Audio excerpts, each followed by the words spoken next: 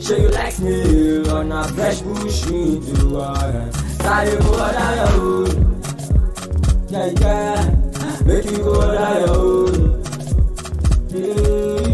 Say you go down your road. Ayé ti wá dáadé báyìí o. Ṣé àwọn àgbà bọ̀ wọ́n ní bí ebi bá kúrò nínú iṣẹ́ ti bù ṣe èyí ló mú àjọ adójútèbí ni Akànnì Akànjí Farm pèsè àwọn èrè oko fún jíjẹ ní ìrọ̀rùn láìsí àbàwọ́n kan àti ìnira rárá. Àwọn èrè oko bíi àgbàdo, ẹ̀gẹ́, iṣu, ewébẹ̀ àti àwọn èso lóríṣiríṣi, ẹran ìgbẹ́, ẹja odò, ìgbín àti bẹ́ẹ̀ bẹ́ẹ̀ lọ. A tún ń ta àwọn ohun jíjẹ fún àwọn oníbàárà wa tí wọn kò bá náwó lọ́wọ́ lásìkò àti ra oúnjẹ lọ́dọ̀ wa, ṣùgbọ́n tí wọ́n sì ṣe ìlérí pé wọn yóò san owó náà padà kété tí wọ́n bá ti rí owó náà níparí oṣù. Pàpàǹbarì rẹ̀ ni wípé a tún lè kó èyíkéyìí nínú àwọn èrè oko lọ́kàkiri àgbáláyé. Ẹ̀yin ṣáà ti kàn sí wa lórí ẹ̀rọ ìbánisọ̀rọ̀ Akànnì Akànjí Farm 0030564577 àti 09077901303. Akànnì Akànjí Farm àwa fún yín lọ́jọ́kọ́jọ́.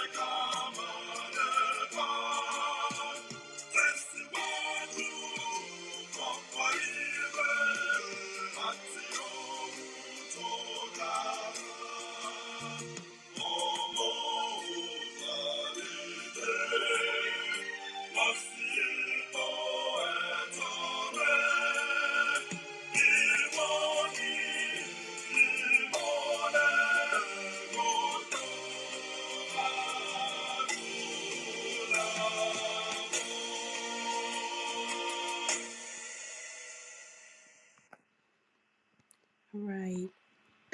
Welcome, everyone, and I'm going to let Mr. Dedoin continue from here. Okay, Ocean, throwing the mic at me. Good morning. Ekaro Bugurleo. Ekason, Ekaleo, wherever you are. Thank you for joining.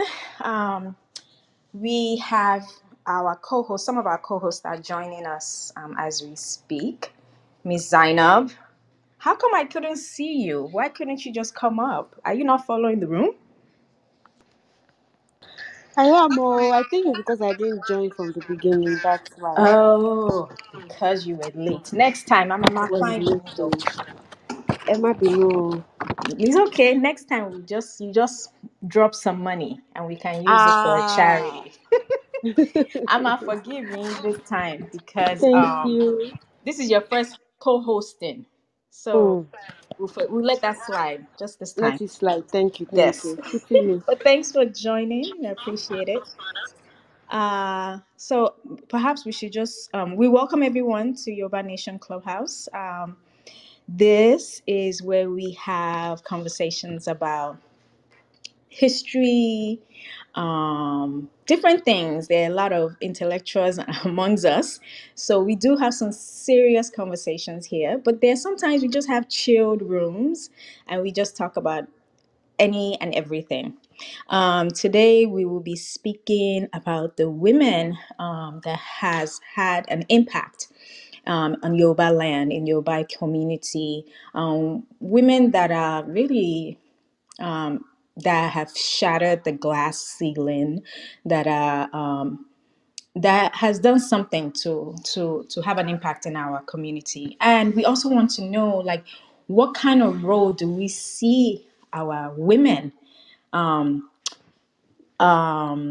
in our future Yoruba nation? What do we want to see women do? What role do we want them to play? What kind of impact do we want our women to have in our future nation, because it's important we talk about it now and set our expectations and dare people to challenge us to do what we've been destined to do, right?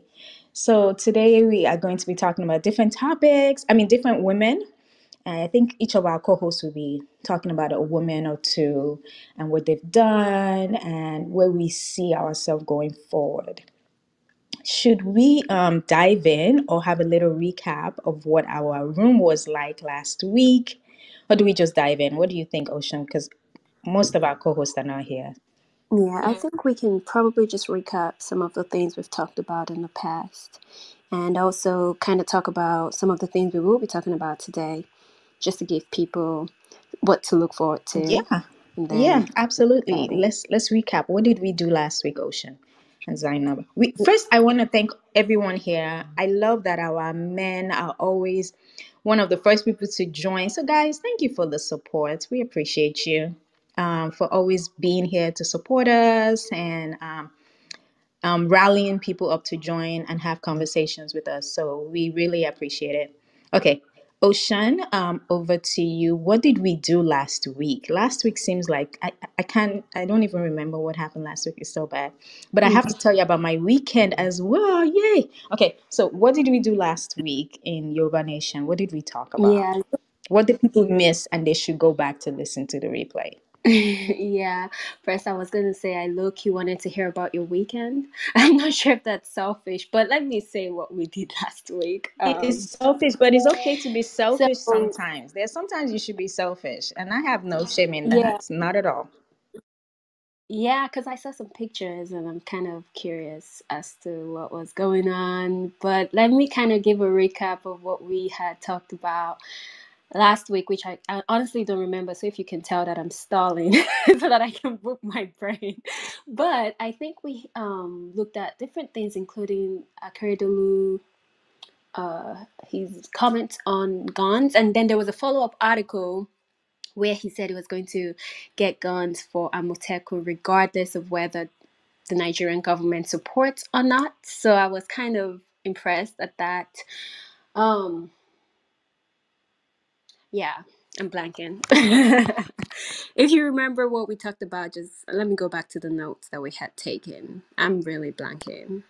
Yeah, Ocean. So really just what happened in Yoruba Nation, not even water cooler conversations. Like I know we had like Yoruba lesson. I know Olabola does this room that they actually teach Yoruba class, like how to speak Yoruba. I think that's a very, very good one. So I really appreciate that. I've gone back to listen to the replay. I haven't been fortunate enough to attend it. And most of the time when I'm listening while driving, but I feel like I need to sit down and take notes of the armies and the accents and everything. So we had that room. We also had a room just yesterday on the economy. We had someone guest host, co-host, I think his name was Saeed, and he did such a wonderful job along with Dee. And they talk about, the economic aspects of Yoruba. I didn't attend 100%, but I was listening, and it's always good to listen to Dee speak. And this person, Saeed, he was great. Did you get a chance to listen to that? And if you guys didn't, please go back to the replay and listen to the what you missed out on, because there's so much good stuff in there. Kila Touche, what else did we do last week? Apart from water cooler conversations. Zainab, do you remember? Yeah, I think you pretty much covered most of the things we did last week, and I think there was Yoruba class as well. That was organized by Olabola to teach Yes, Ami. and right. Yeah, so yes, I think that was very interesting as well, because some of us just know how to speak, we don't know even how to read, not to talk of even putting Ami. Look, So can I be one of those people that have no idea? I can speak, and I'm not even speaking 100% Yoruba. I'm speaking but I'm trying my very best to speak more. But when it comes to the army, I'm just like, okay, sometimes I will copy and paste it. When somebody write me in Yoruba, I'll copy and paste it to someone else. Like, please help me read this, which is so embarrassing because I don't think Yoruba is a hard language to read. But when for me to write and put the ami, I never know where to begin. I know the bottom one, like the and the and those little ones at the bottom. But when it comes to the ones on top, I'm so clueless. So I really appreciate that class. I'm sure I'm probably better than Ocean, but that's just me tooting my own horn. No, I mean, I think you just said you copy and paste things and send to people. I don't do that. So I think that's the difference between you and I. But let me tell you something funny. So I was reading some of these notes and they used the word asher and they had like the accent. I don't even know what Is you it the call top it, one but or the it's bottom one?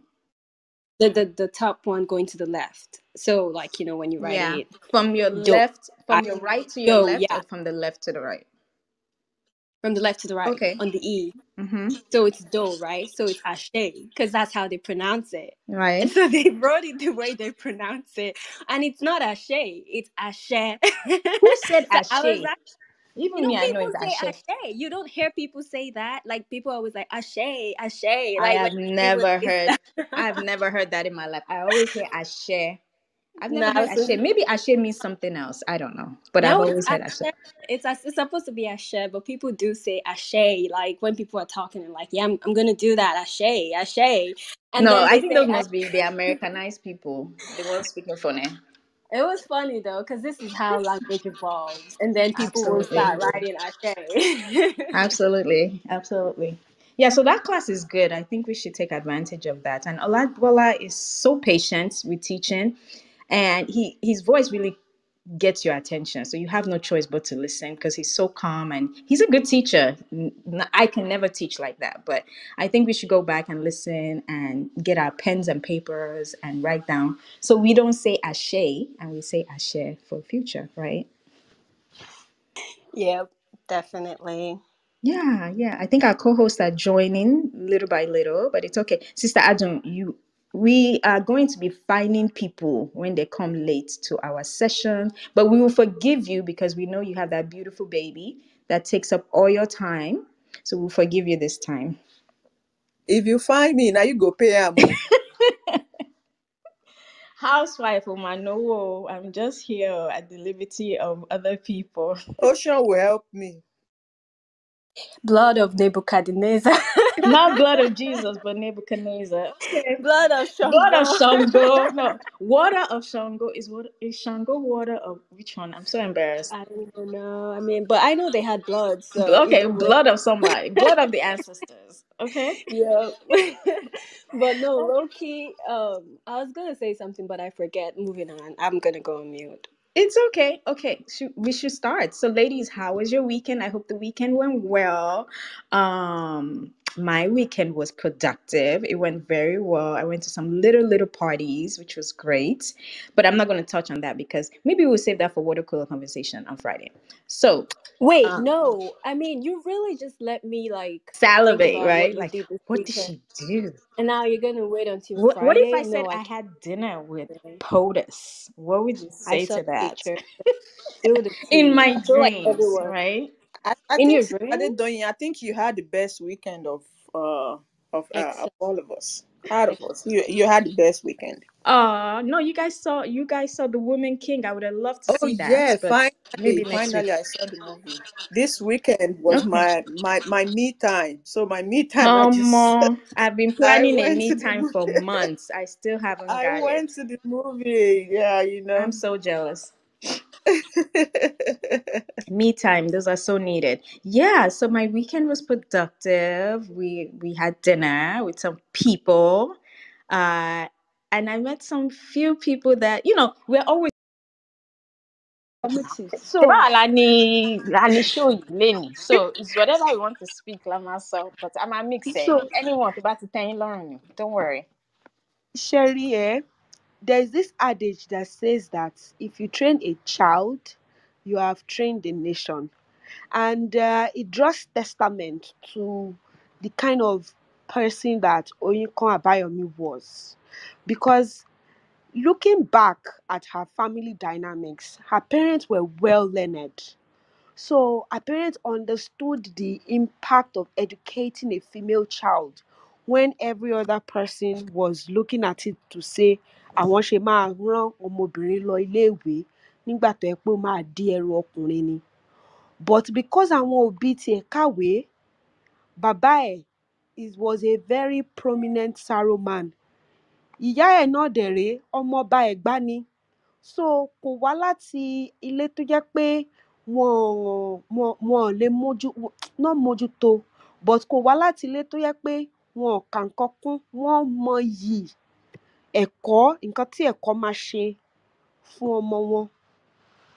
Òun ni ara ipa tí Oyinkan Àbáyọ̀mí lè ṣe, ara ipa tí ó lè kó nìyẹn. So Oyinkan Àbáyọ̀mí was Oyinkansola Àbáyọ̀mí. She was born Oyinkansola Ajasa actually, and she was somebody that was from what you can term a prominent family. She was born in British colony of Lagos, what we now refer to as the present day Lagos state in Nigeria. Now, Oyinkan Àbáyọ̀mí ó ka ìwé ní ìlú London, ó lọ sí Royal Academy of Music tó ti kàwé. Ó wá padà wá sí ìlú Nàìjíríà ní 1920. Now, nípa tí Oyinkan Àbáyọ̀mí padà wá sí Nàìjíríà, bí ìtẹ̀síwájú ṣe wà fún àwọn obìnrin, bí bọ́n ṣe ń ṣe àwọn obìnrin, ó rí pé àwọn obìnrin ò lẹ́tọ̀ọ́ àti sọ̀rọ̀. Àwọn obìnrin wọ́n ṣì ń kó wọn pá, wọn ò gbà kí wọ́n dá sí òṣèlú. Kò sẹ́ni tó ń jà fún ẹ̀tọ́ wọn. Kí l'Oyinkansola Àbáyọ̀mí wá ṣe? She now started organizing women, right? Ó bẹ̀rẹ̀ sí ní kó àwọn obìnrin yìí jọ, ó bẹ̀rẹ̀ sí ní kọ́ wọn níwèé, ó bẹ̀rẹ̀ sí ní fi wọ́n sí iṣẹ́ èyí tó bá lè fi sí iṣẹ́. Ó wá bẹ̀rẹ̀ sí ní bá àwọn ọ̀rẹ́ ẹ̀ sọ̀rọ̀, because she was from an elite circle. So she started talking to other people within her elite circle to see how they can make lives better for other women so that they can also continue to pursue their ambitions. Nǹkan tí Oyinkan yìí ṣe yìí la lè kà sí àbí la lè mọ̀ sí feminism láyé òde òní. She was a feminist because she was fighting for women's rights, fighting for the equality of women. And part of the things Oyinkan Àbáyọ̀mí did is what a lot of us, whether male or female, we can bear testament to it today. Oyinkan Àbáyọ̀mí raised money, right? She, in collaboration with some women, the Lady Cliffords of then the Sir Hugh Cliffords and the likes that were in the British colony of Lagos then, she raised money and they were able to build a school, or they were able to finance and cater for the school. That school is what we call the Queen's College in Yaba today. Kò sẹ́ni tó máa sọ pé òun ò mọ Queen's College. Kò sẹ́ni tó máa sọ pé òun ò lẹ́ni tó lọ Queen's College rí. Wow, she did. Àwọn ló ní àwọn ló dá Queen's College. Àwọn ló dá Queen's College. Wow. And gbogbo èèyàn dẹ̀ ló máa ń lọ Queen's College, even when they were private school. Yeah. Kò sẹ́ni tí ò lọ sí Queen's College nìyẹn. Ara àwọn, funny enough gan, òun ló club tán dálẹ̀ was called the British West African Educated Girls Club. Wọ́n wá later sọ the Ladies Progressive Forum. Mi mọ̀ anybody wá familiar. The club as at 1990, between 1999 2004, they still had an office somewhere around Ikoyi Obalende, if I'm not mistaken. I may be wrong, but that was the last I remembered of that club. So àwọn ni wọ́n ṣe àwọn club yìí. Now, wọn ò tún wá fi sí ìyẹn nìkan. Ẹni tí Oyinkan Àbáyọ̀mí fẹ́, she first married Morontolu, but he died, and she now married Dr. Kofa Àbáyọ̀mí. Now, because Kofa Àbáyọ̀mí was involved in politics with the Nigerian Youth Movement organization, she joined also the movement. Pé tọkọ bá ti ń ṣe nǹkan, tíyàwó bá dẹ̀ ti rí pé nǹkan tẹ́ ń ṣe yìí èmi náà lè jàǹfààní ẹ̀ tí mo lè lò fáwọn obìnrin, òun náà darapọ̀ mọ́ wọn. Ó wá dá ladies section lẹ̀. Ladies section tó wá dálẹ̀ yẹn ní Nigerian Youth Movement yẹn because ó fẹ́ kí àwọn èèyàn kan ó fẹ́ káwọn obìnrin wà more involved in politics. Ó wá darí section yẹn, right? She wanted to create more awareness for people, for women in that time. And what were the awareness that she was focusing on? She was focused on the fact that priority should be given to women's education. Women should be able to hold jobs in government sectors. So those were the kind of things she was focused on. Ó dẹ̀ tún wà intentional about wípé àwọn obìnrin gbọ́dọ̀ ní ẹ̀tọ́ láti lọ kàwé ní ìlú ọba ńgbà yẹn ní England. Tẹ́ bá ti wo àtẹ̀yìnbọ̀, àwọn obìnrin tẹ́ pé tán bá ti wá láti ilé ọlá nìkan náà máa ń ní ẹ̀tọ́ sírú àwọn nǹkan báyìí. Àwọn ọkùnrin on the other hand, bó wá láti ilé ọlá o, bó wá láti ilé ọlá o, ọ̀nà ṣí fún ẹ. But àwọn obìnrin ò nírú àǹfààní yẹn. So nǹkan tí ó wà bẹ́ẹ̀. Yes. Ẹ má bínú ẹjọ́, mò ń ṣe nǹkan bí ni. Mo fẹ́ sáré sọ nǹkan kan ni. Ẹ sọ pé mi ò rò bóyá Oyin kan Àbáyọ̀mí ló dá Queen's College sílẹ̀ o. Ó ní, she is the But ó one. dà pé ó wà ní British ló ní. British ló ní. Club yẹn ló ṣe fundraising tí wọ́n fi dá sílẹ̀. Ṣé mọ̀ pé nígbà tó dálẹ̀. Teacher níbẹ̀, I think. Well, okay, ṣé mọ̀ pé nígbà tí club Oyin kan yẹn, the ladies progressive tó bá pàdé ladies progressive club, àwọn ni wọ́n ṣe fundraising tí wọ́n fi dá school yẹn sílẹ̀. Ẹ wà correct, nǹkan tí ó ṣe di pé ó wà ní ara àwọn first African teachers. Ẹ mọ̀ pé ní inception school yẹn ni Oyin kan Àbáyọ̀mí ti teach ń bẹ̀. Tẹ́ bá wo trajectory Queen's College, not until after independence ni wọ́n gbà kí Nigerian kó jẹ́ principal school yẹn. So gbogbo àwọn nígbà tí mo sọ̀rọ̀ sí mo ní Hugh Clifford àti ìyàwó ẹ̀ wọ́n wà lára àwọn náà tí wọ́n dá, but as at that time ṣé mo pé Nàìjíríà ṣì wà under British colony. So nǹkan tó ṣe dàbí pé àwọn British ló ń run ní school yẹn nígbà yẹn nìyẹn, but she was pivotal. Her fundraising was pivotal in the establishment of the school. So ẹ mọ̀ pé ní period yẹn kò sí ní sentiment colonization ṣì máa wà lára ẹ̀. Kò sí bó ṣe fẹ́ ṣe tó wọ́n ní gbé irú nǹkan bẹ́ẹ̀ yẹn lé lọ́wọ́. Gbogbo àwọn schools tá dẹ̀ nígbà yẹn, àwọn British yẹn ló ń control ẹ̀ nígbà yẹn, but òun gangan àti àwọn club ẹ̀ ni wọ́n dá owó tí wọ́n fi ṣe establishment school yẹn. Mi rò pé ó clarify nǹkan tẹ́ bèrè, Sister Dùn. No, mo kàn ń sọ náà ni pé mi mọ̀ bóyá òun ló dá sílẹ̀ pé because they made us understand that àwọn British ló ní school náà. Àwọn ẹ mọ̀ pé ńgbà yeah, please go ahead, somebody wanted to speak. Ó dà pé nǹkan fẹ́ sọ̀rọ̀ lẹ́tọ̀ọ́. Wrap up Sister Zainab about nǹkan tẹ́ fẹ́ sọ ń sìn, and then I think Mr. Shangidi fẹ́ add sí nǹkan tẹ́ ń sọ. Mo ti ṣe tán. Okay, so Sister Adun, so èmi kàn rò pé I think sometimes nǹkan tó wọ́n British tó bá ṣe, I mean ṣó máa ní would they have a need láti even give her the honor or the credit in pé, and I think Oyin kan Àbáyọ̀mí was the kind of person that kò wá glory anyways. So tó bá tiẹ̀ ní àwọn British lọ dálẹ̀, she was instrumental with funding it. And what I think Queen's College is it a public school? I'm sorry. It's a public school. It's a public school, but even the elites went to Queen's College. I know, because it was that good of a school. So I think we don't know, but yeah, the British, just put their name on it, and who are we to say no? We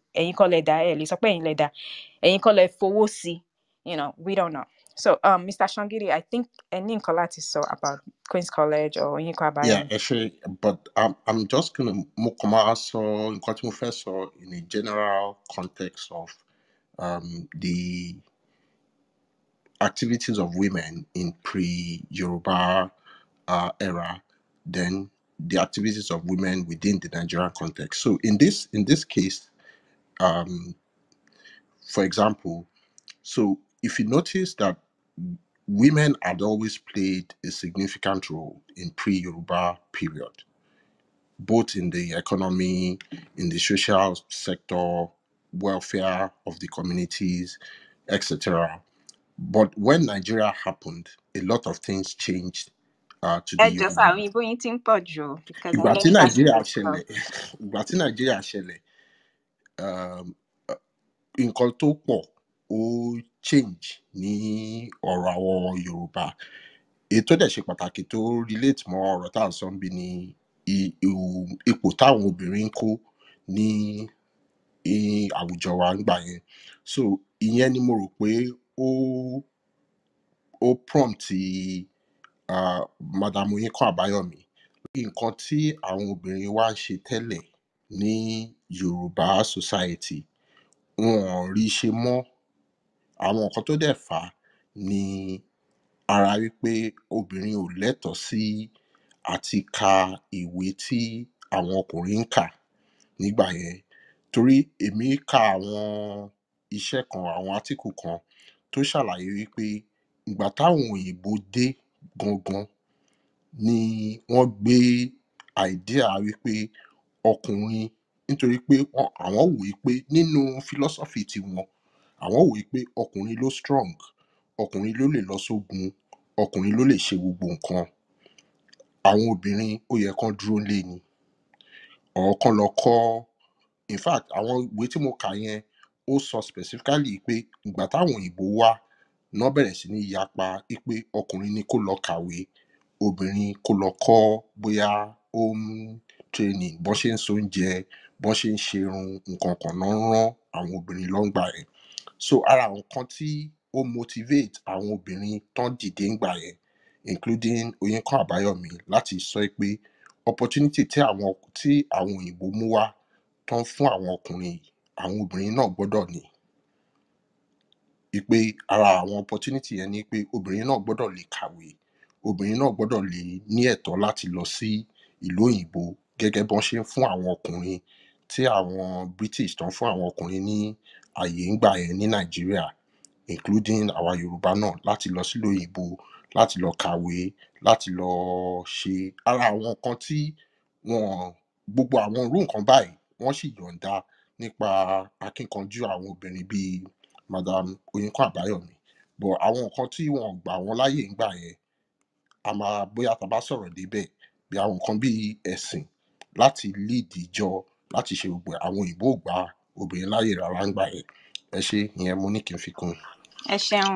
So nǹkan tẹ́ ẹ̀ ń sọ ni pé nínú culture tiwọn, or nǹkan táwọn òyìnbó rí ni pé àwọn ọkùnrin yìí, they were useful, ó wà useful fún war and stuff, and ó fẹ́ lò wọ́n for that reason, because ní culture tiwa, in fact, we were not thinking in that line, because Yoruba culture àti ẹ̀ ní sexism, right?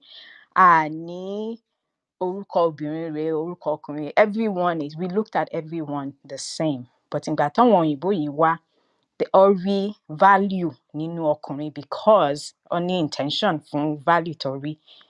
They saw that àwọn ọkùnrin yìí, they'll be useful in war. You need not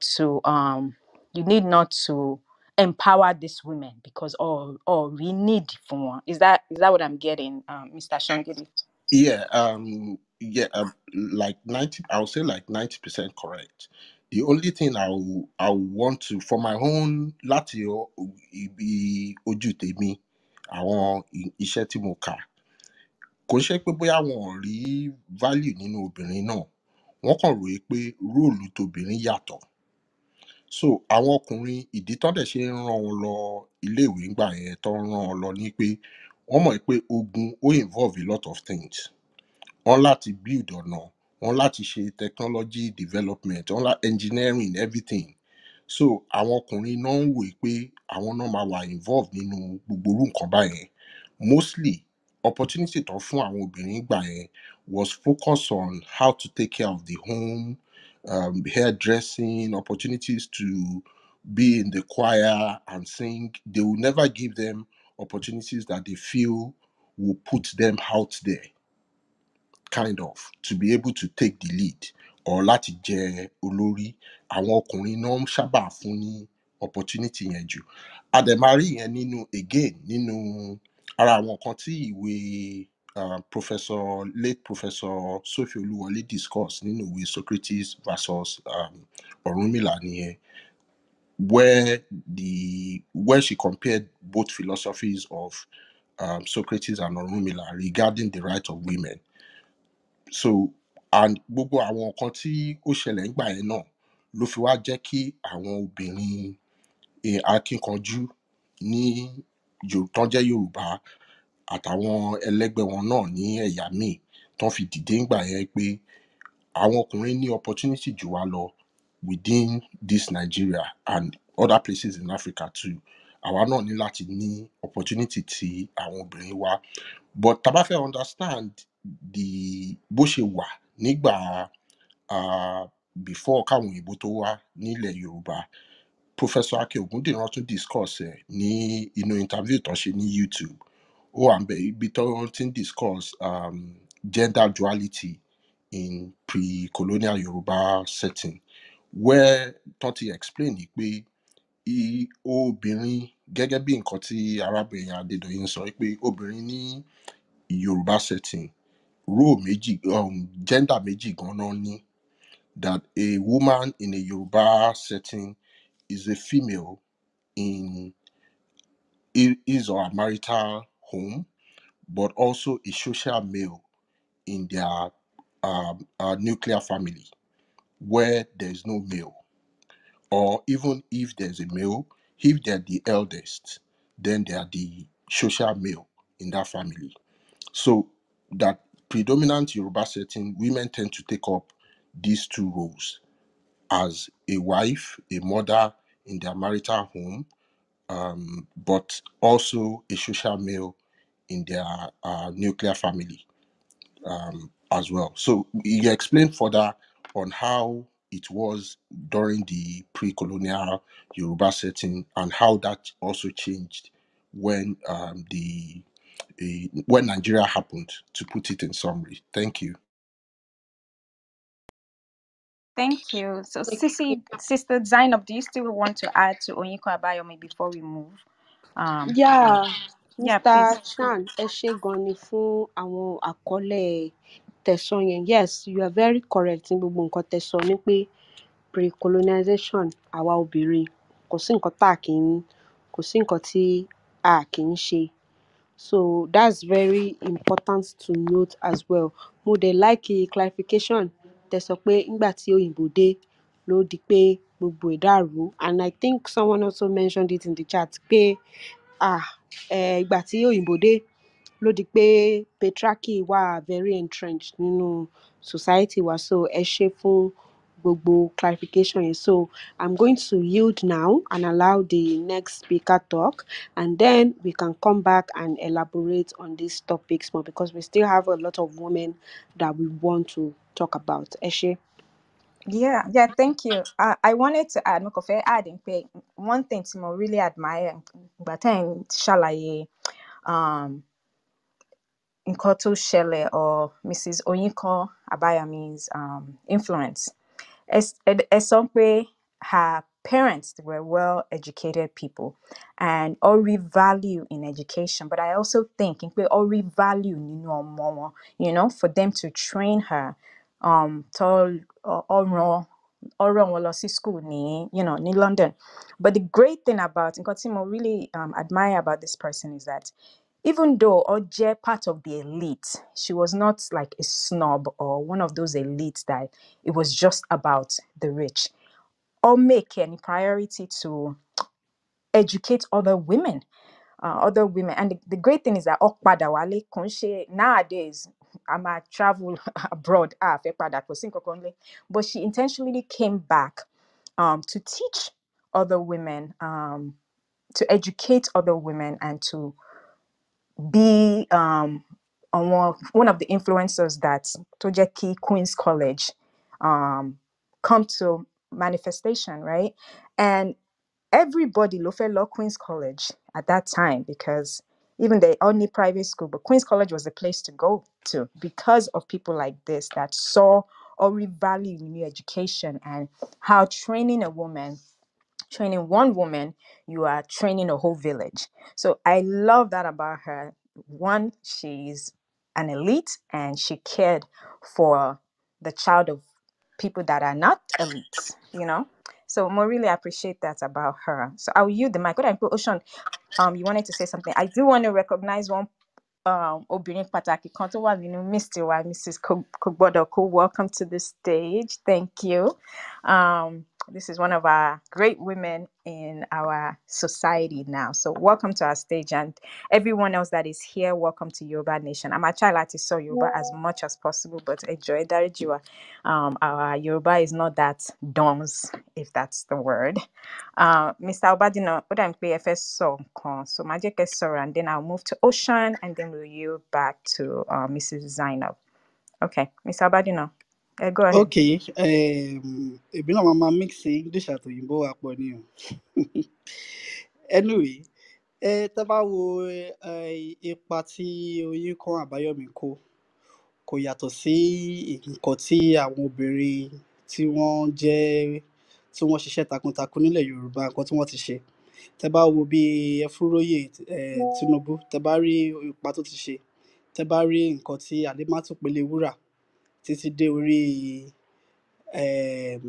Oyinkan àti Fúnmiláyọ̀ Kútì, tá bá rí gbogbo nǹkan tí wọ́n ti ṣe, wọ́n jà fún ẹ̀tọ́ obìnrin.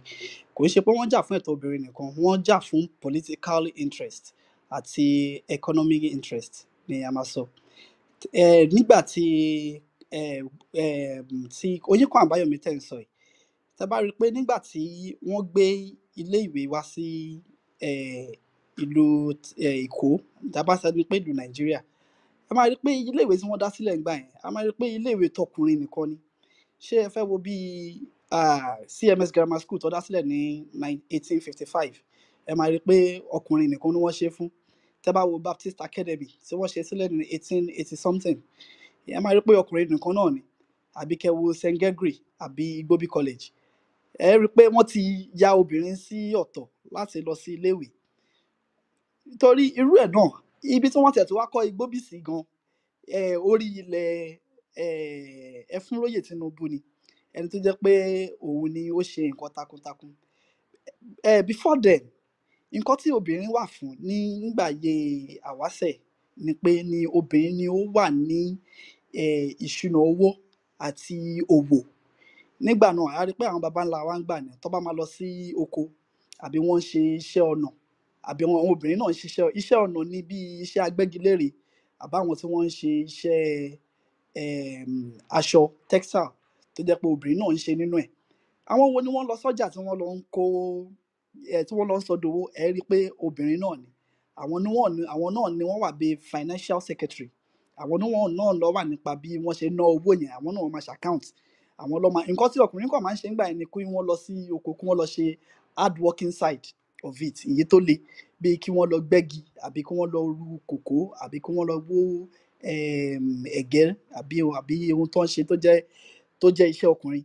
Iṣẹ́ obìnrin ni kí wọ́n lọ sọ́jà. Nígbà náà gan, wọ́n ní tí ó bá rí ọkùnrin lọ́jà tó ti bàlágà, tó jẹ́ pé ó ti níyàwó nílé, tó wá rí pé òun ni ó wà lọ́jà, tó wà ní ìṣúná owó, wọ́n á máa fojú wò pé ọkùnrin ni ó ń ṣe irú iṣẹ́ báyìí, bí ká máa bá obìnrin ní irú iṣẹ́ mẹkáníìkì sìn. A wò pé kò ń ṣe pé bọ̀n níwò pé báwo máa ṣe sọ Yorùbá náà, wọn níwò pé nǹkan tó wúrí ni, wọ́n máa wò pé yóò ṣe má jẹ́ ọkùnrin ni kó máa wà ní irú iṣẹ́ báyìí.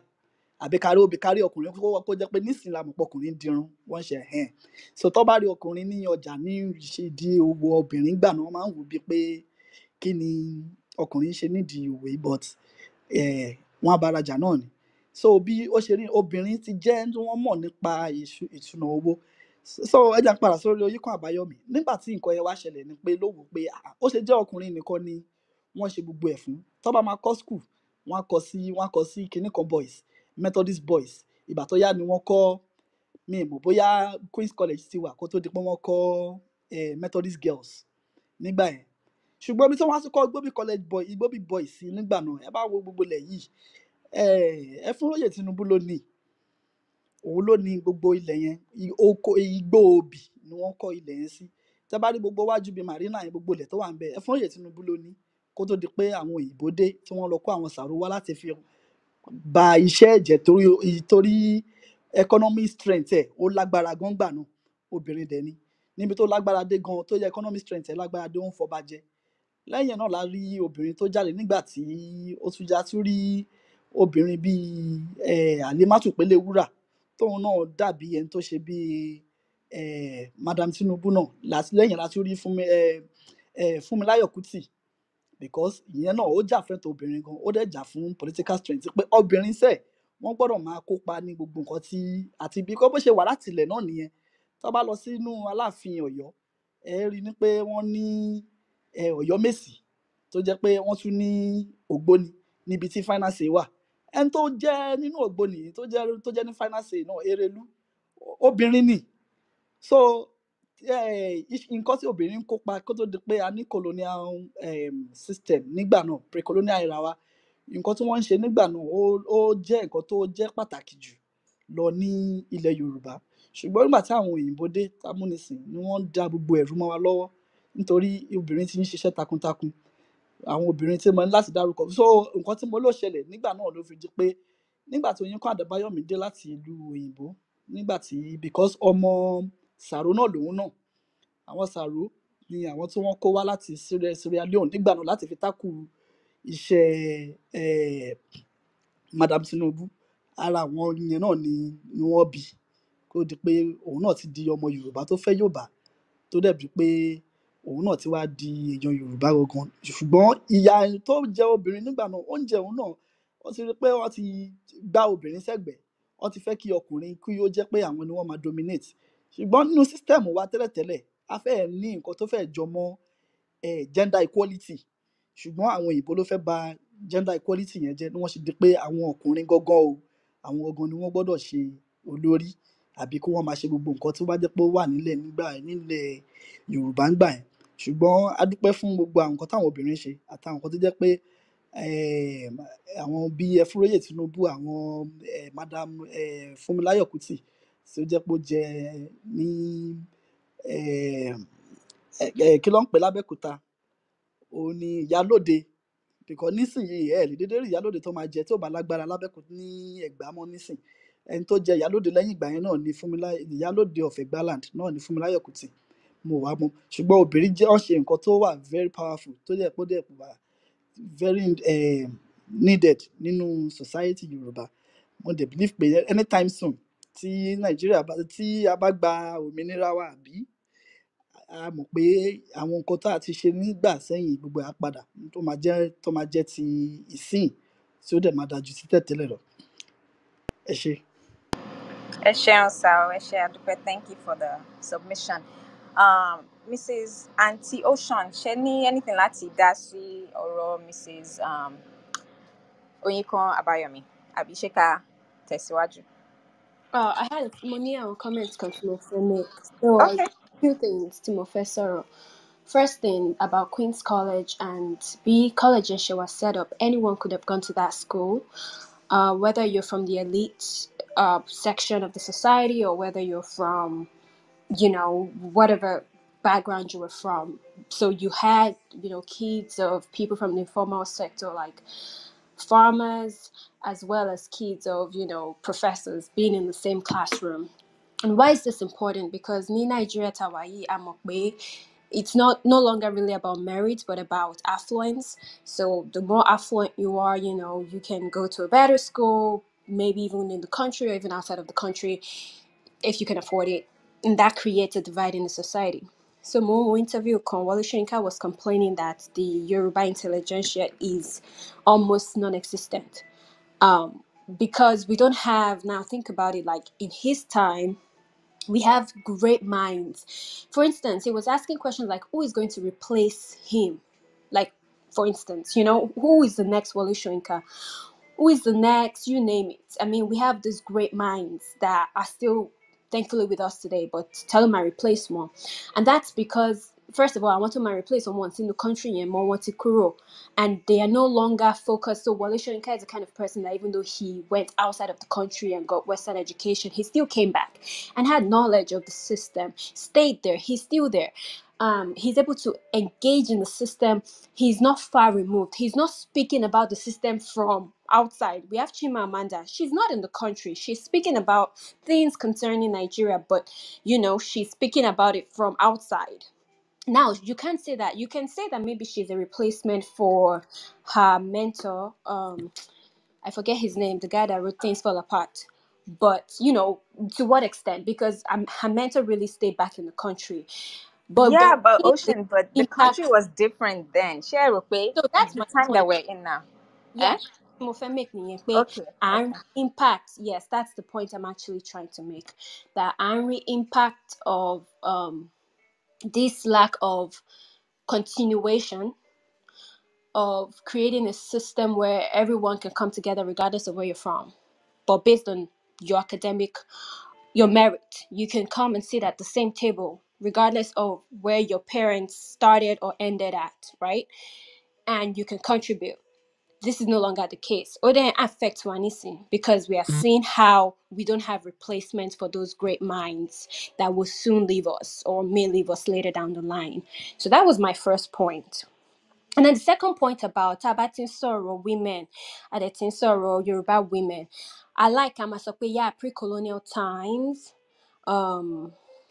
There was no inequality. Okay, cool, perfect.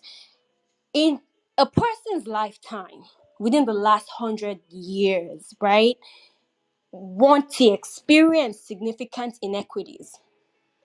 So Tabatin Sokpe, let's reference the pre-colonial times when the inequities were absent. It's also nice to follow up with the immense level of inequities that people have experienced, right? So, for instance, you're giving examples of all the feminists that existed, one here, one there, one there. But what about the millions of women that have existed and have not had this opportunity? But we are now looking and scrambling for the outliers in the midst of millions. Why don't we have more cases of successful women? So yes, I acknowledge pre-colonial times, maybe there was a fairer society where women could come together, sit at the table, were decision makers. But we live in post-colonial times, and women have significantly experienced immense marginalization. So I think it's time to recognize that we need to also start providing tangible, more constructive, instead of just saying, yeah, when we create the nation, we'll go. What does that look like actually when you create the new nation? How will you intentionally ensure that we don't continue this marginalization of women? So yes, I appreciate the reference, but let's also follow up with, in the new nation, these are the things we will intentionally do so that we will not be scrambling for outlier examples. So that's my contribution. And we can, like you said, àwọn nǹkan wà tá a lè ṣe nísìn before we even get to our new nation. Kí la lè ṣe nísìn? Because what Oyinkan Abayomi did is she came back. A mọ̀ pé most of us, ilé ò ṣe lọ, right? But even though tá a bá sí nílé, is there something, ṣé ọmọ obìnrin kan wà tó ń ta ata níta that we can sponsor? Pé kó lọ school. You know what I mean? Is there something we can do now to show that nǹkan tá a máa ṣe ní Yorùbá nation àti ń ṣe nísìn nílẹ̀ Yorùbá? Not looking at Nigeria, right? But nǹkan tá a expect ní Yorùbá nation, a fẹ́ bẹ̀rẹ̀ sí máa ṣe nísìn on our own land to those future Oyinkan Abayomis and those future whoever, whoever that person, those future Kofo, we don't have to wait till Tabade Yoruba Nation. Jẹ́ ká bẹ̀rẹ̀ and sing, right? Let's do something about it now. Let's stop. Ẹ rántí ìgbà tá a sọ̀rọ̀ nípa àwọn obìnrin ní village yẹn tán bury because they were not virgins. Let's do something about that so that that woman, she can be somebody 5 or 10 years from now. Those are the little kind of steps Tali take to build the future Oyinkan Abayomi. So fuck colonial, sorry, excuse my French. Forget about what happened pre-colonial time. what are we doing now? Even though we still feel like we have colonial masters, but Kilali Shane saying, you know, Oyinka Abayemi had obstacles. She had people that perhaps told her, who is she? How dare her? You know, but she thrived. She did something for thousands of women. They still have a hall in one of those university. They still have things about her that people know what she's done or who she is, right? So we need to do something now before we get to our Yoruba nation. I guess that's what you're saying, Ocean, correct? Yes, that's the point I'm trying to make, that even before, so if we don't get Yoruba Nation in the next, I don't Yeah, know, do we just 5 years, stand still and just watch and wait? We're exactly, not doing that, right? That's not what we're doing. So And actually, I share the same this thing with Ocean, you know, because I think yesterday I was researching, I was looking at all these past women, you know, all these great women in our society, pre-colonial. You know, I was like, oh, these women, they are great. But how will that impact, how will they impact our, you know, new nation? Well, we have to like a research about them. We have to read about them. We have to like say, oh yeah, this is how they achieve it and all that. Probably we can use, we can follow their step. You know, we can use their tactics and all that. But the most important is not actually the Stardom, you past. waiting for you. Ẹ má jẹ́ Ṣé rí kó nǹkan bú tó wa o. ṣe kókó jù ẹ́ kò ń Okay, ẹ ṣe ṣé. nǹkan tó ṣe pàtàkì jù kò ń ṣe láìfù táwọn yẹn ti gbé sẹ́yìn ṣùgbọ́n láìfù táwa máa gbé ètà máa gbé ń sìn àti ètà máa gbé tí Yorùbá nation tó bá dé ìyẹn gangan ló ṣe pàtàkì ìyẹn ni mo fẹ́ ká tiẹ̀ ká fókọ̀sì sí iṣẹ́ mọ̀ so ká má dwell ní past ẹja past is important, right?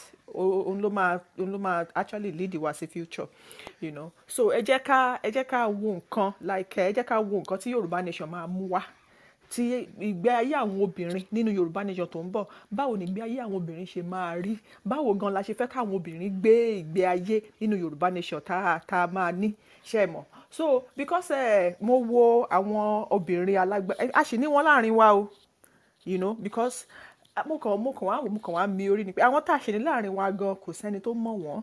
My favorite Professor Sophie Oluwole, she's late now, may her soul rest in peace, continue to rest in peace. I love her, I love that woman. But kí ìyá yẹn tó kú, mélòó nínú wa la tiẹ̀ mọ̀ ń pa ìyá yẹn? Mélòó nínú wa la research ń pa ìyá yẹn? Mélòó nínú wa la wò pé oh I want to be like this woman, or this woman woman yìí máa wà brilliant o. Mélòó nínú wa la ṣe mọ̀ nǹkan tí mò ń sọ? Mélòó nínú wa la rí bẹ́ẹ̀? Ẹ mọ̀, I don't know, ó wà very easy láti sọ pé Nàìjíríà ló fà tá bá ti ní nation wa irú ẹ̀ ò ní ṣẹlẹ̀. Mi rò pé out of 100% bóyá Nàìjíríà ló fa gbogbo ẹ̀ o, torí pé most of àwọn ìyá yìí náà àárín wa ni wọ́n ń gbé, inú agboolé wa náà wà, wọn gbé nílẹ̀ Ìgbò, wọn gbé nílẹ̀ Haúsá o, ilẹ̀ wa náà ni wọ́n ń gbé. Ṣé nǹkan tí mò ń sọ yìí? Professor Sophie Kunsin yìí àti ẹ̀gbọ́n kò sí anybody tó fẹ́ sọ kankan pa ìyá yẹn. Ó tún ní arábìnrin kan náà tí mo tún like bẹ́ẹ̀. She's 31 years. She's ara àwọn onímọ̀ Google ló ti ń bá ṣiṣẹ́ ń tiẹ̀. Adẹ́rìnókun lórúkọ ẹ̀. So ẹ mọ̀ irú yẹn náà sìn yìí báyìí Ire Adẹ́rìnókun ni orúkọ woman yẹn. Like ara ó ń ṣe UI UX designer ni ó ń ṣiṣẹ́ developer ni wọ́n ń ṣiṣẹ́ pẹ̀lú Google ṣe mọ̀. So irú ìyẹn náà ìyẹn tẹ̀ wà she's a young lady 31 ṣe mọ̀. Irú ìyẹn náà sìn tá a bá wò ó pé kìnní náà ẹ mọ̀ kò sẹ́ni tó mọ̀ ń pa ìyẹn náà kò sẹ́ni tó mọ̀ pé so irú ìyẹn náà tó ọmọ Yorùbá ni irú ọgbọ́n tó ní sìn tó bá tún kó oríṣiríṣi àwọn ọmọdé jọ tó kọ́ wọn ní ọpọlọ tó nǹkan tó mọ̀ tó kọ́ wọn ara tí society ṣe máa ń dàgbà náà nìyẹn ṣe mọ̀ ara tí society ṣe máa ń develop nìyẹn tó pé okay nǹkan tí mo mọ̀ kọ́ mu kí n kọ́ àwọn ọmọ agbègbè mi yìí tí Yorùbá nation tá ṣe máa develop náà nìyẹn. But ṣe rí problem tó wà níbẹ̀ ni wípé ẹ má jẹ́ ká sọ pé Nàìjíríà ló fa ìfàsẹ́yìn or Nàìjíríà ló fa nǹkan tó ń ṣe wá or something like that. Nàìjíríà fà ń tòótọ́ ṣùgbọ́n ọ̀pọ̀lọpọ̀ náà èyí tá a lè tún ṣe díẹ̀ a sì lè tún àwọn kọ̀ọ̀kan ṣe díẹ̀ pẹ̀lú ọwọ́ ara wa kàtẹ́ tó sọ pé a gba Yorùbá nation. Ọ̀pọ̀lọpọ̀ àwọn ọkùnrin àárín wa ń bì ṣe nǹkan tí mò ń sọ yẹ à ń sọ pé pre-colonial àwọn obìnrin yẹn náà sì struggle náà kó tó di pé wọ́n achieve some of the things wọ́n achieve wọ́n struggle kò ṣe pé they just have it on a platter of gold wọ́n struggle most of them wọ́n through activism ni wọ́n ṣe achieve àwọn nǹkan tí wọ́n achieve ẹ̀yin ọkùnrin wa ń bì most of àwọn ọkùnrin wa ń bì ṣé ẹ̀yin ò ní wò pé obìnrin lè tó ń ṣe báyìí kékeré kò ń ṣe obìnrin jàre obìnrin ò gbọ́dọ̀ máa ṣerú nǹkan báyìí àbí ṣé ẹ̀yin ò ní wò wípé bóyá torí wípé ó ti ṣe jù yín lọ aṣẹ́wó ni ẹ mọ̀ ọ̀rọ̀ orúkọ yẹn ò tiẹ̀ kò ń jìnnà sẹ́nu àwọn ọkùnrin wa ń gbà mí wọ́n kàn wo obìnrin wọ́n ní aṣẹ́wó ni wọ́n kàn ṣá orúkọ yẹn is like a label is like a label pé aṣẹ́wó ni jàre ìyẹn ò lè gbélé ọkọ ṣé nǹkan tí mò ń sọ yé yín àbí ṣé ẹ̀yin tẹ́ jẹ́ ọkùnrin wa ṣé obìnrin ò ní wá sọ pé mo mà nídìí ìrànlọ́wọ́ báyìí o láti improve myself o ṣé ẹ̀yin ò tiẹ̀ ní kọ́kọ́ fẹ́ bá a sùn pé let me take from the cookie jar first kí n tó render help so ara àwọn nǹkan báyìí náà ni a ní láti gbé yẹ̀wò la ní láti sọ ń pa ẹ̀ because talking about the Yoruba women past, present, and future. Me, I am more concerned about the future. The present, we can talk about the present. We are talking about the present, but I am more concerned about the future. Like, what does it hold, And wọ́n ní pé Sunday tó máa dá, àbí Saturday tó máa dá, àtàlẹ́ Friday láti máa mọ̀.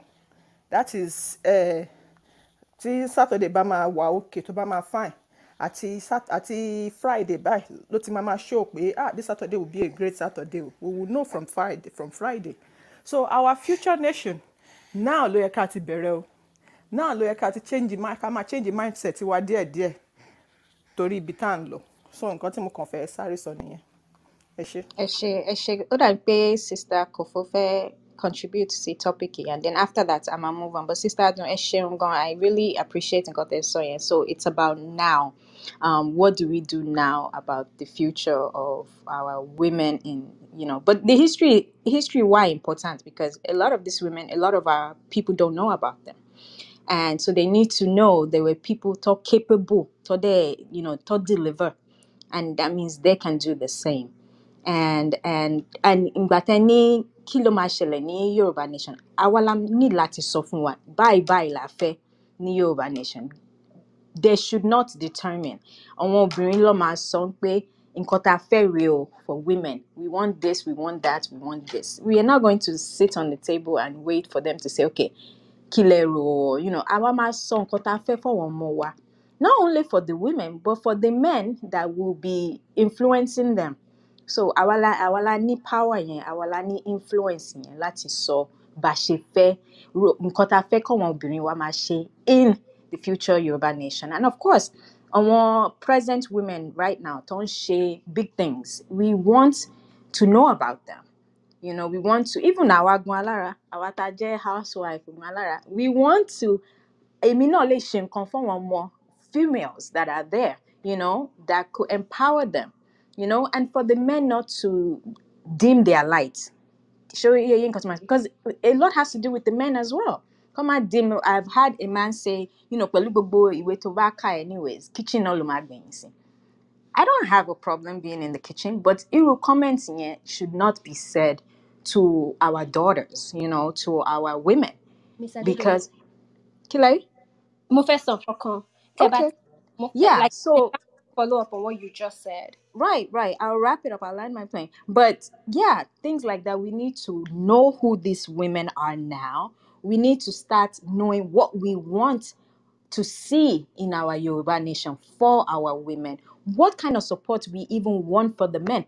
The men should be the biggest feminists for all these women. So I'll leave it there. Ocean Majeko add the C and then we'll move to the next topic. Kofo, did you want to add after Ocean? Majeko Soro after Ocean. Welcome to the stage, Sister Kofo. You owe us some money for being late. But we might let that slide depending on how the day goes. So Ocean, I'll yield so you can slide talk. It being by me, I need my. But anyway, mo fẹ́ sọ pé Toby Amuson, I was looking on Twitter yesterday. Mo dẹ̀ repost the article reading about this woman was the title of the article was I'm gonna wait for the right time for my man or something like that. Right? Why? I'm like, that was probably one sentence she made in an interview. You know, of course, if you write Who an was interview this? about Sorry, I missed the name. Toby Amuson, the girl that broke all the records, you know, the run. Did she say And you that? know, everybody, of course, she's hot cake. Everybody wants to interview her. And you know, you have this long conversation, and then you might ask, like, okay, so you know, are you married? Blah blah blah. And maybe she made the comment like, I'm going to wait for the right time or whatever. And that was the title of That that was the paper. only And I'm going thing they ran with. Now they've forgotten everything else she to did. of all the things she might have said in that interview would have been at least 15 minutes, right? So this woman, you know, broke all these records, experiences throughout this different journey, and you could only pick out that part of I'm going to wait or whatever, whatever. And I'm just like, this is part of the problem, right? So when you think about a woman, do you think about a woman as a person, or do you think about a woman as a wife? A woman as a mother. I mean, she's all these things, but before she's all these things, she's a woman first. And Preach. you know, and so I mean, at the end of the day, this is part of the problem. So yeah, I'm gonna leave it at that. So is it about educating our women to let them know you're so more than this? You're so more than waiting for the right man. Do what you gotta do before I the mean, right there's man comes. nothing In wrong fact, with her saying that. It's the person that wrote the article that found that picked that that out. one sentence of all the many things that she might have said to qualify the article for. I get you. I see you. I see you. Okay. Okay. Kofo, do you want to talk or should we yield back to Zainab? I saw you flashing your mic. Yeah, I was just going to say a few things. Ẹ má bínú pé mo pẹ́ Ah, dé o. Binu Eko Dawo Sinu Kolo Wani. That's it. That's it. Okay. 30 grand. That's it. Ọlọ́run máa pèsè. Ọlọ́run máa pèsè. So great conversation so far. Like, please indulge me. Mama miss méjèèjì pọ̀ ni. So, oh God. Okay, so it's been a very productive one, and I like the fact that Ocean brought in the future, that what can be done, what can we start doing in our little circles and everything, and that for me is very profound. When Sister Didoyin mentioned this topic to me and asked, I was thinking about the future. I was thinking about now and future. Then she's like, let's talk about the past, which of course it's good because I believe I'm someone that aligns strongly with representation. And these women have represented us, the likes of Fumilayo, the likes of Kofu Abayomi, I mean Kofu Ademola that I'm going to speak on later, and the one that my sister just talked about, and a lot of great women, Efushiton, Alimatu Pelewura, they've all represented us so well in our history, and even as a country, Nigeria as a whole, today, pre-colonial, post-colonial, and past colonial, we've had great women that have represented us in history. So yeah, but where do we go from here? That's one of the burning questions that I have had ever since I started aligning with the movement Yoruba Nation. Where do we go from here as women? How do we represent? And when I was speaking to Star Adidoyi about it, I was looking at the women in my life, in my own family, my aunties, and my mom. I'm looking at what they've been able to do within their small sphere, and a lot of mothers out there that their stories are undertold or known. A lot of women in their communities, a lot of women in religion sects, in finance, in every shape, way, or form, that their stories are not out there. Just like we said now, that there are a lot of our women doing great stuff, underdogs, that their stories are not on Broadway media, that we don't know about them, we've not heard about them. So how can we bring them to the limelight? How do we garner these stories and let our youth expect this? Because there is a need. In this time, in this era, there is a need for representation. Aside from the past, the present women, the women moving, the underdogs, the women that are doing great things need to be greatly represented. There is a need for it, because I was in a room earlier this morning and it just left me depressed. I had to leave at a point. It was about a young lady, whatever sexual escapade she had with a guy, find its way to this app, and it was being discussed. It's saddening that our youth, especially the girl child, as much as feminism is on top of everybody's lives today, so much more still needs to be done. It's like nothing is happening. It's like nothing is being done. And it's sad. And yes, we still have a lot of men that are not, that have not yet come to the understanding that a woman isn't an entity. It's the truth. We can't lie about it, that a woman is not a property to be claimed. It's so much that in the middle of conversations, even the one that seem to be to be understanding, to be educated, to be enlightened, when it gets down to some subject matter and they begin to speak, and you begin to hear the things that is coming out from their mouth, you understand that there is an undertone in what this person is saying, and that this is just camouflage. So where do we go from here? And I strongly align with that. Representation matters. We need to start. Maybe we'll have a series of sections, 2 women that are moving every week or something like that, or find a way to Yes, I invite love them. it. Absolutely, we should do that. Find a way Before to invite before we are them. talking about them in the past, Yes. let's do that. We'll definitely. I think that's a good suggestion. So, because there is so much need for representation. Our women, our young girls and young adults need to start understanding that I am much more than being a married person. Marriage is great. Trust me, I want to get married someday. Marriage is beautiful. I want to become someone's mother. Motherhood is a beautiful experience. From every mother that has experienced it, it's always good tales. But there is so much more. All of these women that we are talking about today were mothers. They were at a phase in their life married, but it didn't stop them from fulfilling the purpose of that which they were created. They Their were more destiny. than just a Yeah. woman. They were Yeah. more than just a girl child in a family. They made changes, they made impacts, strong They impacts that build strong generations, men. yes, They build decades, strong men. I yeah, love that you said decades we later. are more than that. We are more than just an object. We are our breast is more than just to nurse babies. We can Exactly. do so much more. We're not So just, yes, we sit in the kitchen and cook, but we are growing. We are breeding presidents, scientists. What we even do in the house, the conversations we have with those children, those boys, those girls, have an impact in them 10, 5, 2 years from now on the playgrounds. Everything we're doing right now, even when it comes to when God created Adam and Eve, Adam was not, he didn't deserve that woman until he was done with what God wanted him to do, until he fulfilled everything. Then he deserved that woman. You understand what I'm saying? So those conversations are important. Thank you, Kofo, for bringing that up and talking about the suggestion about having this discussion on the women that are doing things right now. We need to know them. We need to celebrate them. We need to talk about them. So to motivate other women to do the same. I want to be her. I want to be me. I don't want to be the next Shonda Rhimes. I want to be the next Ade Doing. I don't want to be the next Oprah. I want to be the next whoever I am right now, because there's so much for us to do. But Kofo, you got me speaking English. okay. So don't. So I still That's why have I'm surprised you. maybe by the time it gets to my turn, I'm mad. Oh Oh God, yeah, nígbà tí and fẹ́ you sọ need to Yorùbá next. You can go mi next. ní rí You sọ. can go next. You Okay, have ẹ the má floor. bínú, ẹni tí Run mo with fẹ́ fi it. kún Mm? ni obìnrin Adéníkẹ́ Davis Okundayi. Òun ni ló jẹ́ living legend tí àwọn èèyàn tí understand dáadáa. Nítorí pé ó jẹ́ èèyàn kan tó jẹ́ pé òun ni ó ń ta àwọn nǹkan tí obìnrin wá ń ṣe nísìnyìí sí world. Tá bá rí àwọn tie and dies You are bíi speaking tá of bá rí Nike Art Gallery.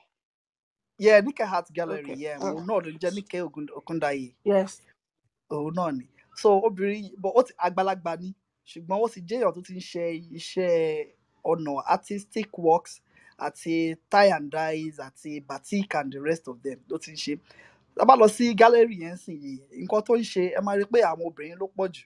Àwọn nǹkan bíi dances tó jẹ́ pé ó ti wà nígbà yẹn gbà yẹn, ó ti gbé gbogbo àwọn àṣà yìí padà. Tá bá lọ bẹ̀ yẹn, bó ṣe máa kí yín, bó ṣe máa àwọn ìrùkẹ̀rẹ̀, bó ṣe ijó, folk, ballad and all the dances and all these things. Wọ́n yìí ṣẹlẹ̀ níbi bẹ̀ yẹn. Àwọn nǹkan tí wọ́n ń tà ńbẹ̀ ó kéré jù tẹ́ bá máa lọ síbẹ̀ bíi average of 501 million naira làwọn nǹkan tó ń tà ṣùgbọ́n àwọn wo ló ń ṣe àwọn obìnrin ló pọ̀ jù ní gbogbo àwọn nǹkan tó ń ṣe bẹ́ẹ̀ àwọn aṣọ kan wà ní Gap ní ṣé Gap ni also ní kíní Oníkẹ́ Òkúndayé yìí ló ṣe àwọn aṣọ yẹn fún Gap ní Wow, Amẹ́ríkà that's so what's up. àwọn obìnrin tó wà lọ́dọ̀ yìí náà ni wọ́n ṣe àwọn nǹkan bẹ́ẹ̀ yẹn tẹ́ bá rà àwọn tie and dye tó wà ní àwọn kinní yẹn òun ló ṣe ó ti jẹ́yàn tí wọ́n kí nígbà pé tuta bí ọdún méjì sẹ́yìn ni wọ́n wá interview ẹ̀ CNN nígbà náà tí ó mú kí lórúkọ bọ̀bọ̀ tó máa ń ṣe business world business this thing yìí tó òun ló wá sí Nàìjíríà gbà yẹn tó lọ sí gallery yẹn tí ó wo gbogbo àwọn nǹkan tí Níkẹ́ Òkúndayé ń ṣe bá rí bó ṣe kí máa gba ọkùnrin yẹn gan bó ṣe dé ó ti wọ agbádá fún ó ti wọ ìlẹ̀kẹ̀ fún ó ti sọ àṣà ìṣe wa ní Áfíríkà àti bí obìnrin ṣe ń ṣe àti bí ọkùnrin ṣe ń ṣe gbogbo ẹ̀ náà ni ó sọ ní ìgbà ṣùgbọ́n àwọn èèyàn ò sọ ọ̀rọ̀ obìnrin lọ títí ṣùgbọ́n ó dẹ̀ yìí wà Èkó yìí náà ló wà tẹ́ bá lọ sí Níkẹ́ Art Gallery ní Lẹ́kì ẹ máa rí ibẹ̀ yẹn tóbi gan tó jẹ́ pé ó jẹ́ ṣùgbọ́n obìnrin yẹn jẹ́ èèyàn kan tó jẹ́ pé ó sún báwo ó promote obìnrin iṣẹ́ obìnrin gan ní àgbáyé tí kò ṣe pé Nàìjíríà nìkan ó jẹ́ kí batik tie and tó jẹ́ iṣẹ́ obìnrin tí àwọn obìnrin ti wá gangan tó jẹ́ indigenous work obìnrin ó gbé sí world level tó jẹ́ pé òun dẹ̀ ní ó ń tà ń sìn ìtẹ́lẹ̀ ṣe máa rí àwọn tie and dye ní àwọn maybe America Europe or so àwọn iṣẹ́ wa ni kò ń ṣe pé Africa ló ní ṣùgbọ́n obìnrin ti jẹ́ nǹkan tó jẹ́ pé ó ti wá dá padà sí àgbáyé torí àwọn èèyàn ò fẹ́ wọ̀ mọ́ so Yeah, and tá bá dé recognize wọn, tá bá appreciate wọn, guess who is going to come and take them? Tradition wa máa lọlẹ̀. Àwọn òyìnbó ló máa wá gbà wọn, they will take them away from us, and the next thing you see those clothes tó ń tà ní Neiman Marcus for $10,000, $5,000, and that's when àwa máa wá mọ̀ pé a fẹ́ rà. You know, we need to celebrate them now, support them, and let people know who they are. Okay, Miss Kofo, I will yield for you. Tale Imabawa Soro. Who are you speaking about today? Help me finish that sentence. Let me rephrase. Obìnrin wo lẹ fẹ́ sọ̀rọ̀ nípa lẹ́ni? Ẹ bá wa sọ̀rọ̀. Okay, so there were two women that I was given, but I think I will speak more of my namesake. Yes, so and you're speaking English, madam. Okay, na very people must sọ̀rọ̀ lórí olórúkọ mi, ẹni tí mo bá jẹ́ orúkọ Yes. Adémọ́lá. And yes. But before I go there, Kinto lọ sórí Koforola Adémọ́lá, mo fẹ́ add more suggestions tí a ní, and like the small spaces we have that we are in right now. So there's this thing that I do once in a while with my friends. Mo máa ń ṣe léraléra tẹ́lẹ̀, but with the way times are, bí ìgbà tí àkókò ṣe rí nísìn kò ṣe kan tí èèyàn lè ṣe, because I know that there will be people in our audience who are mélòó ni mo lè ṣe, mélòó lágbára mi ká, mi lówó lọ́wọ́ nǹkan tí ayé tí oh God tí bá ti fẹ́ sọ Yorùbá ní gan. So ẹ lè mix ẹ pẹ̀lú English kò mean, but mo fẹ́ sọ Yorùbá torí tí a bá ní yàrá mo máa ń sọ Yorùbá dáadáa. So why not? So àwọn nǹkan kéékèèké wà tá a lè ṣe tí kò tó yẹ pé nígbà míì gan ó lè má ná wa ní owó rárá, tó yẹ pé ìrìn ẹsẹ̀ lásán ló máa ná wa, or we leverage on our network at the same time. So èmi máa ń sọ that for people that are very familiar with me, I always say that I grew up in some of the slums that we call slums in Nigeria, but I don't see them as slums. I see them as Ebute Metta is not a slum to me. Ebute Metta is an advanced society. Ibi táwọn òyìnbó gbé nígbà tó kọ́kọ́ dé s'Èkó nìyẹn, so mi mọ̀ nǹkan táwọn èèyàn fi ń pè ní slum. But anyways, moving on, and I also grew up in one of the neighborhoods in Ibadan, Wuje. Anyone that is familiar with Ibadan will know that place is one of the slum one of the areas considered as slum. And adé láwọn ọmọ kéékèèké tó jẹ́ pé ní àwọn àdúgbò yẹn àti ẹ̀kọ́ kíkà àti lọ sílé ìwé kò ń ṣe nǹkan tí ó tó wà prevalent. I don't know how to say that one in Yoruba. Tó jẹ́ tí wọ́n ń rò tí wọ́n ń rò.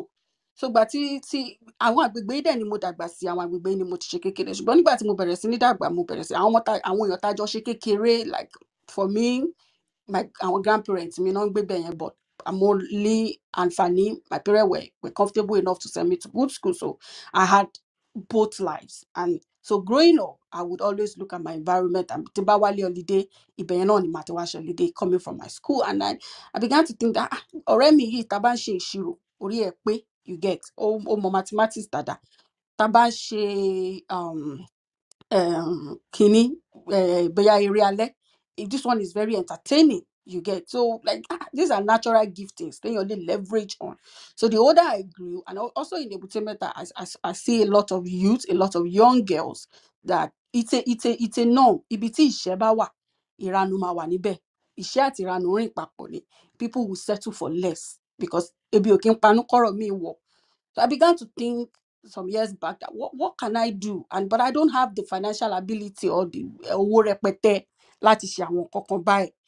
So I decided amongst myself, but this àdúgbò tí mo dàgbà sí lélẹ̀, gbogbo hairdresser àdúgbò, my auntie owned the hairdresser, mo máa attend the hairdresser meeting on her behalf. Of course, gbogbo hairdresser àdúgbò ni mo mọ̀, gbogbo àwọn bọ̀dá fọ́gá àdúgbò mi ni mo mọ̀, gbogbo àwọn ìyá Chinedu tó ń ta oúnjẹ, gbogbo wọn ni mo mọ̀ pátápátá ládùúgbò mi. These are my neighborhood. So I decided within myself. And then I reached out to some of my friends and I'm like, okay, mo fẹ́ ká ṣe nǹkan báyìí. I want to leverage on my network. So it does not have to do with money. And how did we do it? This was how we went about. And we did it for a couple of years.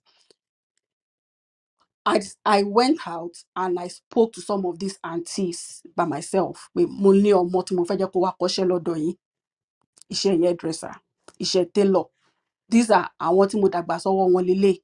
But mi ò lówó tí mo máa sọ fún yín fún owó kọ́ṣẹ́ tó máa fi kọ́ṣẹ́ lọ́wọ́ yín. So nǹkan tí mo fẹ́ kẹ́ bá mi ṣe fún wọn ni wípé wọ́n máa kọ́ iṣẹ́ ẹ̀dẹ̀ máa kọ́ wọn dáadáa. Ṣùgbọ́n bí biscuit àti coke tó máa gbé wá ọ̀ nǹkan tẹ́ bá ń gbà, a máa gbé wá lọ́jọ́ tó bá fẹ́ bẹ̀rẹ̀. Táwọn ọmọdé ìtàn bá kọ́ iṣẹ́ ìtàn within 1 year, mo fẹ́ kán kọ́ iṣẹ́ yẹn dáadáa. And these were girl child. Tó bá ti kọ́ tán, ẹ máa wá bá mi wá ọ̀rẹ́ yín tóun náà ń ṣiṣẹ́ yẹn tailor yìí kó lọ ṣiṣẹ́ lọ́dọ̀ ẹ̀ as a stylist, not as an apprentice anymore. So gbà tó bá ń ṣiṣẹ́ yẹn, bóyá 5,000 ló máa yọ nínú salary ẹ̀ fún yín lóṣooṣù, bóyá máa sanwó ìkọ́ṣẹ́ ẹ̀ fún yín padà nìyẹn. So now it got down to I love it. That's beautiful. It got down to the work of me leveraging on my network in my neighborhood. And because these people know the kind of child that I was, they trusted me and they were able to give into that with me. So we rallied round, look for the girls that were very deserving of this. Àwọn ìdílé tá wò pé okay, tẹ́lẹ̀ bá kọ́ṣẹ́ tailor, a lè ràn àwọn òbí ẹ̀ lọ́wọ́. Inú owó tailoring tó náà bá kọ́, a lè fi ran àwọn àbúrò ẹ̀ lọ́wọ́.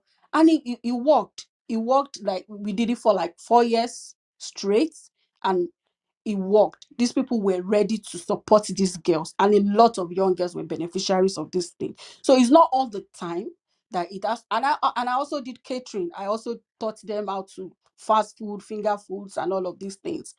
I have an aunt that hosts Scott Catering in Ikeja, and she was able to help me take some of them underneath her wing. Scott Catering used to cater for Arik Air back then.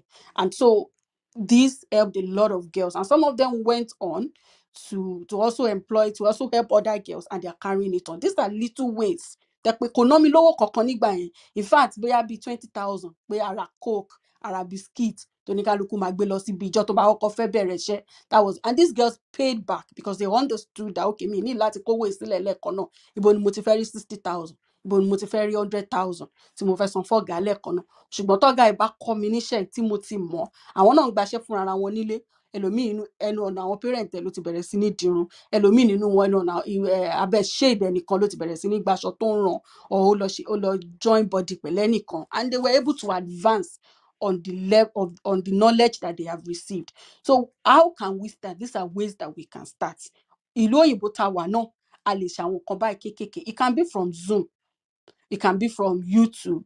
It can be a group on your Facebook or your FaceTiming that you can start with these kids. If you see a child that is very articulated, you can help groom that gifting about the child to be like, speech grooming.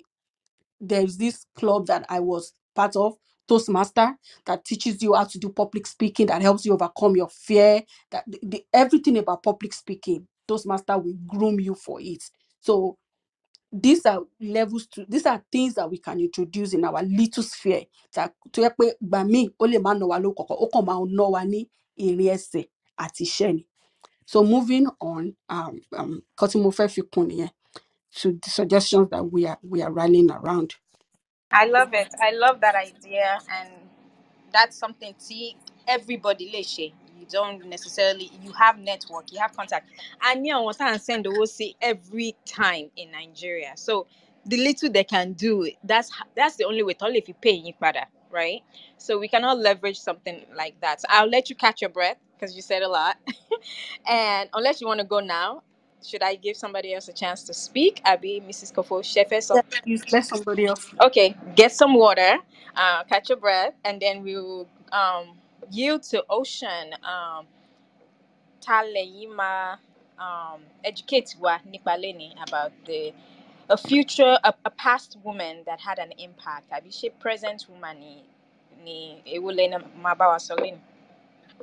Hi, so Moni Meji actually, Moni past and I have present. But since we're still on the past, I'm going to focus on the past. Okay, let's go. And I'm looking at Madam Adetun Ogun Nish. Okay, I'm going to butcher this name. Ogunsheye. My God, Ocean. And then you say you can speak Yoruba better than me. See you now. No, I can't. I read it wrong. Okay. I'm sorry. I'm having. Try again. Yeah. I'm in Grace. Try again. Try that name again. Madam Felicia Adetun Ogunsheye. Awesome. Clap, Actually, clap. it's longer than that. Madam Felicia Adetun Omolara Banjo, and then I think that after she had, probably gotten married, that last name changed to Ogunsheye. And she's 95. She's still alive, thankfully. Born. Hey, 95. Yes. Okay. Okay, one B one. Give me 1 second. Okay, Ọpẹ́. Okay, ní oṣù Ọpẹ́ ní ọjọ́ karùn-ún oṣù Ọpẹ́ ní 1926. Okay, so how do you say 1976 in Yoruba?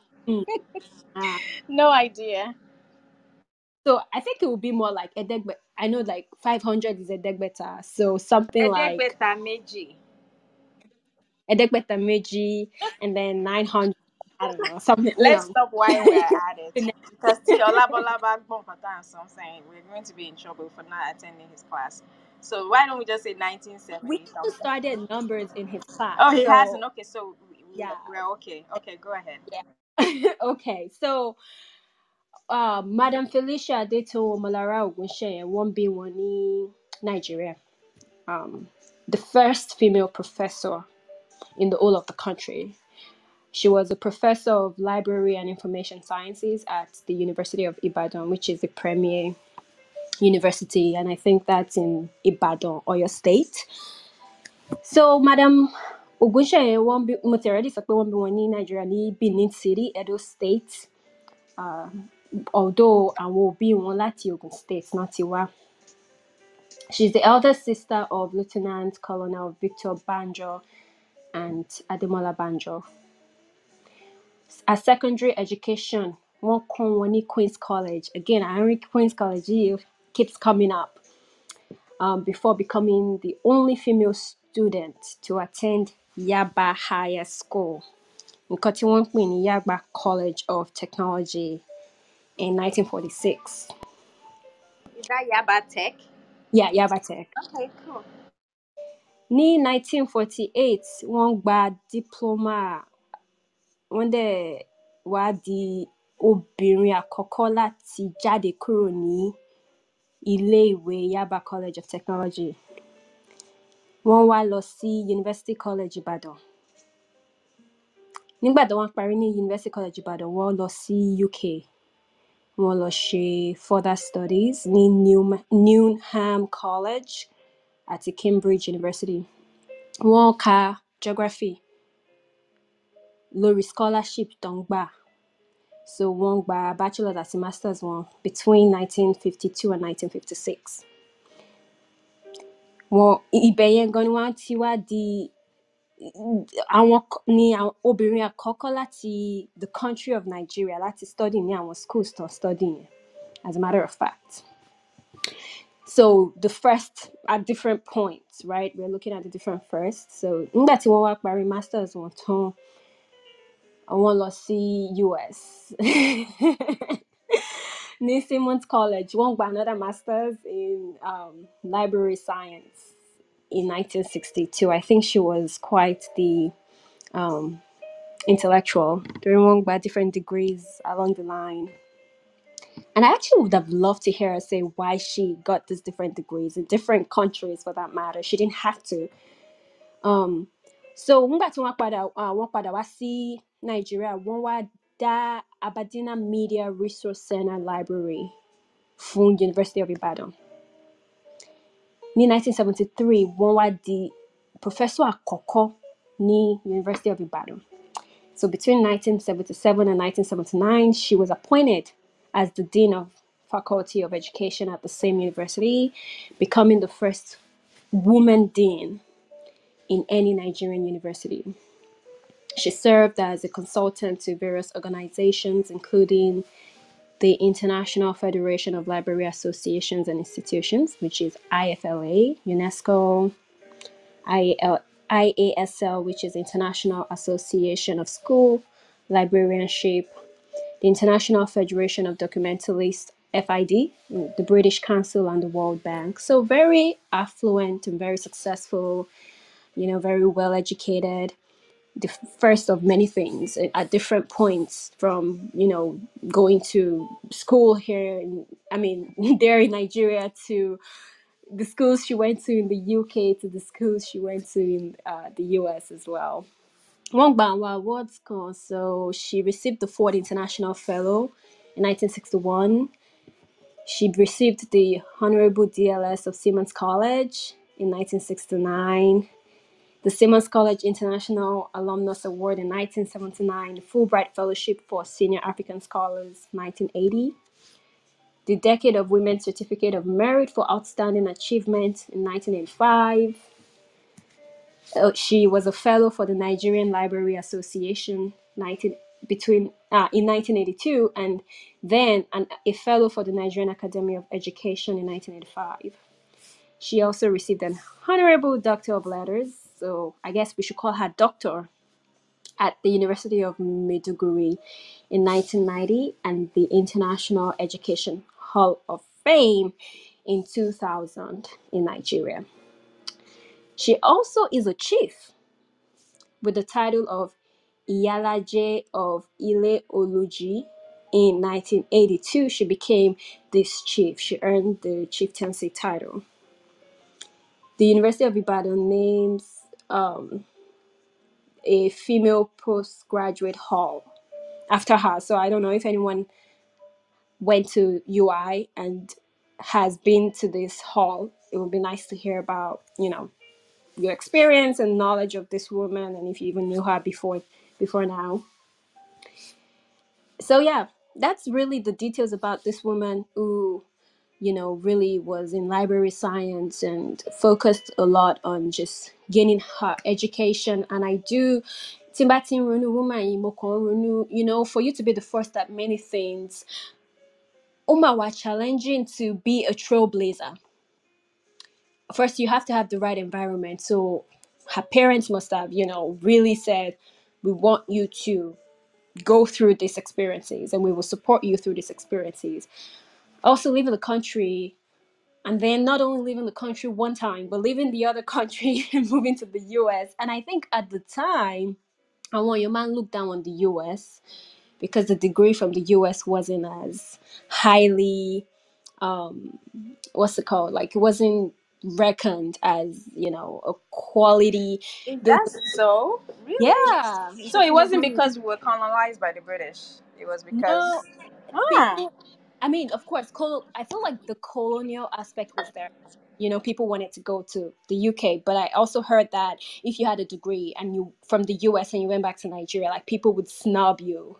If it wasn't from Harvard or any of the Ivy League, MIT, people would snub you first. They would first of all give the British degree relevance before they came to your degree. And I think with time, and I think the US also did a lot with their educational system, that's changing. But yeah, So that's that about Interesting. woman. This doctor, Dr. The Ogunfe. doctor of education. She wanted as many degrees as possible. Yep, She should have been classified as a doctor after all those masters that she received alone. She didn't even need a I doctorate. know. Yeah. But yeah, no, that's that. But also, I was even thinking, I applaud the experiences, but I also wonder, if there are certain things in life you do that just open and that's why, like, people say you sometimes you got to be at the right place at the right time so that other doors can just fall into place, right? So at a point after you have been and whenever you write your statements and whenever you apply for things, it just comes because everyone wants to hear your stories, and so they're like, oh, you were the first, okay, sure, like, come on. And so I do wonder, access is very important, and that's why mo fẹ́ mọ bí wọ́n ṣe bẹ̀rẹ̀ sí ń jẹ́ first, because there could have been other people that maybe wanted to be in that position but never got the opportunity as well. So I mean, it would be nice to know the conditions that allowed for all of this domino effect of, like, being the first, and then getting all these awards because you were the first, and now you're now the first, and then how being the first is opening the door to being more of the first of other things. But yeah, very remarkable life. Yeah, yeah. And then being the first motivates other people to want to be the first in something else. So I guess it is very important. Thank you. Thank you, Ocean, for that. Does anyone want to add to this great woman? Or should we move back to Mrs. Kofo to talk about her woman of impact? That's what we should call it, women of impact. Okay. So, Miss Kofo, I will yield now for you. I think you've drank your water. We are ready to hear about your woman of impact. Okay, so yeah, I also had two women, but I think, like, the first person is someone that Tibubuamo, Mrs. Fumlayo or some could say. I don't know if someone has spoken about her already, No, but you're the first. Go ahead, please. okay, so I'm going to start with Mrs. Fumlayo and some could say. Her life is very, very interesting, and while I was reading more about her, or like àwọn kan tí mo ti kà nípa wọn, tí mo ti gbọ́ nípa wọn láti kékeré, I realized that this woman was so much more. And so I'm just going to speak quickly about her early life. She was born in 1900. Èmi mọ bó ṣe ń sọ yẹn ní Yoruba. And she lived till 1978. So she's basically, she was 78 years before she was killed. And she was born into the family. Her mom was a seamstress in Abeokuta, and her dad was a returnee. I mean, her dad was a slave that returned from Sierra Leone. And so she got her Western education up to secondary school, and then she went on to England between 1919 to 1923. So, and that was when she discovered socialism and anti-colonialism. So she was strongly against àwọn òyìnbó, àwọn àgbàlọ́wọ́ mẹ́rin. She was strongly against them, and yeah. So she went on. And one interesting thing about her also that I found out while I was reading that no one has ever told me was that she stopped speaking English. She mainly communicated in Yoruba. Very interesting. And she made it a point, like, it was a point for her not to speak in English. Even in her dealings with the colonial authorities, she was always speaking in Yoruba. Beautiful. I hope to attain that. She has just wọ́n ti fún mi ní ìdí kan sí tí Yorùbá fi láti mú láyà mi. Olúwa bá mi bógun èṣù wí lónìí, mo mọ Yorùbá sọ o. I So mean, the devil is a lie, right? the devil is a liar. Mo mọ Yorùbá sọ. So, and she made it a point of she was a unifier. She was all about unity, and unity in the space that there was no discrimination, even though wọ́n bẹ̀rẹ̀ láti àwọn elite group, because she's one of the elites in the society. then, but she bridged the gap between the elite women by bringing àwọn tí wọ́n kàwé àtàwọn tí wọ́n kàwé. There were women that were they didn't have Western education, but they were successful business women. Àwọn obìnrin ọlọ́jà, and she created a unity, a ladies club for women to come together, both the elite and the non-elite in the society. And that was the first club that she created in 1944. And then she went on to now, in 1945, she in 1944 she started with the elite, and in 1945 she brought both the business women and the elite together. Ó dẹ̀ wọ́n mú gbogbo ẹ̀ wá papọ̀. Wọ́n mú àwọn méjèèjì papọ̀ wá sí ojú kan, so that àwọn méjèèjì wọ́n á lè jọ máa àti ẹni tó kàwé àti ẹni tí ó kàwé, obìnrin jọ ní gbogbo wa. So wọ́n jẹ́ kí unity yẹn. And tí n bá wo nǹkan tí wọ́n ṣe nígbà yẹn, tó bá jẹ́ pé a ní àwọn obìnrin tí wọ́n ṣe irú ẹ̀ nísìnyí, ó ṣeé ṣe kó jẹ́ wípé gbogbo àwọn olókìkí obìnrin tó ń ṣe nǹkan ribiribi ní àwùjọ wa, ó ṣeé ṣe kó jẹ́ pé a máa gbọ́ nípa wọn ju bí a ṣe ń gbọ́ nípa wọn nísìnyí lọ. Ṣùgbọ́n nítorí wípé ayé tá à ń gbé nísìnyí kò sí ìrẹ́pọ̀ dùn mọ́ bí ìgbà yẹn, kò sí, àwọn olóyìnbó máa pè ní communal living, kò sí pé mò ń jáde lọ o, ìyá alágbájá ẹ máa bá mi ṣọ́ àwọn ọmọ mi, ìyá alágbájá tó jẹ́ principal ní ilé ìwé ẹ̀kọ́ gíga.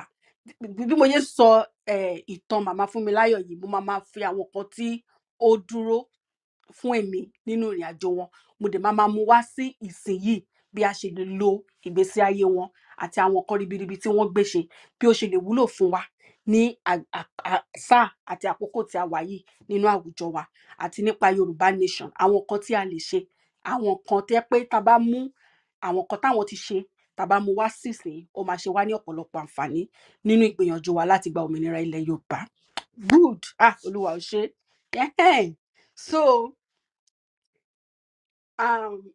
màmá wa Fúnmiláyọ̀, wọ́n jẹ́ kó jẹ́ pé kò sí ìpínyà láàrin olówó obìnrin. Ọlọ́run tó dára bí eléwé náà ló dára bí aláṣọ. Wọ́n jẹ́ kó jẹ́ kí yẹn wà. Wọ́n dẹ̀ dá ìrẹ́pọ̀ yẹn, wọ́n dá sílẹ̀. Ní tó jẹ́ pé tí n bá bẹ̀rẹ̀ sí ní sọ àwọn nǹkan tí wọ́n ṣe lọ, ẹ máa rí ìdí tí mo fi ń tẹnu mọ́ unity yìí, ìrẹ́pọ̀ dùn yìí, ìdí tí mo fi ń tẹnu mọ́ nínú ìrìn àjò màmá wa. So nígbà tí wọ́n dá kinní yẹn sílẹ̀ ní 1945, nígbà tí àwọn ìjọba nígbà yẹn tí wọ́n bẹ̀rẹ̀ sí ní fi owó lé owó rẹ̀, gẹ́gẹ́ bí a ṣe mọ̀ pé àwọn obìnrin wa, àwọn màmá wa nígbà yẹn, àwọn ni wọ́n máa ń ṣe ètò àkóso owó, àwọn náà máa ń lọ sọ́jà, àwọn èrè oko táwọn bàbá wa bá gbìn, àwọn ìyá wa náà máa lọ ń tà lọ́jà, àwọn ìyá wa náà máa ń ṣe gbogbo àwọn nǹkan báyìí. So nígbà yẹn àwọn ìjọba wọ́n gbé owó ribiribi kan tá à ń pè ní tax, owó orí. Nígbà yẹn ó bẹ̀rẹ̀ sí ní pọ̀, owó orí tí wọ́n bẹ̀rẹ̀ sí ní gbà lórí owó rice táwọn màmá wa ń ṣe nígbà yẹn, ó pọ̀ ju, ó ti ń kọjá ìfaradà fún àwọn obìnrin àwọn ìyá lọ́jà ní Abẹ́òkúta nígbà yẹn. Màmá wa Fúnmiláyọ̀ àtàwọn obìnrin wọn tí wọ́n dá sílẹ̀, wọ́n dìde, wọ́n dẹ̀ bẹ̀rẹ̀ sí ní jà ribiribi pé owó orí yìí ti pọ̀ jù, títí àwọn ìjọba fi jọ̀wọ́ ẹ̀ sílẹ̀ fún wọn. Wọ́n make sure wípé àwọn gba òmìnira, àwọn stop ìjọba láti lè máa gba owó orí púpọ̀ yìí. Báwo ni wọ́n ṣe rí kinní ìgbà? Ìrẹ́pọ̀ dùn. Àtolówó àtolòṣì, ohun wọn jọ jẹ́ ẹyọ kan. Nínú ìrẹ́pọ̀, nǹkan tó ń fa ìdíwọ́ ìdènà fún òmìnira ilẹ̀ Yorùbá, bàbá wa Bánjí Akíntóyè sọ ní ọjọ́ sí pé tí a bá wà ní ìrẹ́pọ̀, tí ohun wa bá jẹ́ ẹyọ kan, kò sí nǹkan tí a ò lè ṣe, kò sí nǹkan tí a ò lè gbà lọ́wọ́ ìjọba wa. Nǹkan ẹyọ kan tó really jẹ́ kí ìlọsíwájú àwọn gbogbo ètò láti jẹ́ kí ayé rọ obìnrin lọ́rùn ní ìgbà ayé màmá wa Fúnmiláyọ̀ ni wípé ìrẹ́pọ̀ yẹn ó dúró. Wọ́n ṣera wọn ní òṣùṣù ọwọ̀ gan nígbà yẹn, tó jẹ́ pé even nígbà tí wọ́n ti màmá wa mọ́lé, tí ìjọba tì wọ́n mọ́lé, àwọn obìnrin wọ̀nyí wọ́n ìtẹ̀síwájú láti má san owó orí ribiribi títí tí ọba Aláké ìgbàanì tó fi jọ̀wọ́ ẹ̀ sílẹ̀. Tí bá ní kí n máa sọ̀rọ̀ nǹkan tí màmá wa ṣe, ó pọ̀ gan.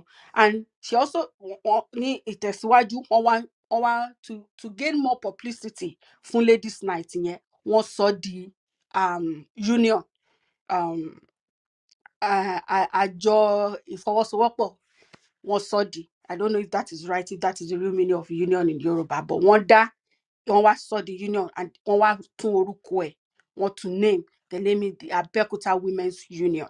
So wá gbogbo obìnrin tó wà ní ilẹ̀ Abẹ́òkúta, gbogbo wọn náà jọ wà nínú union yẹn, àtẹni tó ń ṣòkòwò, àtẹni tó ń ṣiṣẹ́, nítorí wípé ìjọba nígbà yẹn wọ́n jẹ́ káwọn kọ́ máa sanwó orí, wọ́n dẹ̀ tún gbowó orí lọ́wọ́ àwọn obìnrin, wọ́n dẹ̀ tún gbowó orí lórí ọmọkùnrin tó bá ti wọ 15 àti lórí ọmọbìnrin tó bá ti wọ 16. Imagine kéèyàn wà, kí ìdílé kan wà, kan lọ́mọ mẹ́ta àbí mẹ́rin, kí bàbá máa sanwó orí, kọ́mọ máa sanwó orí, kọ́ dẹ̀ tún máa sanwó orí fún gbogbo ọmọ wọn lẹ́yọ kọ̀ọ̀kan. Ṣé ẹ mọ̀ pé nǹkan tí ìjọba Nàìjíríà ń ṣe nísìnyí nìyẹn, ètò àti fi ìdílé sí inú òṣì nìyẹn. That's a plan to improvise the family. Ìdí tó yẹ pé nǹkan tí màmá wa ṣe nígbà yẹn ó wà very ó ṣe kókó ní sáà tá a wà yìí nìyẹn, because tá a bá wo orílẹ̀-èdè Nàìjíríà, ìṣẹ́ ni ní everywhere, ìwọ̀nba igi díẹ̀ ló ní owó lọ́wọ́ nínú wa lórílẹ̀-èdè yẹn. Nǹkan tí ìjọba Nàìjíríà ti ṣe ni pé tí wọ́n ti ṣe àṣeyege nínú ẹ̀ ni wípé kí wọ́n fi àwọn ọmọ ìlú kan fi wọ́n sínú òṣì àti inú wàhálà.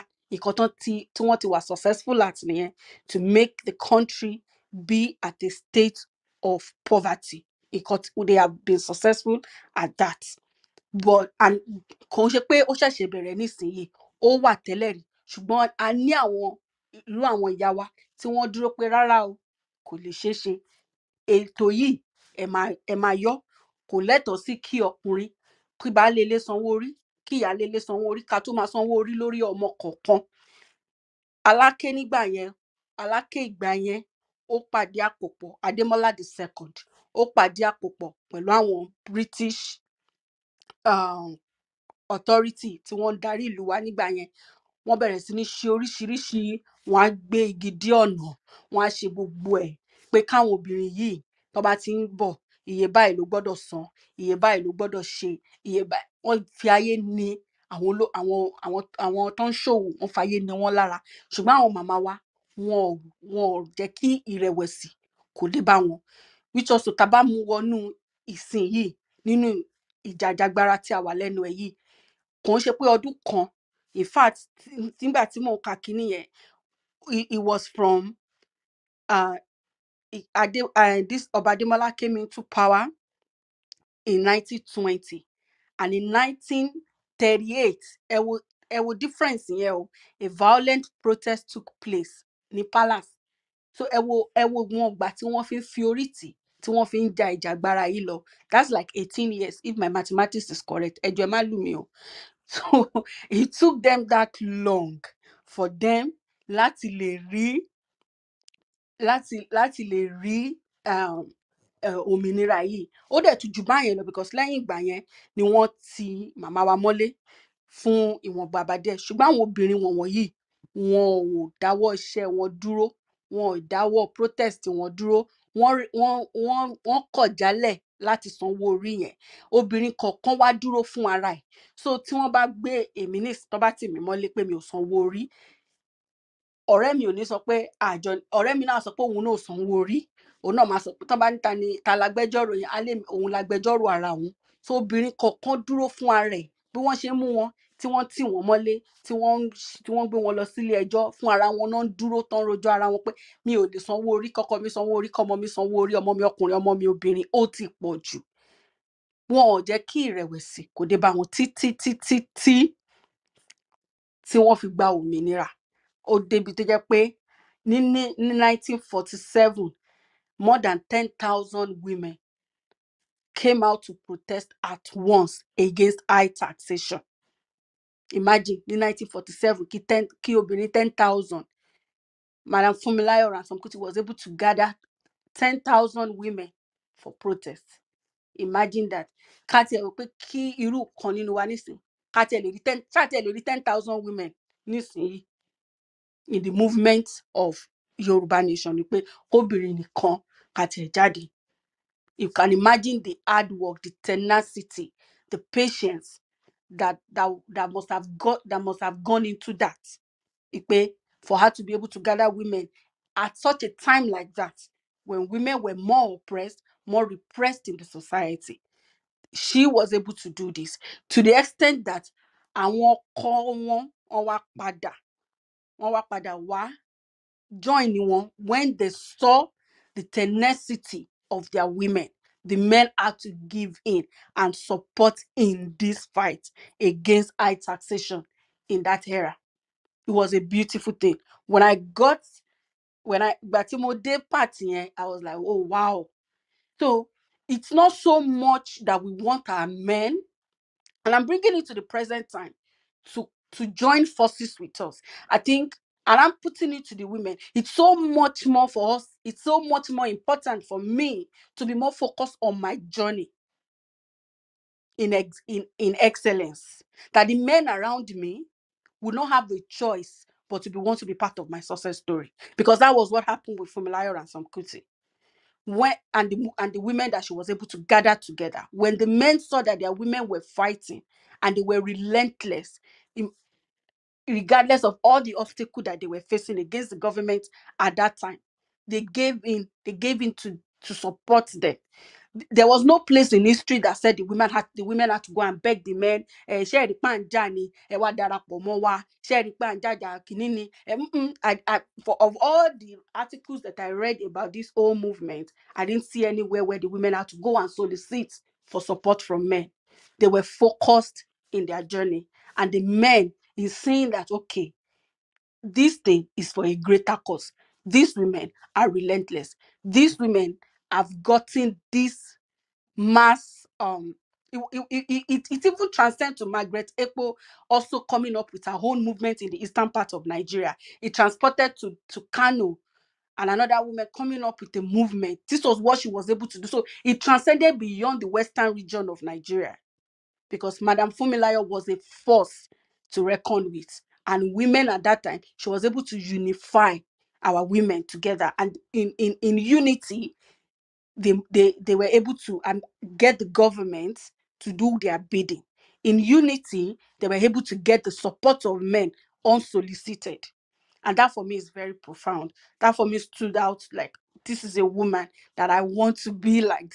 This is a kind of movement where you no longer give ear to condemnation, where feminists or whatever, toxic feminists, all those things no longer matter to you. You are just focused on the journey of having a better life for your people. Because mo lérò pé nǹkan tó jẹ́ kí àwọn ọkùnrin yẹn kí wọ́n darapọ̀ mọ́ wọn ni pé owó orí tèmi náà sọ ti pọ̀ jù. Ṣé tí mo bá darapọ̀ mọ́ wọn nísìnyí, tán bá gba kinní, táwọn tán cancel owó orí obìnrin, tán mú owó orí ti tèmi ọkọ gan tán mú wá sílẹ̀, ìlọsíwájú ti dé bá ẹbí mi nìyẹn.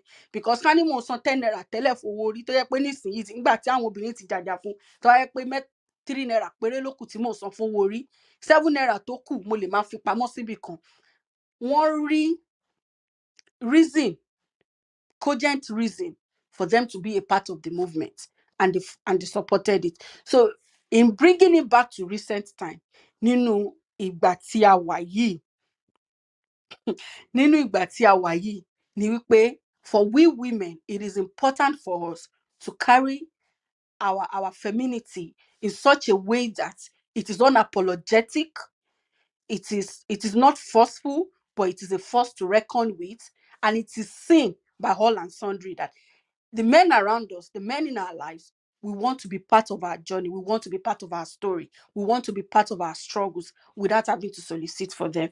So yeah, I'm going with them. So now I'm going to stop and I'm going to allow people contribute. Eshe. Thank you, Kofo. So very interesting. Eshe gone. Just to clarify, so owo ori, what did you call it? She owo ori ni abi? Kí lẹ pè náà? Owó orí. Owo ori.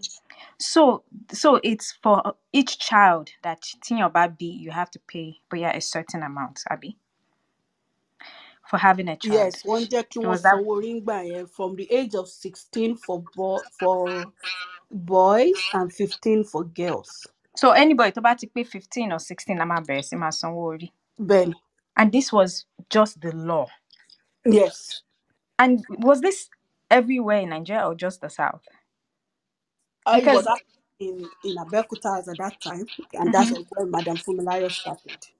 Yeah, because I'm curious because our Bima, we don't have as much as the people in the north. Àwọn máa ń bí ọmọ 16, ọmọ 17, ọmọ 20. So ṣáwọn yẹn náà ṣọ́ ń sanwó I think right orí. from the inception, right from the start, òfin tán fi dè àwa ní south ó yàtọ̀ sí òfin tán fi dè wọ́n ní north. But àwa náà là ń fún ara wa ní òfin yẹn, right? And it's ridiculous. You know why it's ridiculous and why it will now bite us in the in the ass? It's because now, even in that 18 years, tó fi ń jà ìjà yẹn, or they were debating that, àìmọye àwọn èèyàn tó ò bímọ sí because maybe because by the time you come back from the farm and you have this, you probably don't have an incentive to have plenty children, right? Kò ní sígbà tá ní máa sanwó fún àwọn Yoruba women or family to give them an incentive to have more children, because now a máa jẹ́ minority lórí ilẹ̀ wa. Because àwọn tó ń bọ̀ wá sílẹ̀ wa, right? They don't have one children, they don't have two, they have 15, they have 20. And ó máa bí wọn sílẹ̀ wa. They will now become citizens of those land, and they are now the majority. Àwa dẹ̀ wá jẹ́ minority, because mo ò mọ ẹni tó bímọ jù mí lọ. Right now, I have 4 kids. Most people don't have 4 kids. So ìgbà wo la ní máa fún àwọn obìnrin wa ní incentive or household? Now the government should be given, because I'm seeing in population wa is not much, compared to the other people that are taking over. I know this is not the conversation, but I'm thinking in that 18 years, how many people consider that like, bóyá ká dúró lórí ọmọ ẹyọ kan tá ní, because you don't know how long this journey is going to go on for. You don't know if it's going to be permanent or not. Maybe I'm just thinking too far, but what are your thoughts to that? Because that is alarming to me. Like, are you serious? Mo dẹ̀ mọ̀ pé àwọn northerners, bímọ kan, bímọ méjì. So are they paying the same owó orí like us? I doubt it. I would definitely like to know that. If I wish one of our historians was in the house, tó yẹ pé wọ́n lè jẹ́ ká mọ̀ bóyá western part nìkan ni a ti ń sanwó orí nígbà yẹn, àbí wọ́n That's sanwó orí. interesting. Because mo mọ̀ pé àwọn northerners, no one tells them about. I'm curious because àwọn bímọ like nothing, like, you know what I mean. Bẹ́ẹ̀ni. Yeah. So am I láti máa sanwó orí now? There is no. Ṣé mọ̀ pé àwa ni wàrà ọ̀dọ́ wa ni wọ́n ń fún tí wọ́n fi ń bọ́ àwọn north. Bẹ́ẹ̀ni. Ó yẹ ká ti mọ̀ yẹn láti bẹ̀rẹ̀ pẹ̀pẹ̀ pé ọ̀dọ́ wa ni wọ́n ti ń gba owó tí wọ́n kó lọ síbẹ̀ láti lọ fi tún ìlú títí wọn ṣe. In fact, don't be surprised bóyá ara owó orí tó ń gbà gan wà lára àwọn owó tó ń lọ fi take care wọn ní north. Bẹ́ẹ̀ni. So that will explain to us pé ọwọ́ wa náà ti ń gbà, wọn ò gbà lọ́wọ́ wọn ní north at all. Gbà lọ́wọ́ wọn. Oh, thank God. Okay, somebody wanted to say something. Ọ̀túnba ṣe fẹ́ sọ̀rọ̀ ni? Did he unmute his mic? Someone said something just now.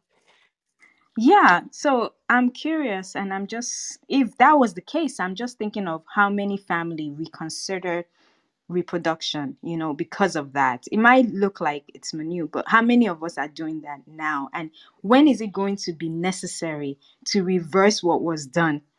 Because our population is not as nígbà yẹn Aláké ní 1949, nígbà tí pressure yẹn pọ̀, all stop, and the tax on women was abolished. For how many years did we have to go But the one on men was increased. Interesting. That's interesting. So he did that, but the one on men was increased. So more that's why I would want an historian to put context to this. Mi ò mọye tí wọ́n fi kún owó orí fún àwọn ọkùnrin nígbà yẹn, ṣùgbọ́n wọ́n stop fún àwọn obìnrin ní 1949 láti máa sanwó, ní 1947 láti máa sanwó orí. That's crazy. Okay, Shangidi, I don't know. Can you add to this, or Obadino, any of you guys? Otumba, do you guys know, or should we just move on? we can come back to this if when they come back ṣé and review. owó orí bíi taxation àbí? Benny. Yeah, taxation, yeah. Owó is tax. But Okay. Think different and Ó dàbí pé ní ọwọ́ south mi báyìí nìkan ni wọ́n ti ń gbà nígbà yẹn, kì í ṣe pé Of wọ́n ń gbà. Ẹ mọ̀ pé kò course. sí nǹkan táwọn yẹn Of fẹ́. course. Ọwọ́ south mi báyìí ni wọ́n ti ń gbà nígbà yẹn. Ọwọ́ south mi báyìí náà ni majority resources wà. Ibẹ̀ náà ni coastal line wà. Ibẹ̀ náà ni gbogbo nǹkan tí wọ́n fẹ́ ṣe tó jẹ́ pé ó ń bọ́ síta kúrò ní fún láti ilẹ̀ wa níbàyìí lọ sí Europe.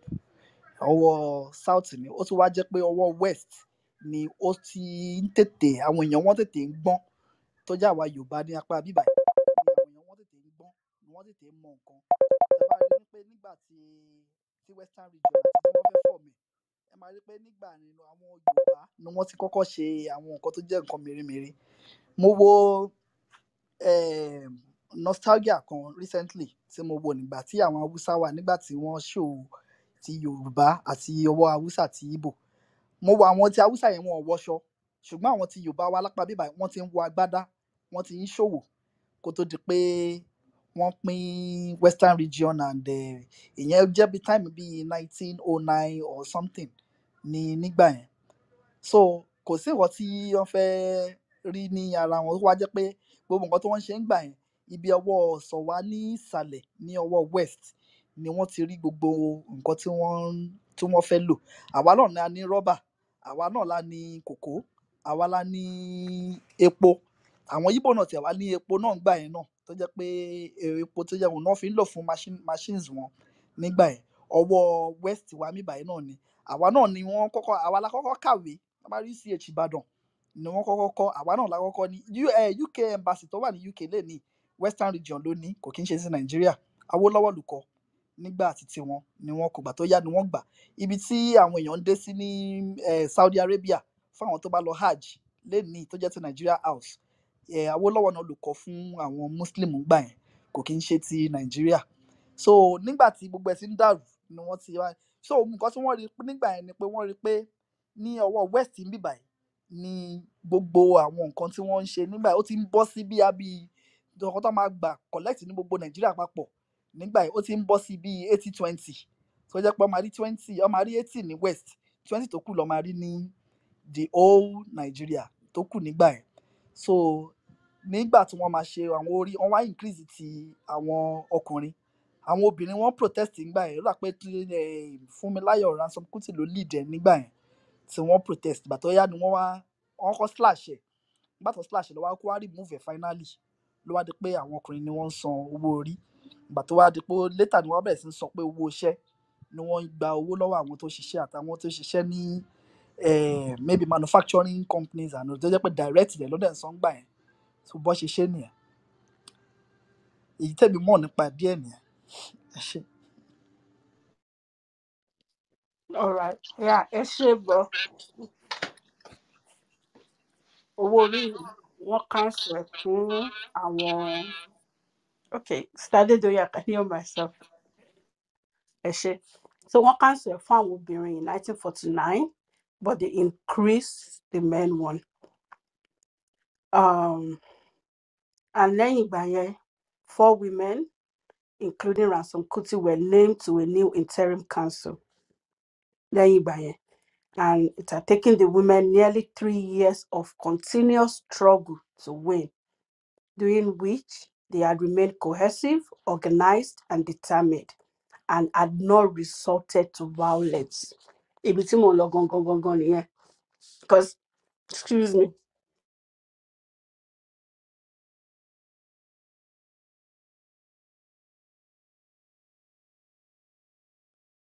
I have to drink water. So yes, ibi tí mo ń lọ gangan nìyẹn. I mean, break everything down because I'm not very good at history of how the things that happened one after the other.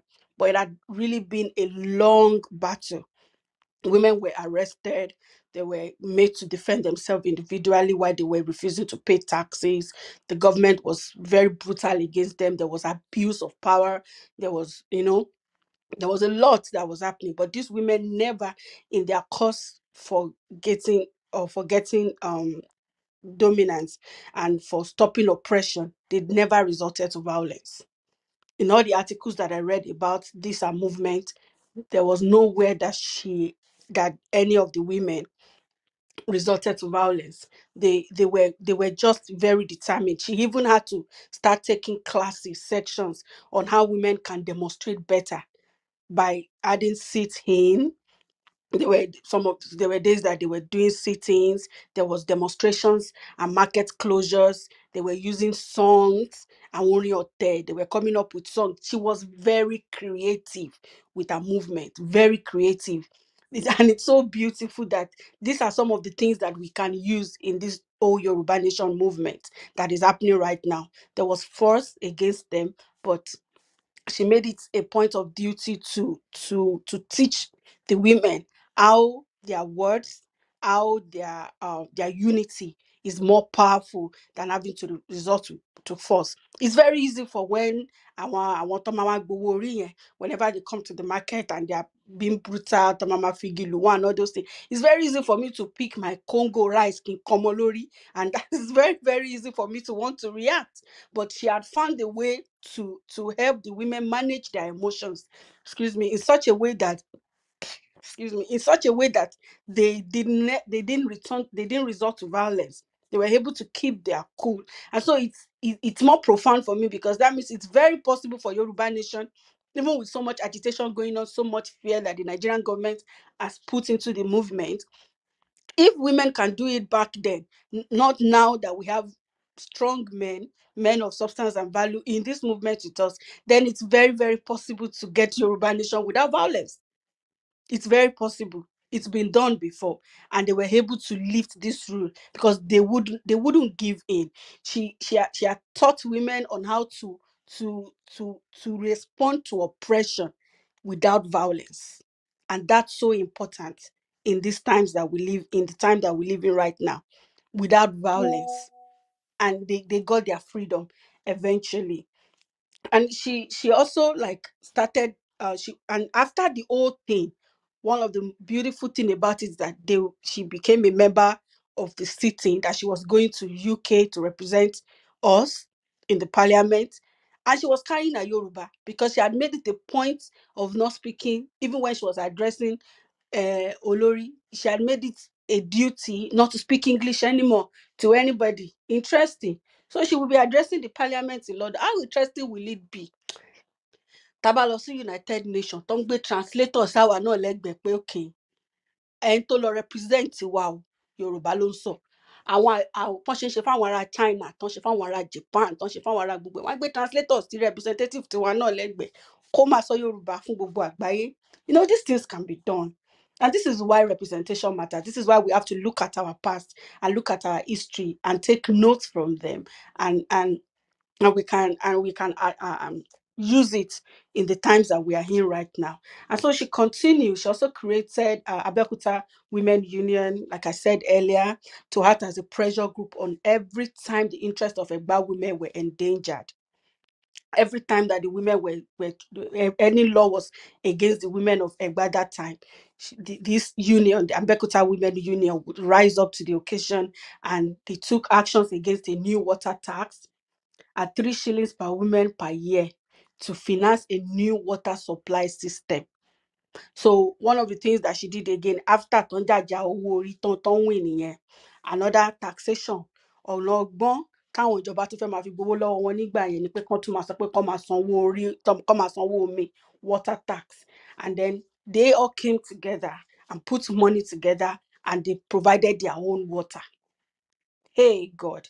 So women had been exempted from water taxation since 1948 because of this movement, because of this one woman that took the initiative to include other 10,000 women in a movement. And they grew to like 20,000 eventually. Before she died, she had, in Abeokuta Women's Union, she had 20,000 members as at the time of her death.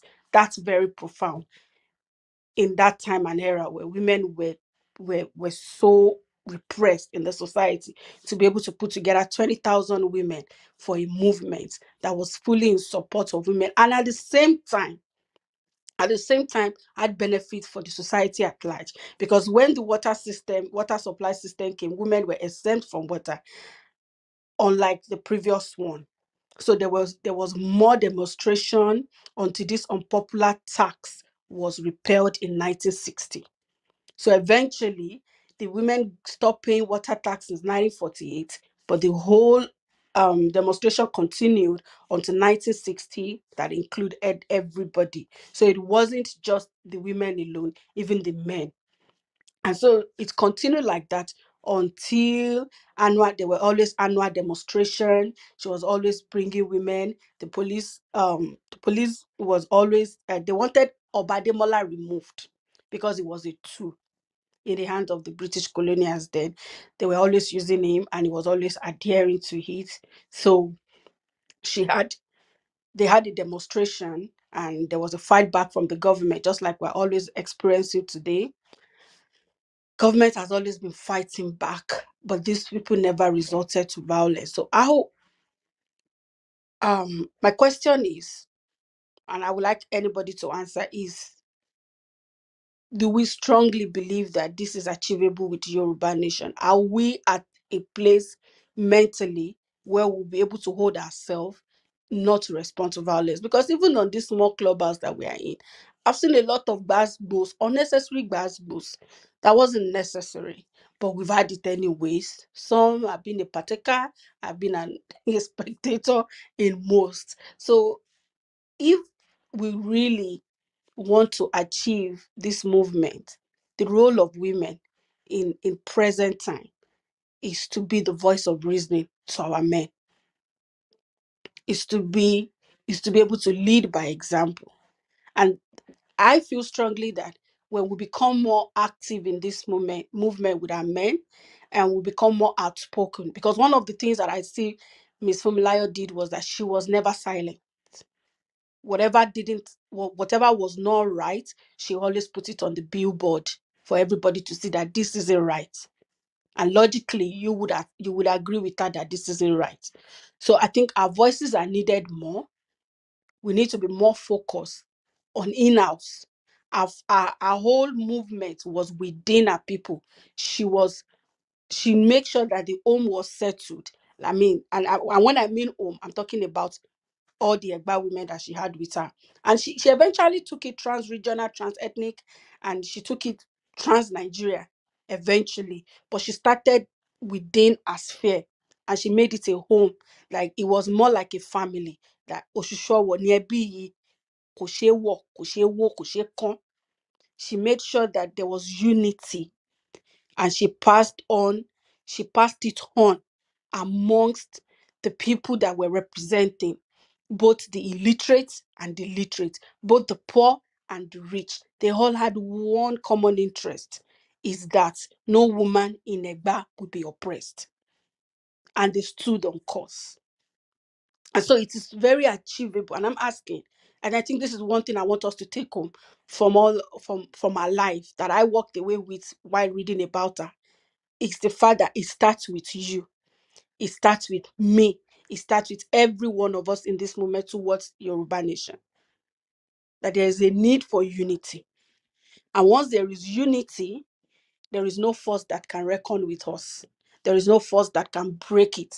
There is no way that freedom is not assured at the end of the whole ordeal, whatever it is that we face with the Nigerian government. There is a need for unity. And there's a need for representation. And in representation, I mean being more outspoken, highlighting what the problem is and preferring solutions to it.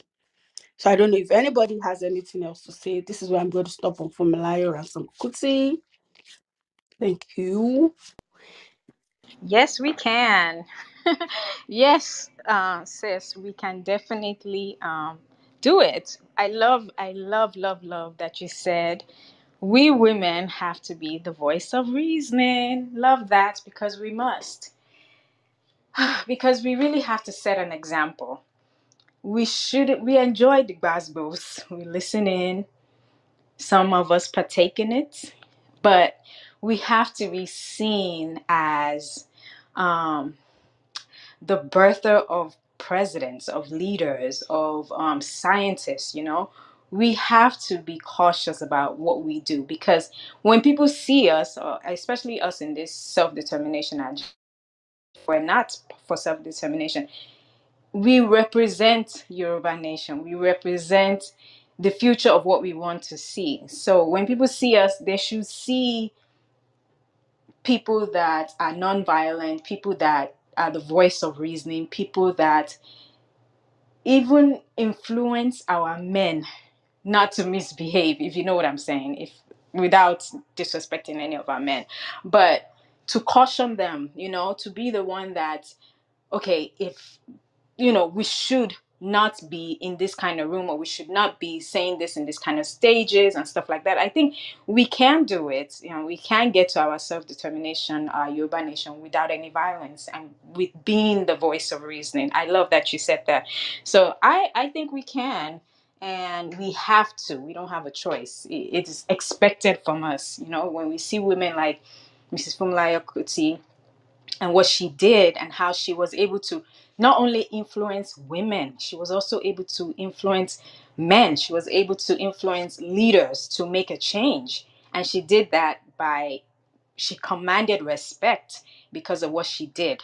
So you will meet in Poju. So I'm going to rest at that, and I'll hand it over to Lola. Lola, I want to see you do this in Yoruba. Sorry, Ocean? Yeah, I wanted to before.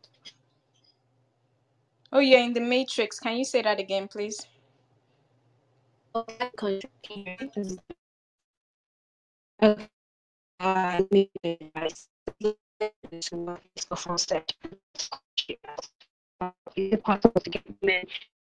Oh, Ocean, we didn't hear anything you said at all. It was Okay. going in and out.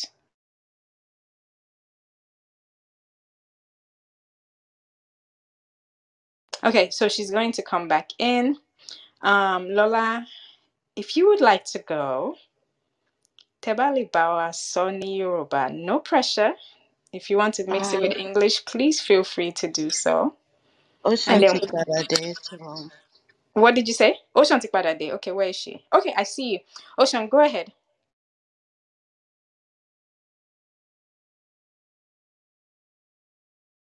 Girl, your phone is not cooperating. It is not. I don't know why. Can I try? Let me.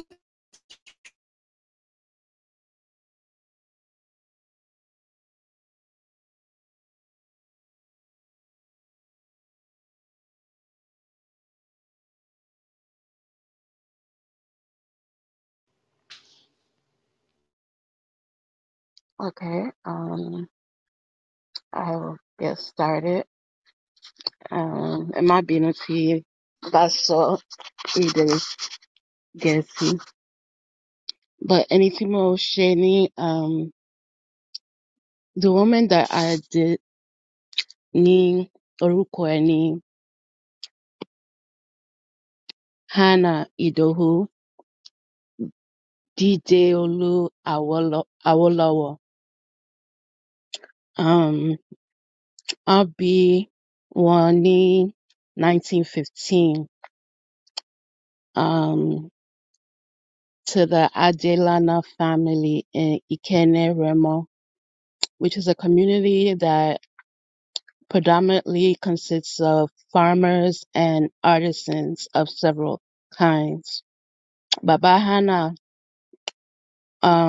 orúkọ ẹ̀ ní Chief Moses Odugbemi Adelana.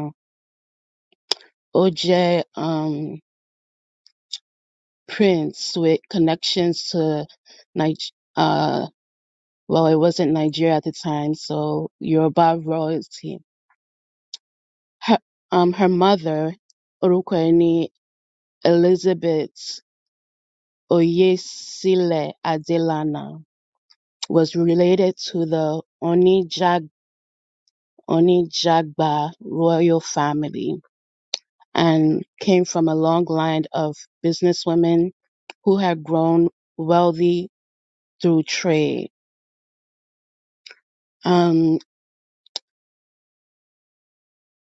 Madame Awolowo Obere she started her education at one of the missionary schools called St. Saviour's, but she later transferred to St. Peter's School ní Ilueko.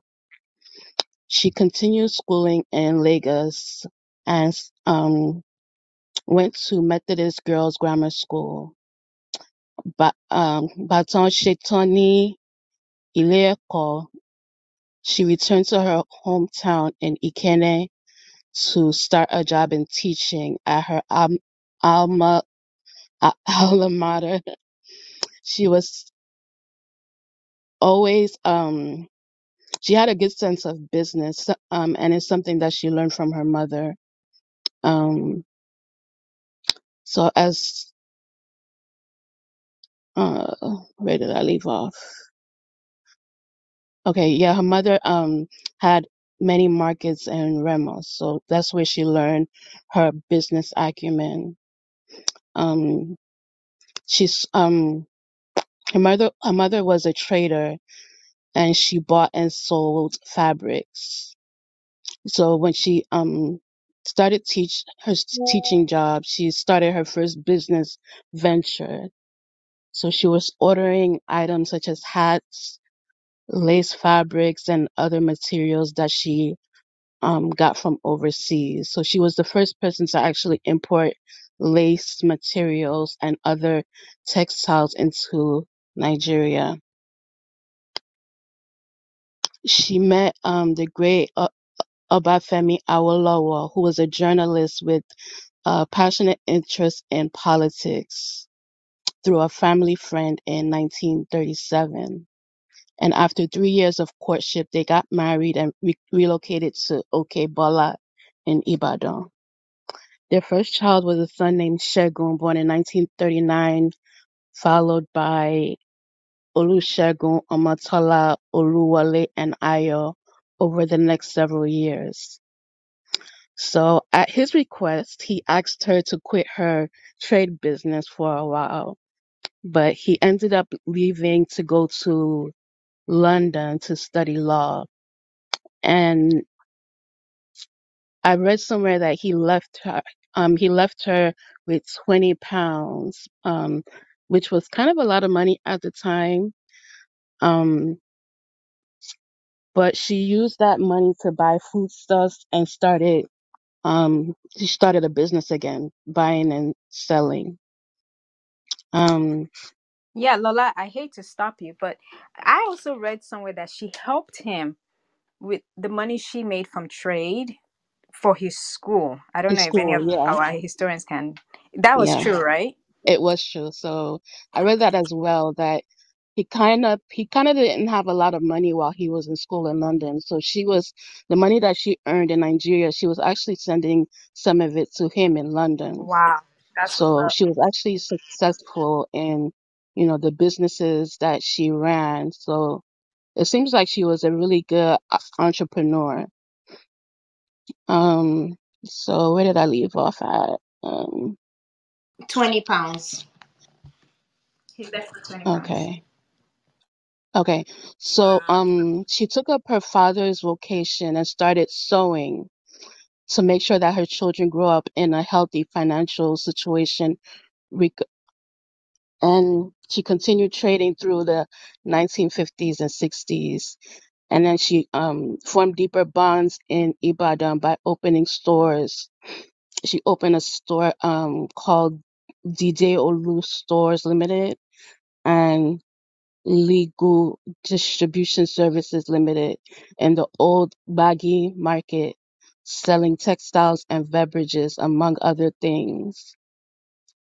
So her outstanding marketing skills saw her earn the first distributorship ever in Nigeria with the Nigerian Tobacco Company. So she was their first person to distribute their products. So when he returned from London, not he, I'm sorry, when Awolowo returned from London, he had political interests and co-founded the Egbe Omo Oduduwa group. So this meant that their home was like a beehive of different political activities, and she was actually the one that funded a lot of his political aspirations. Um, he founded the Obafemi Awolowo founded the Nigerian Tribune, and it was money that she actually, through her businesses, that is where he got the money to start the newspaper. It was a national daily, um, with money earned by his wife. And under her guidance, the venture grew into a network of different newspapers, journals, and magazines. And she became the chair of African Newspapers of Nigerian Limited and African Press Limited. Politically, she was a passionate woman whose love for her country and progressive nature helped charge her proactively in the women's group of the party, alongside names like Abibat Magaji. She was the revolutionary nature, her revolutionary nature. She spent most of her time canvassing for her husband, and she also coordinated the wing of the party and was present at all party caucuses as she campaigned across states with her husband. Okay, does anybody have any questions? Or I'll keep going. Oh, you can keep going. If Okay. anyone has a question, they can flash. I'm sorry, I didn't hear you. I said if anyone has a question, they can flash. So, Okay. yeah. So, okay, it was during the crisis in the Western region that she went through one of her most difficult times being married to a politician. The widespread approval of Obafemi Awolowo and his hope for a better and independent Nigeria consequently meant that he was also receiving hostilities from other people. And in November of 1962, Obafemi Awolowo was arrested with 18 other members of his party and charged with treason. Madam Awolowo offered her support and battled even though while he was placed under house arrest. So while she was supporting her husband, she was still being a mother, and she was also still running her businesses. So she persevered and made a crusade to get her husband's freedom. And in 1962, he was sentenced to 10 years of imprisonment. But he was released after a government coup in 1966. So Miss Awolowo campaigned for her husband in two unsuccessful bids for the national presidency, one which was in 1979 and the other in 1983. But in 1980, she was awarded the 1,000-year-old chieftaincy title of Yeye Oba for life. Among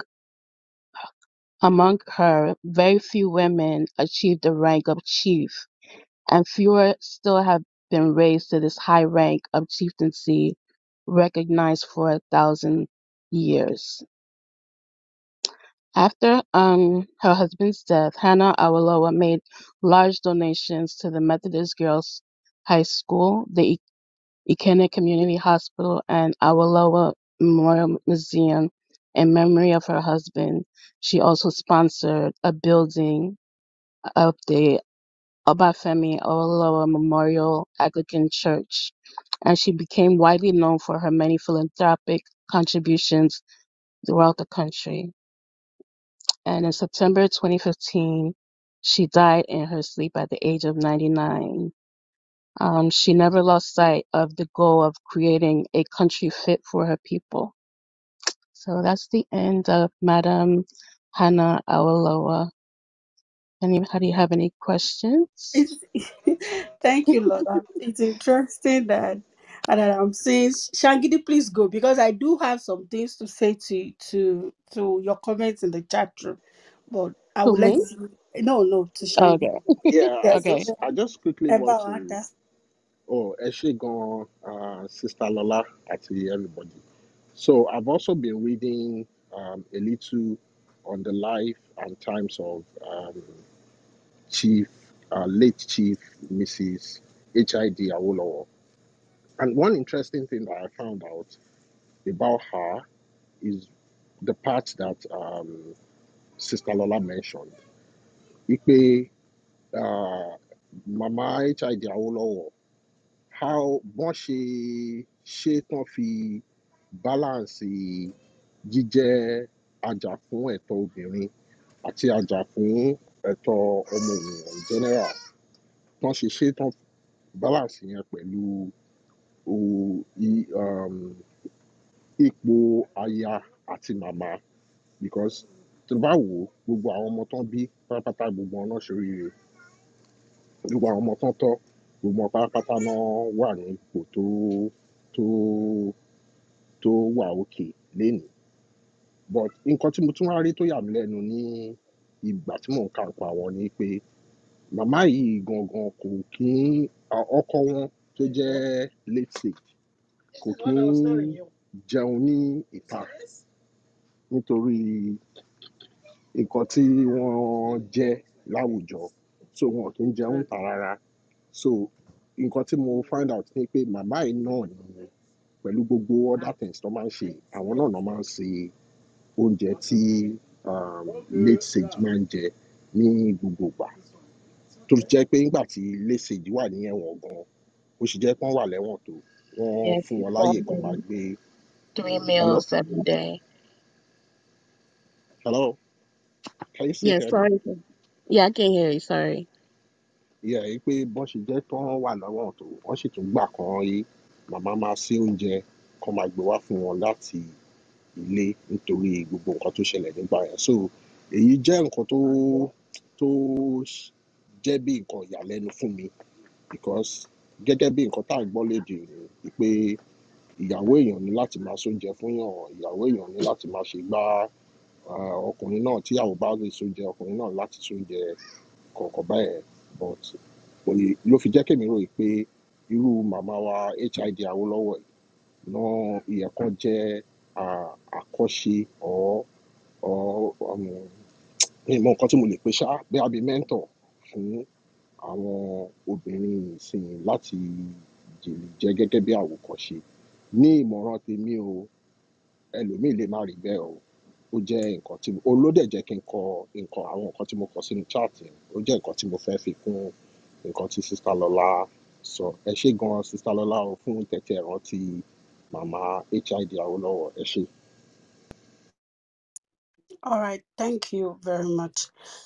Oh, okay, so here's what I'm going to say about that. I don't understand EBT feminism talked about a woman not cooking, a woman not in love with her husband. I don't see any part of feminism that ever preached against marriage or love. I don't understand that feminism. All feminism, and every of these women were feminists in their own rights, in the sense that anything that has to do with the oppression of women, laws that were subjugating women, was strongly frowned on by them. So the feminism that there's a huge difference between feminism and misandry. There is a huge difference, and I think there is a conflict of these two ideas or these two movements by a lot of people. But this is not the room for feminism, so I'm not going to be delving too much into it.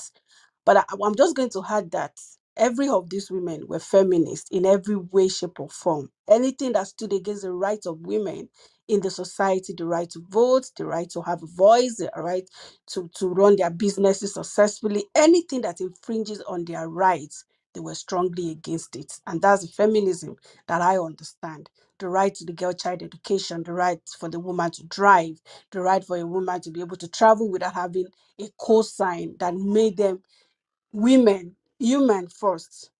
Like they made them women, and people were able to see them that èèyàn leléyìí kì í ṣe igi, kì í ṣe ẹran, kò need anybody láti ronú fún. So whatever any woman decides to do with her life, with her marriage, with her home, has nothing to do with the movement. The collective movement of feminism is to stop oppression against women and to give women equal rights in the society. And I'm just going to leave it at that. I don't know if anybody has anything else to add to it, or Professor Onyekpa Mama wa Eid.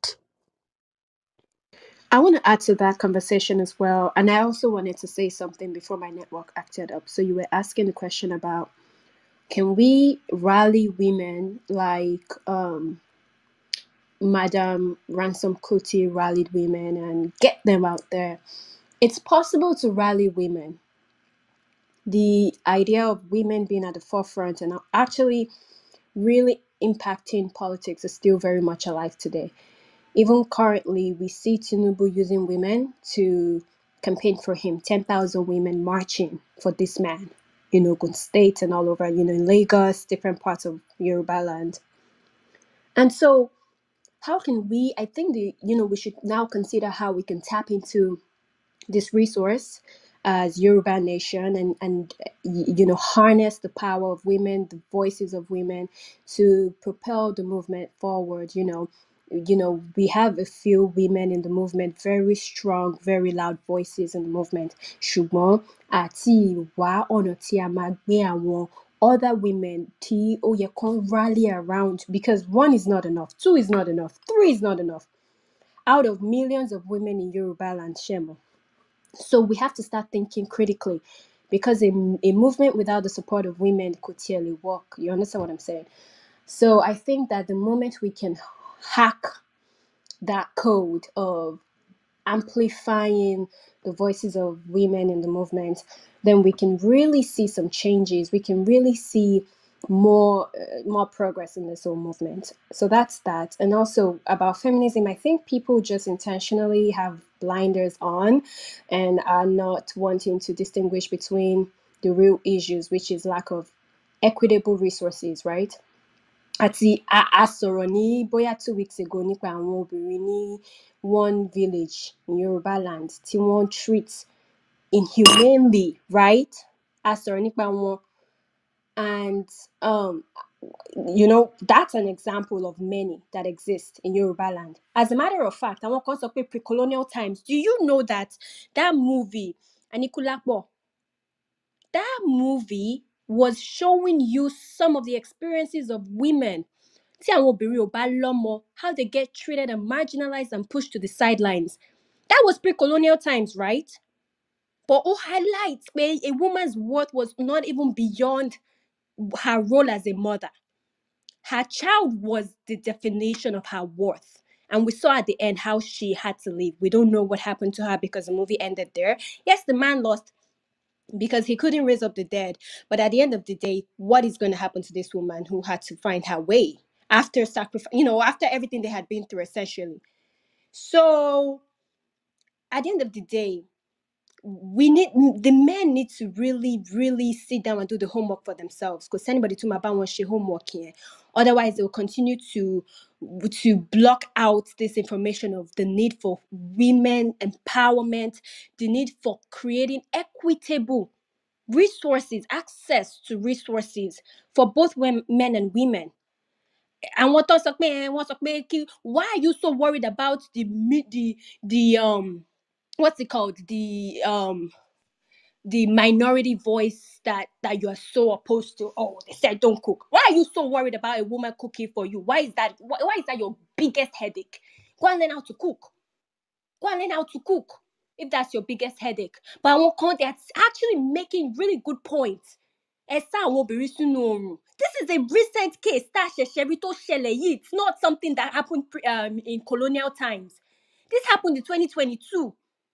So, Mama Sope, you hate feminism, you do this. Do you recognize in Koton Sheleni Ayeta and Benisin for women? Someone like Deborah can be killed like an animal in broad daylight. In the Nigeria, yes, we can see that she's not from the Southwest, but are we any different in the Southwest in most cases? We still have these things ongoing. What's the difference between killing a woman like an animal and spreading women out in the sun, burying their feet in the ground up to their head and covering their eyes for days because they are disvirgined? So we still have very barbaric. Also, don't let us pretend as though in Yoruba land a woman's children, if you don't have a child, that doesn't take away from how people recognize and see you, and more so even if you don't have a female, if you don't have a son in Yoruba land. We're still going through that today. And they hate feminism. I get it. I'm also not a big fan of titles. I don't like to call myself anything. Me like any construct. But the whole idea of this movement is about women having equitable resources. And the fact that you are pushing against that because you are so concerned about your belly is ridiculous. That's all I have to say. Learn how to cook, Ocean. I'm telling you. Learn how to cook, right? So you don't rely on any woman to cook for you. Thank you. I love Kofo's definition Okay, of I think feminism. that Anikulapo is something we can review later. Yeah, absolutely. But I want to touch back on just I walked in when Kofo was talking about when she kind of defined feminism. And from her definition, all the men in this room should be feminists. I mean, seriously, you should be feminist. It's in your best interest. From that definition, it's in your best interest to support what a feminist is. Because when we win, you win too. It's yin yang, right? So I'm going to leave it at that and go back to what I was doing. Kofo, you can take over. Well, All right. I wanted to Okay, Lola, go ahead. Go think, ahead. yeah, as I was reading her story, I was wondering because um Awolowo didn't want her to um he wanted her to close her businesses, and she did. Like, what would have happened if she never, resumed her business? He wouldn't have got money in London. Well, he probably would have had to work. I'm not sure if he did work, but when he came back, she was the one that funded the newspaper and most of his political um endeavors. So, I think, you know, they say behind every good man is a good woman, and she actually funded a lot of his dreams.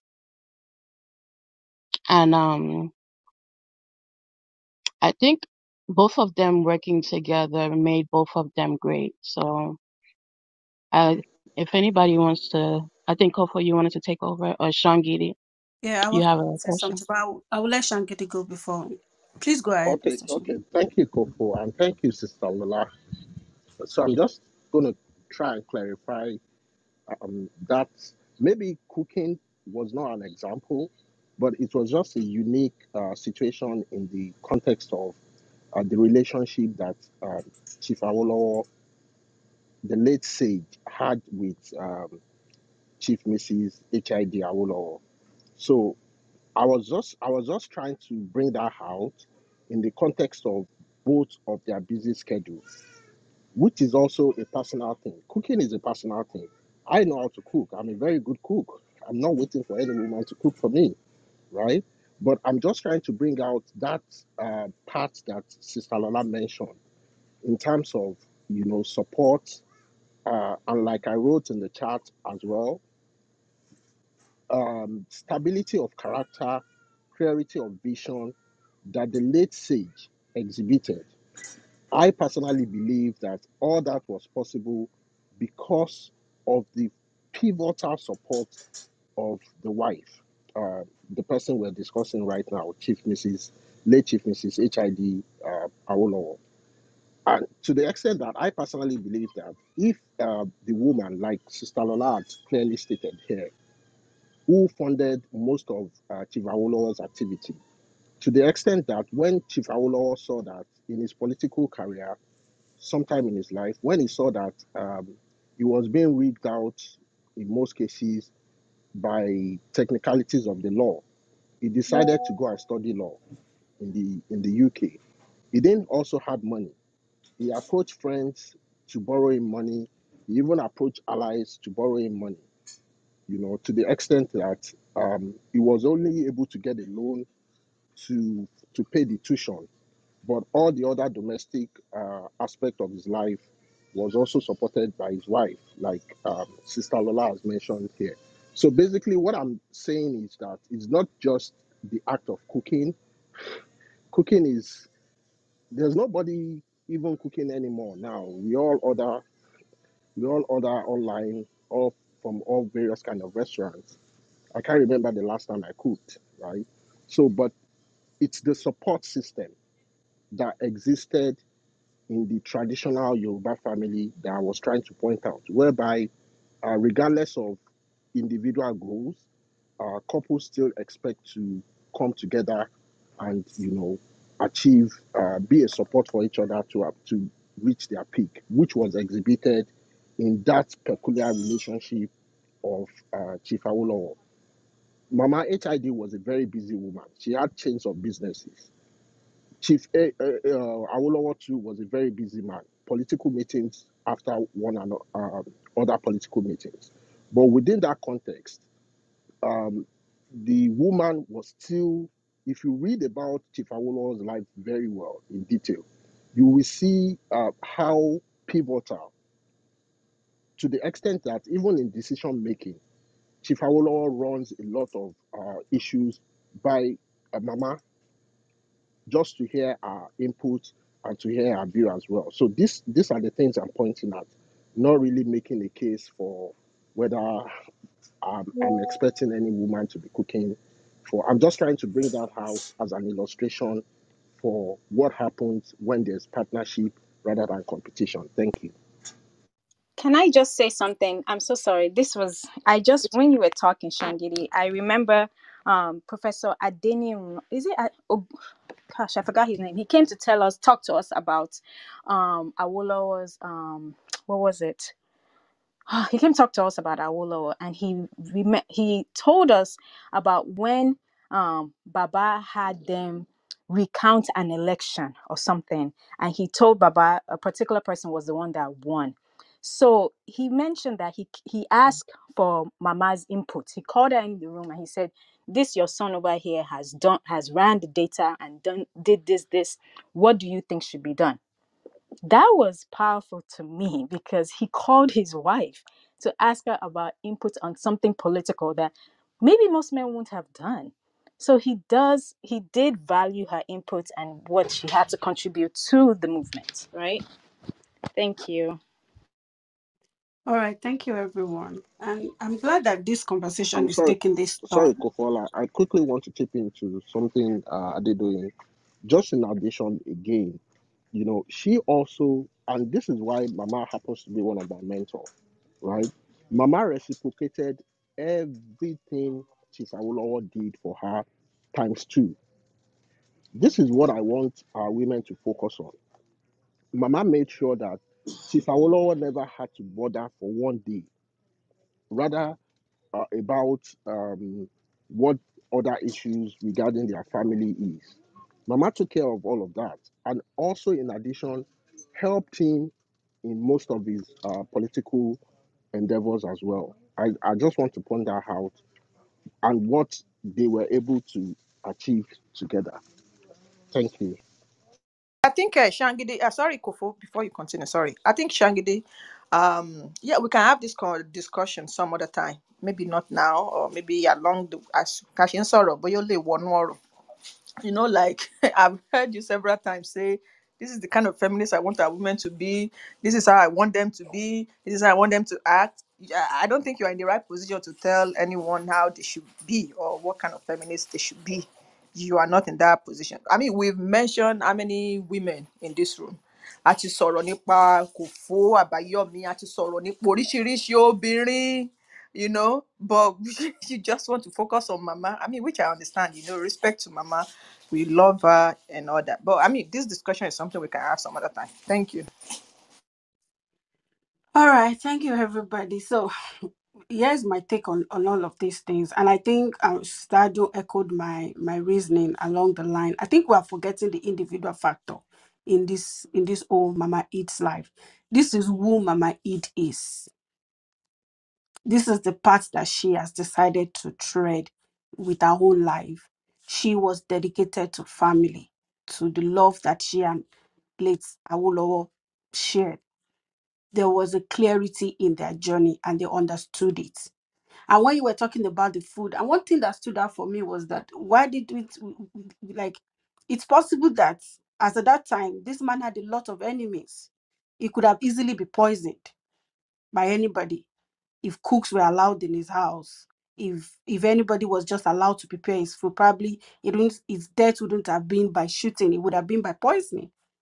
So maybe that's why it was very important for the movement of their family, for the success of that home, for her to cook his food. And I'm sure there were times too that maybe not being recorded. There were times that Baba would have also had to take care of his own stomach. She can't always be at his beck and call. It's not possible. The times that he was in London and he went to school and she had to continue the business in Nigeria to continue to fund, he must have been taking care of himself out there. So there's a need that this man can easily be poisoned, and maybe that was why she had to step on, like, okay, I'm going to prepare his meal by myself. Can we think like that? And he's saying that too. No feminist is better than the other feminists. And I'm not talking of misandrists. Like I said, there is a huge difference between misandrist and feminism. Any woman that is standing, everything that Mama Eid did, directly or indirectly, was beneficial to the women at that time, to the Yoruba women. She was actively involved. She was an active member of all the parties that her husband was. She even stood at a point when he was in prison. She was the one that ran for the elections. And so if she had won, it would have been he would have won. She would have stepped down for her husband by election. So it was their vision. There was an eye line. There was their vision aligned. And that's another thing that we're not considering. These two people had the same interest. She also had interest in politics. She also had interest of the people at heart. She also had interest to be an active member of a political party. That was her interest. She wasn't about education. She wasn't about, I'm not saying that she didn't get Western. I'm just saying that she wasn't about gathering more, about more going to school and more like some of the women that we have discussed here. She was a businesswoman. She was the first tobacco trader, the first distributor tobacco trader in Nigeria. She was the first person that started importing lace materials into the country. She was a businesswoman. And so by being a businesswoman, she was also involved. She knew that laws that can be placed in the Nigerian system can affect her business. So there was an alignment of interest for these people. So we're forgetting the individual factor. If you see couples in today's world that have the same interest in the same thing, we have the likes of, and I'm sorry that I'm going to divert. We have the likes of Elon Musk, that he and his wife just went their separate ways, and she was part of when they were sharing assets. We saw she walked away with half of the company because she was part of it. She was a great contributing factor to that business growing. There was an alignment of interest in their journey. So I don't see why we Fumilayo Ransome-Kuti was a phenomenal woman. Does that not having a husband like Awolowo, or tending to her husband the way HID tended to her husband, make her less of an activist for women? Of course not. So I hope, Mr. Shangidi, you understand why you are getting this pushback from women, because we can't do these things. These are the issues. It's a little bit problematic if you're getting where we're coming from. There are women that did great things, whether they were married or not, whether they stood for home, but they were still great women regardless. And that's the point that we're trying to make. And that's the focus that we're aiming towards. That whether a woman is married, whether a woman is unmarried, whether a woman has a successful marriage or an unsuccessful marriage, whether she was able to bear children or she wasn't able to bear children, her values should never be undermined what she's able to bring to the society, to the betterment of the society, should not be eroded because she failed at marriage or because she failed at not being able to be a mother. I just hope we're able to get to that point. Thank you. Mr. Shangidi, ẹ má sá fún wa, ẹ ti sá lọ ní kí ló dé? So yes, Sister Adu, ẹ̀yin ló kàn, ẹ bá wa sọ obìnrin tí ẹ máa sọ̀rọ̀ nípa ẹ̀ lónìí. Ẹ ṣé. Ẹ ṣé, màá wà very brief because ẹ má bínú, ẹ lè máa gbọ́ àwọn background ariwo kankan. Yeah. I would like to touch on spirituality. I would like to touch on socialism. I would like to touch on humanism. And that's why I will be very brief. My word, very, very brief. So, tí n bá ń sọ̀rọ̀ nípa spirituality, I will just talk about Professor Sophie Oluwole. Tí n bá ń sọ̀rọ̀ nípa socialism and whatever that comes with it, social activism and that, I would like to talk about what's the name of this? My Umani Alaga Nìbàdàn. And then talking about humanism and all that, ma sọ̀rọ̀ nípa Màmá wa Ẹkúndayọ̀. You know, all these women tí mo dárúkọ, gbogbo wọn náà ti contribute in one way or the other sí ilẹ̀ wa. Very brief. Professor Sophie Oluwole, wọ́n jẹ́ ẹnìkan tẹ́ gbogbo wa la mọ̀ ìwé tí wọ́n ní Socrates and Ọ̀rúnmìlà. You know, I would say ìwé yẹn, because I don't know much. I don't know every details about you know, tán ṣe dàgbà, mi lè sọ púpọ̀ nípa ẹ̀. But nǹkan tí mo rí tó jẹ́ kí n like wọn, nǹkan tí mo rí tó jẹ́ kí n wò pé akíkanjú obìnrin ni arábìnrin ni màá sọ nípa ẹ̀. Because tá bá wo wọ́n kọ oríṣiríṣi ìwé o. Oríṣiríṣi ìwé ni wọ́n kọ. Ṣùgbọ́n tá bá wo èyí tí ó jẹ́ ìwé tó jẹ́ wípé gbogbo wa a mọ̀ pé a mọ̀ nípa ìwé, a máa sọ̀rọ̀ ìwé Socrates and Ọ̀rúnmìlà. You know, ìyẹn jẹ́ kí àwọn èèyàn tó ka ìwé yìí wọ́n lè sọ nípa ọ̀dọ̀ màmá wa, wọ́n try láti mọ̀ pé Ọ̀rúnmìlà ti wà kí Socrates tó wà. So màmá wa compare iṣẹ́ Ọ̀rúnmìlà àti Socrates láti fi hàn pé in fact many nǹkan tí àwọn òyìnbó, nǹkan àwọn aláwọ̀ funfun tí wọ́n gbé gẹ̀gẹ̀gẹ̀gẹ̀ lénìí ní bàbá Ọ̀rúnmìlà ni wọ́n ti kọ́kọ́ gbé wá sí inú àwùjọ wa tẹ́lẹ̀ tipẹ́tipẹ́ kó tiẹ̀ tó kan time Socrates. So ṣá máa ní pé àwọn màmá wa sọ pé okay, a lè wá sọ pé bóyá lọ́nà kan àbí ọ̀nà kejì o, bóyá Socrates copy Ọ̀rúnmìlà o, bóyá àwọn èèyàn yìí bóyá wọ́n tiẹ̀ kọ́, bóyá wọ́n wá copy wa ni, bóyá nǹkan tí bàbá tá ti ṣe ní society wa làwọn people yìí náà ni wọ́n fi kún, ni wọ́n jẹ́ bẹ̀, wọ́n ṣàpọ́n gbogbo ẹ̀ ni wọ́n ń lò ní ọ̀dọ̀ wọn. So màmá wa jẹ́, tá bá wá wo nípa ìyá wa yìí, wọ́n jẹ́ professor of philosophy. Kó dẹ̀ tó di professor, wọ́n tiẹ̀ ti kọ́kọ́ kí n kàn sọ briefly ní ìtàn ìgbà tí wọ́n béèrè lọ́wọ́ màmá wa nínú interview.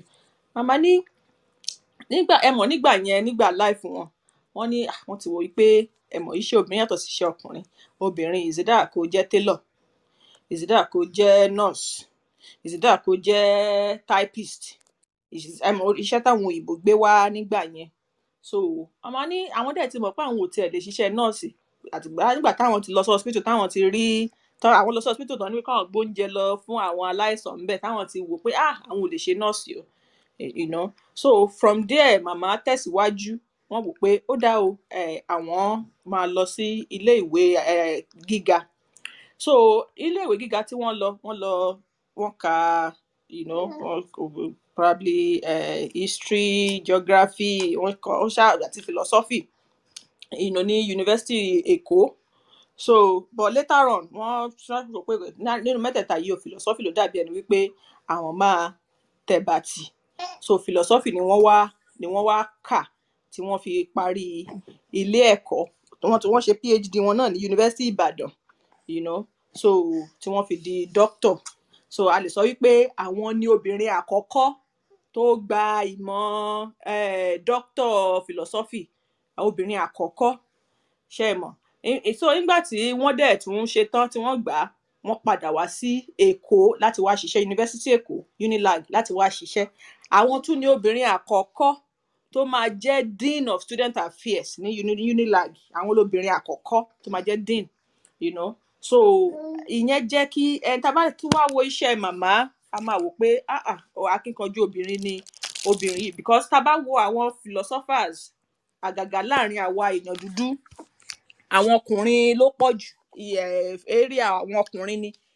Tá bá wá wo nǹkan tí ìyá wa ti ṣe pẹ̀lú láàrin àwọn tó ti ẹ̀jọ̀kùnrin yìí, a máa gbé sàmọ̀sàngúdù fún ìyá wa, a máa kan sára sí wọn pé ìyá yìí try, wọ́n gbìyànjú, you know, pẹ̀lú iṣẹ́ tí wọ́n ti ṣe, tí wọ́n àwọn in fact iṣẹ́ míì táwọn ọkùnrin ẹgbẹ́ wọn ti ṣe gan tí ò tiẹ̀ gbóríyìn fáwa èèyàn dúdú, fáwa Yorùbá. Ìyá wa tún tákù wọn, àwọn akẹgbẹ́ wọn á tún tákù wọn pé kò yẹ kó rí báyìí, tó ṣe yẹ kó rí lélẹ̀, ó yá ẹ jẹ́ á wò bẹ́ẹ̀, jẹ́ á wò báyìí, títí. So gbogbo àwọn èèyàn tó ti come across ìyá wa tán ti ka iṣẹ́ wọn pé ìyá akíkanjú ni ìyá, kí n má fa ọ̀rọ̀ gùn lọ títí, ìyẹn ti dúró bẹ́ẹ̀. Ìyá ẹlẹ́ẹ̀kejì tí màá sọ nípa ẹ̀, àwọn ni mo pè ní ìyá wa Umani Alága. Mi mọ̀ bóyá a mọ ìyá wa yìí, àbí ìyá ní ìlú Ìbàdàn.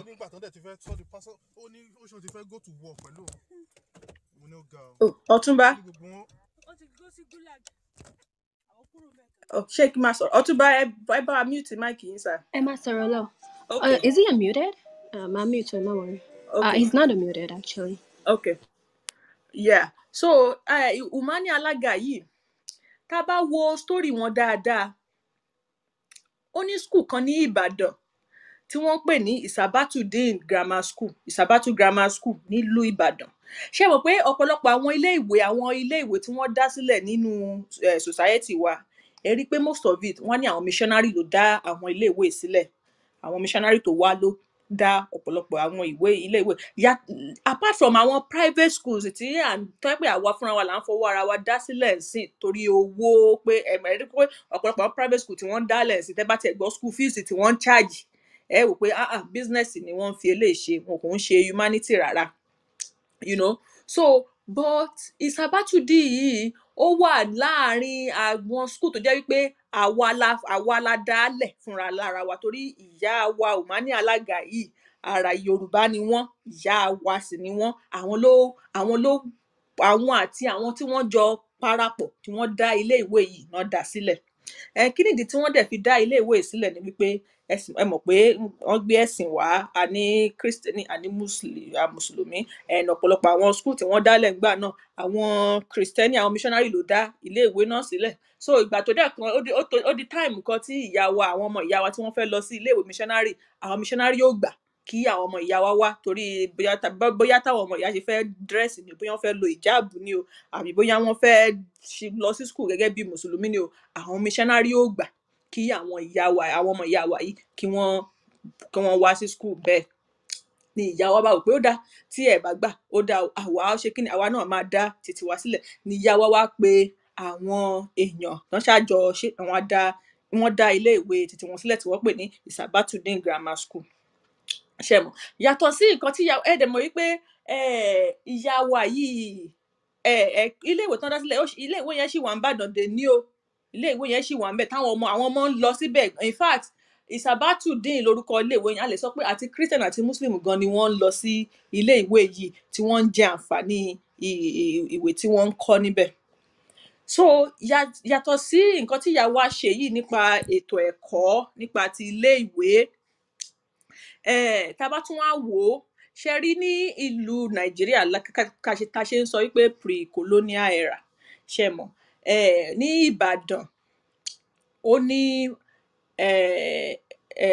kí ni wọ́n ń pè é, mo fẹ́ sọ nípa activism life wọn ni o, kó tó di pé wọ́n dá National Council of Women's Society tá a mọ̀ lénìí, kó tó di pé wọ́n dá sílẹ̀. Ṣe rí ní ìgbà yẹn àwọn Lebanese, àwọn ni wọ́n jẹ́ bí middleman láàrin òyìnbó àti àwọn èèyàn wa tó ń ta cotton, tó ń ta textile and all that. So ẹ mọ̀ àwọn Lebanese yẹn máa ń hùwà, wọ́n máa ń ṣìwàwù, wọ́n máa ń ṣe oríṣiríṣi. Ìyá wa ló ẹ dẹ̀ mọ̀ pé àwọn tó ń ṣòwò, àwọn obìnrin ló ń ṣòwò. So àwọn obìnrin so ìyá wa ló wá dá bí activism tó yẹ pé wọ́n fi wá gbógun ti àwọn Lebanese pé rárá o, a fẹ́ àwọn Lebanese yìí o, a fẹ́ wọn mọ́ o, you know, because ìwà kébékébé wọn ó ti pọ̀ jù. So lára àwọn obìnrin tí ìyá wa wá lead tí wọ́n fi protest against àwọn Lebanese, kódà protest wọn gan, wọ́n tẹ̀ tún gbé protest wọn dé ọ̀dọ̀ ọba, wọ́n gbé protest wọn dé ọ̀dọ̀ governor general gan ní Ìbàdàn gbà yẹn, wọ́n gbé protest wọn dé gbogbo bẹ̀. Ṣé nǹkan tí mò ń sọ yé yín? In fact wọ́n tẹ̀ tún ní lára nǹkan tá a kà, wọ́n ní pé ìgbà tí wọ́n tẹ̀ protest gan, wọn ò wọ bàtà. Wọ́n ní barefooted àti bareheaded ní ẹ mọ̀ kéèyàn má wọ bàtà kó tún wá kó ṣí orí lẹ̀. Ìyẹn lóbìnrin ó ní nǹkan tó túmọ̀ sí ní ilẹ̀ wa, tóbìnrin bá ṣí orí tó tí ò wọ bàtà tó sọ pé òun fẹ́ lọ protest, so ó ní nǹkan tó túmọ̀ sí. So protest wọ́n ń gbà yẹn, ìfẹ̀hónúhàn tó ń ṣe ń gbà yẹn, ó ṣáà lead sí láti pé kí wọ́n rò pé ó dá ẹ jẹ́ ká fún àwọn ìyá wa ní nǹkan tí wọ́n fẹ́ ní ìgbà yẹn. So reason tí mo ṣe wá wò tí nǹkan tí mo ń sọ yìí tó fi jẹ́ nǹkan tó wà very important to me ni wípé Ìbàdàn ni wọ́n ti ṣe ń gbà yẹn o. Nǹkan tí mo ń sọ yìí, that was before independent, before 1960 nǹkan tí mo ń sọ yìí o. Ní ìyá wa tí wọ́n ti ṣe National Council of Women Society onígbà yẹn o, tí ìyá wa tí wọ́n jẹ́ ìkan lára àwọn olórí tí wọ́n dá sílẹ̀ gbà yẹn o. Nígbà tí a wá ní Nàìjíríà, kódà Nàìjíríà wá adopt NCWS ní Nàìjíríà wá adopt ẹ̀. Even lénìí tẹ́ bá dé Abuja, NCWS wà ní Abuja tí wọ́n sọ pé wọ́n ń jà fún ẹ̀tọ́ obìnrin. So ṣùgbọ́n ẹ rántí ibi tó ti bẹ̀rẹ̀, ó bẹ̀rẹ̀ láti Ìbàdàn, láti ọ̀dọ̀ ìyá wa Umani Alága àtàwọn akẹgbẹ́ wọn tí wọ́n jọ dá sílẹ̀. A tún wá ní lénìí in this our current Nigeria tí wọ́n sọ pé NCWS ń gbà yẹn o, ó tún wá wà ní inú ẹ má bínú, àwa speaker méjìlá wà ní lórí aago. So ìyá wa ẹlẹ́ẹ̀kẹta tí mo pè ní ìyá wa Màmá Ẹkúndayọ̀, mo lè má sọ púpọ̀ nípa wọn, ṣùgbọ́n a mọ̀ wípé ó ní mo ṣe pè ní humanism. Ṣe rí ìyá wa náà, a jẹ́ ká mọ̀ pé ìyá bí ọmọ 5 àbí bóyá 4, dẹ́dọ̀ pé 5 ní ìyá bí tó jẹ́ ọmọ inú wọn tí wọ́n finú bí. Ṣùgbọ́n ọmọ tí ìyá wa adopt, tí ìyá tọ́jú fúnra lára wọn is almost 500 children. Yeah, T.Y. Bello kọ nípa wọn. Kódà T.Y. Bello wà lára àwọn ọmọ tí ìyá yẹn adopt, tí ìyá tọ́jú. Ẹ̀yin náà ẹ jẹ́ ká wò ó. Ìgbà tí obìnrin bímọ, ó finú ẹ̀ bí ọmọ 4 sí 5. Ṣùgbọ́n àwọn ọmọ tó gbà tọ́, tó yẹ pé ó gbà wọ́n tọ́, wọ́n lọ bí 500. Ẹ̀yin náà ẹ wò ó. Ẹ dẹ̀ wá wo àwọn ọmọ 500 tí ìyá yìí tọ́jú. Many of them ló wà ní different position lénìí tí wọ́n dẹ̀ ń ṣe dáadáa, tí wọ́n jẹ́ ọmọ gidi nínú ìlú. Ẹ mọ̀ bóyá àwọn ọmọ tí ìyá gbà tọ́jú, ẹ̀yin náà ẹ jẹ́ ká ṣírò ọmọ bíi ká tẹ̀ ní pé 400, which is more than that. Ká tẹ̀ lọ́mọ 400 tí ò ní ìtọ́jú, tí ò lóbìí, tí ò ní kankan. Ẹ̀yin náà ẹ jẹ́ ká wo ibi tọ́mọ náà máa wà lénìí. Àwọn ló ń di jàgùdà, àwọn ló ń dìdìkudì sí àárín ìlú, àwọn ló ń di agbénipa di gbogbo ẹ̀ sáàárín ìlú. Ṣùgbọ́n ìyá wa yìí gba àwọn ọmọ yẹn, ó tọ́jú wọn, wọ́n dẹ̀ dàgbà, wọ́n dẹ̀ di èèyàn gidi ní inú society wa. T.Y. Bello tó kọ The Land is Green, ara àwọn ọmọ tí ìyá yẹn tọ́jú ni now. Ṣé ẹ mọ̀? So àwọn mẹ́ta tí mo fẹ́ sọ nípa mo lè sọ jù báyìí lọ ṣá, ṣùgbọ́n ẹ jẹ́ kí n dá ọ̀gá mi lóhùn níbí. Ẹ ṣé, mo dúpẹ́.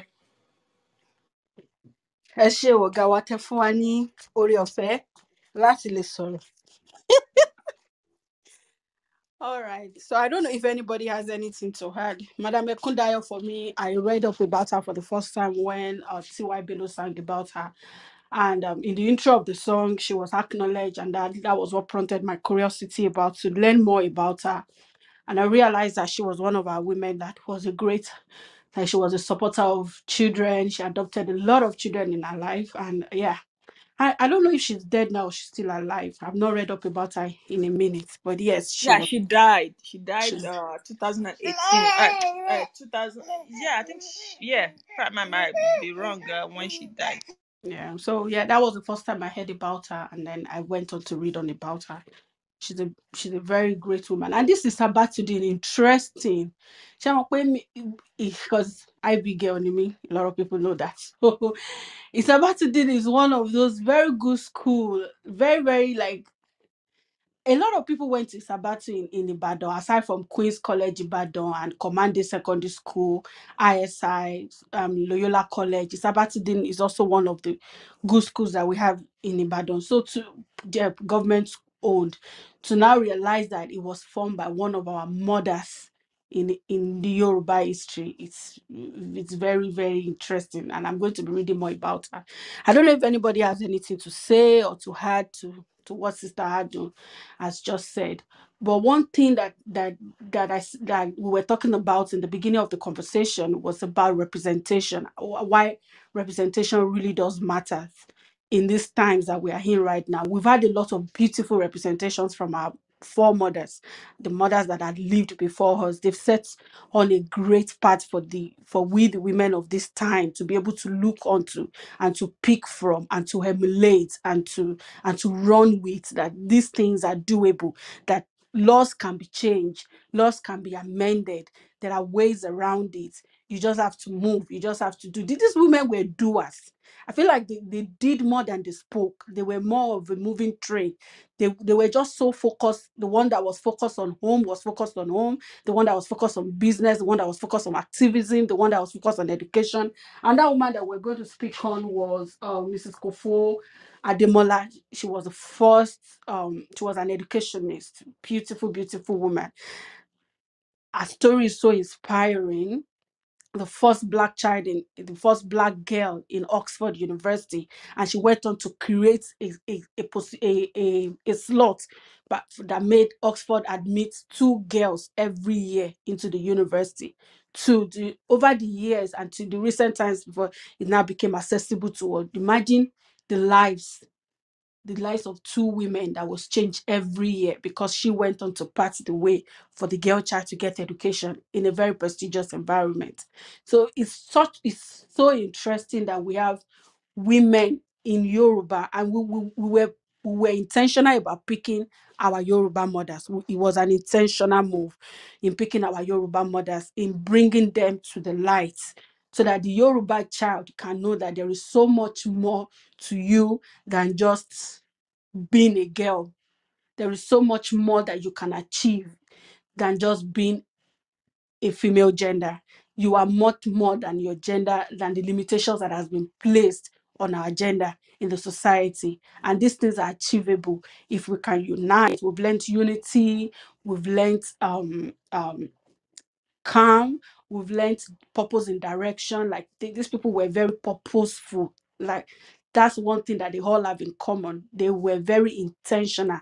They lead a very intentional life. They were they were visionaries. They knew what was at stake in their dealings. That okay, if I did this, this is what is attainable. This is what I can get. This is what that can be achieved. And they were very focused on it, regardless of every limitation that they faced, every repression and subjugation from the society and from the government. They were intentional about their life and they carried on with it. And today we can talk about them in history. Today we can feel their impact. She was talking about the association that was the NSWC, or oh God, have mercy, I can't remember right now, and it's still very of effect. It's still effective till today in Abuja. But how many of them are on the limelight? How many of them are still very functional the way they should be functional because of the Nigerian system? There's been so much limitation placed on those systems now that it's like they never existed, even though they are dead. They're just there as figureheads. A lot of the labors of our heroes past is going into extinction. And this is why it is so important for women in our generation, in our time, to be more active, to be more hands-on. It's very important for us to be part of the movement, for us to contribute in any little way that we can. It starts with that small girl. Shalewa Tenpe Nishe Nile. It starts with that younger girl that is just finishing high school. The mass of that is a sales girl in your mom's shop. It starts with that small girl that is a member of your church or your mosque or wherever your place of worship is. Isheshe that is in the temple with you. It starts with you looking around you that within my small sphere, how many women can I support? Even if it is one woman in a year, that you are able to put your full support onto, to support spiritually, physically, to support in mentoring. You are changed. There is another, I think there's this phrase that says, empower a woman and you feed a nation. So if you empower one woman, empower one girl child, pour into one girl child, you have definitely changed the whole course, because she's going to come on to be an individual in the society by herself. She's going to be better for herself. She's going to be better for her family. That is a nuclear family. And she's also going to be better for the family that she's going to get married into. And so also beneficial to the kids that she's going to bring forward. And even if she never had the child, even if she never get married, she's still going to be able to pass it on to the next person beside her. It might be a boy child, it might be a girl child. It doesn't matter. So it is important that we look within. And one of the main aim of this conversation is to like let women know what we can do if we unite, if we stand together. None of these women did these things by themselves alone. They had support system. There was sisterhood in their journey. And that's one thing that our generation is missing. The sisterhood is lacking. We necessarily, there is so much that we can do when we come together as a collective force. Then when we come together as a collective force, where we all move together in unity, there is much more that can be. And I'm guilty of this too, because I've always said it. I give up easily on people. I give up so much that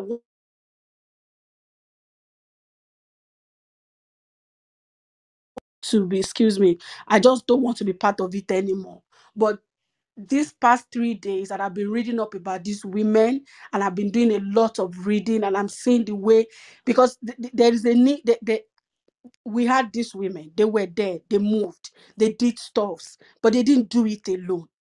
So sisterhood became more important to me. As much as I was a woman leader, as much as I was that person, I know that I give up easily. I know that I let things go, I let people go, but there's no way. And I'm speaking to myself. Some of the things that I learned, the lessons and the values that I picked from these readings, was the fact that it is needed, it is important that we work in unity, that we cover our weaknesses amongst ourselves as women, and elaborate and pour into more in our strengths.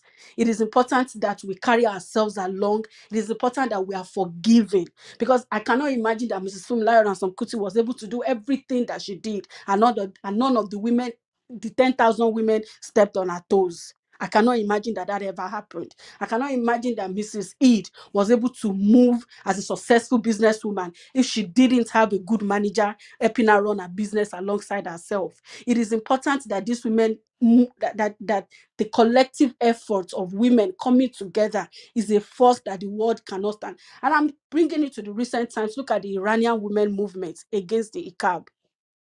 You can imagine if it is just one woman on the street today fighting against that oppression under the Iranian government. But there are thousands of women on the streets of Iran today moving together, collective efforts, not minding who is gay, not minding who is who, not minding color, not minding the son of the rich or the poor. It's one voice against one thing, against oppression and a better Iran country. And that's one thing that I look forward to in the Yoruba nation. And so if we're not going to walk away with anything from this conversation, it's important that we all sit back as women and reflect, what more can I do? And where can I cover up? That moving on, this is how I want to be intentional in this journey. Because yes, there will be women that will annoy you. There will be women that will speak against you. There will be women that will cause you to want to give up on your journey. But what about the end result? We are reading about these women in history today. We're making reference to their efforts in changing times and seasons for themselves during their era. What will be said when Yoruba nation comes to fruition, when we have a nation? What will be said of you and I, that we're talking about these great women today? Would we also be able to? There is a need. And at such a time like this in destiny, like I say to myself, there is so much need for representation that there's a need for us to begin to show out and show off and show these younger women what can be done, what is obtainable. There is a need for representation. The girl child is in so much need of representation. There's a whole lot of falsehood out there. How it is easy to give up, how it is easy to just be whatever under the terms. I'm not going to be using any terms, but I know we understand what I'm driving at. So there is a need for representation among the female gender. And there's also a need to bring into limelight some of our beautiful mothers that are doing great things, the likes of Nimi Akikube. We've talked about Nike Hat Gallery. I have a personal person that I love so much. She's my aunt, Dio Benjamin Lani. She ran for the senator in Abuja, but I'm glad that she didn't win it because now she's listening to me in joining Yoruba Nation. So yes, there we have a range of women, Mrs. Ipukwa Woshika. The likes of all these women are there, but are they being spoken of enough? No. So there is a need that we begin to speak more about our women, the Yoruba woman first, and then the collective women around the world. But because this is a new movement that is on the move, and that it's new, it's still at its baby phase, it's gathering momentum. Now is the time to put our women on the limelight, and so the girl child can see that in this, if I adhere to this movement, if I give in to this movement, this is what is obtainable. I've said a lot of things, but I hope I made sense. I don't know if anybody has anything to say. And Yes. before I hand over the mic, why are our men in the audience? White Lion, Olabola, Odua, Are. What are you uncles doing in the chat, in the gulag? We're sending you invites. Please come up. We're about to round up. Please come up. Kofo, they want to be safe. Oh. They should come. We can take it. Please, feedbacks. Thank you. Please come up on stage. I should go on, Sister Kofo. So I just wanted to, before we end up, first give Madam SK the opportunity to say a thing or two because she has been quiet. First, let me do that. Ejo, Madam Kugbodo Kushewambe. I'm not sure if she can hear me, but anytime Teba Fessor Eli Wale, you can interject at any time. Ejo, thank you, ma. We would appreciate your contribution.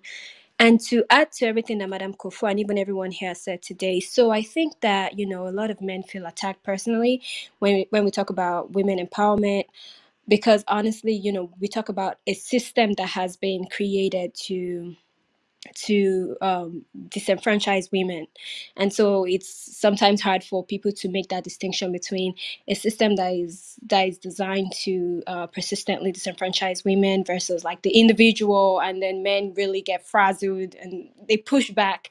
So just think about how you as a person are contributing to the system that continues to perpetuate oppression. So people might talk about the movie or movie Anikulapo tá sọ pé woman yẹn wọ́n wà marginalized torí pé wọn lọ́mọ wọn lè bí ọmọ, and then àwọn èèyàn sọ pé but àwọn obìnrin kí lẹ sọ. Can we save it? Can we open another room after this one? Oh, yeah, we can. Okay, so I'll just stop that. Okay, I'll hold that thought. Sounds good.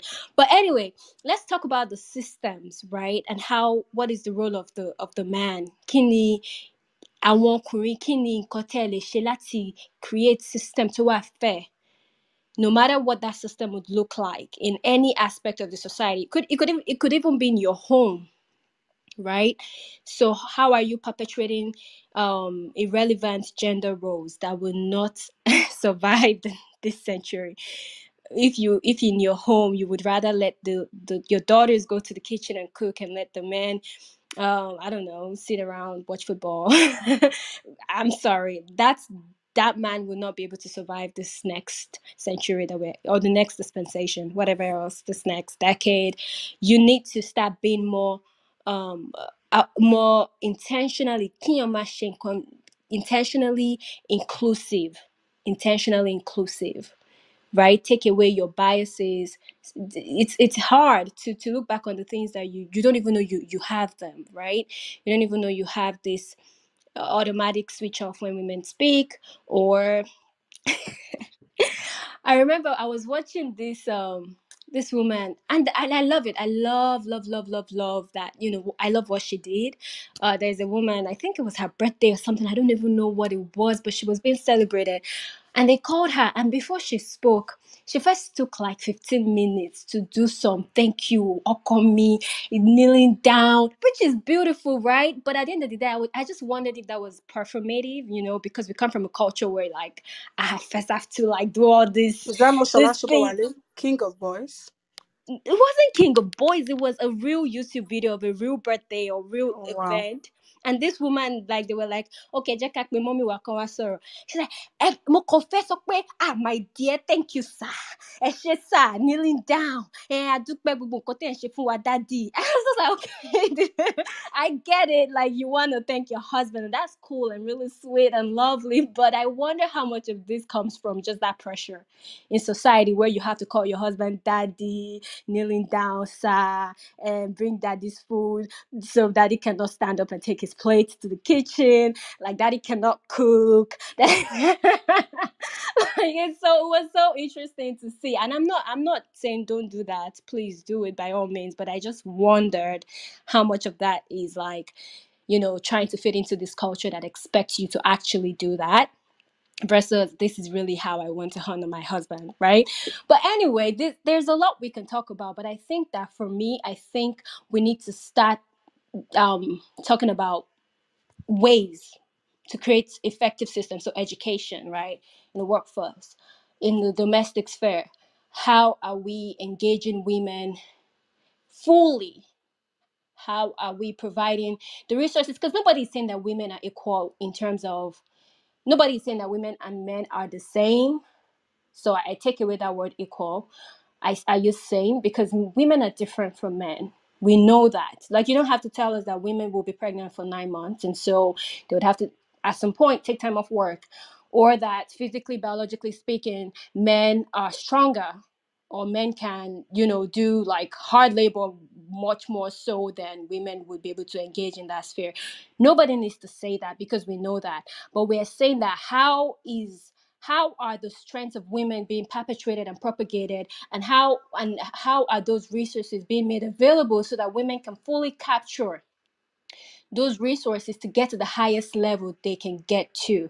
And some of the cultures we need to relegate, you know, like a woman's worth is based on how many kids she has, how many male children she births, if she's married, if she's married by a certain age. If you're not married by 30, you're at the wall. You know, like all this weird culture that we need to relegate instantaneously, or sex shaming women. So when women are not quote unquote virgins, then you treat that, you dehumanize them. So, you know, these are the things that we need to start really, really thinking through, or treating the guy child as like the most important child. So the guy child will be given all this preferential treatment because he's the man, right? Who's the man of this house? I'm the man. When the dad is not home, I'm the man. Whatever that means. So these are things that we still have in our culture that we need to start deconstructing, or people would say, "Ebo loko ẹ wà, mo fẹ́ bá ọkọ ẹ sọ̀rọ̀." You know, as if the woman is not important. Like, I need to speak to your husband. Only your husband I can have this conversation with. I remember when my grandma passed and my dad was going to talk to his sister. He called her husband. He called her and he was like, "Where's your husband?" And she was like, "He's at work." He's like, "Oh no, he's in a meeting." And he was like, "Oh, can he, this is urgent, can he come on the phone?" And she was like, "Oh, he's not able to get up." And he's like, "Okay, tell him to call me when he's off the phone." And I'm like, this is her mom. Like, bro, you gotta tell her that her mom is dead. Like, the husband is in the meeting, bro. You need to have this conversation. But these are the things, as though the woman is not able to, she's so fragile, so we need to tell her husband, so that, just like really interesting. Even for other things like decision making, let the men sit and have this conversation, and then the women will let them know what we decide. It's like, come on, this is 2022. Like, let's get over this relic that is not really serving us right. So let's intentionally break down these systems of oppression that treat women as if they are inferior to men and they can't sit at the same table as men. When we have people like Okonjo Iweala leading men, leading at the UN level. We have people like Chimamanda gaining awards and awards upon awards, making decisions. All these women we discussed today and many more that are upcoming, making impact in the world. And yet we want to subjugate our women and continue to tell them that they're inferior to men and they should keep quiet when men are speaking. Look down, you don't look at men. Your husband and you're not equal. Because I don't know, some religion tells you that you're not equal, and so you must submit. I mean, I'm not even gonna have that conversation because that conversation it's not my place. Everyone can do what they want, but I mean, avert your eyes, don't look, call your husband sir. Just like weird things. Whereas you guys both went to school together, right? But all of a sudden your husband has become, I mean, it's not my problem. Do what works for you. But let's let's break down this system of oppression and let's create equal access to opportunities. So that's my 2 cents. I think I want us to talk about present and future. We've talked about past and we've talked about some people in today's time, but what do we want to see in a nation for women? Like, how do we want women to engage in that nation? Briefly before we go. So, Shall we I really start want us with to. me? We're going popcorn. Yes, popcorn. All right. So, does anyone want to answer real quick? I'm putting 1 or 2 things together here. We have Otumba on stage, Sister Zainab, Sister Adu. I'm here. Oh, Okay, so how do we want women to be actively? If I get Ocean's Present ma. answer to Sister Ocean's question. Hey, Jomi, what got you Sister Ocean sọ? Okay, Sister Ocean, do you want to repeat the question? Representation. That's what I got from it. Auntie Ocean, share one ibi bẹ̀yẹn. Mo wà ń bí báyìí, kí ló ṣẹlẹ̀, má bínú. Question ṣe béèrè. Ṣe lè Yes. bá wa tún béèrè for the audience. Nǹkan tí mo sọ ni pé kí la fẹ́ rí gangan, like we're just talking about these things, but kí ni a fẹ́ rí ní nation fún women? Báwo la ṣe fẹ́ kí women kan take the forefront in the nation? All right. Mo fẹ́ kó jẹ́ pé àwọn ọkùnrin wa ló máa kọ́kọ́ dá wa lóhùn. Káwọn obìnrin tó sọ nǹkan tá a expect. Mi ì fẹ́ ká fún wọn lórí jù. So yeah, our men in the audience, ẹ máa bọ̀ lókè. Okay, Okay, go ahead. yeah, sure. Thank you very much for all of this insights that we've had from our powerful women. I've learned a lot, and I'm still learning a lot from you all. I think it's really important that, and I really love that we started this program today when we started to talk about women of impact in the past, and one of our hosts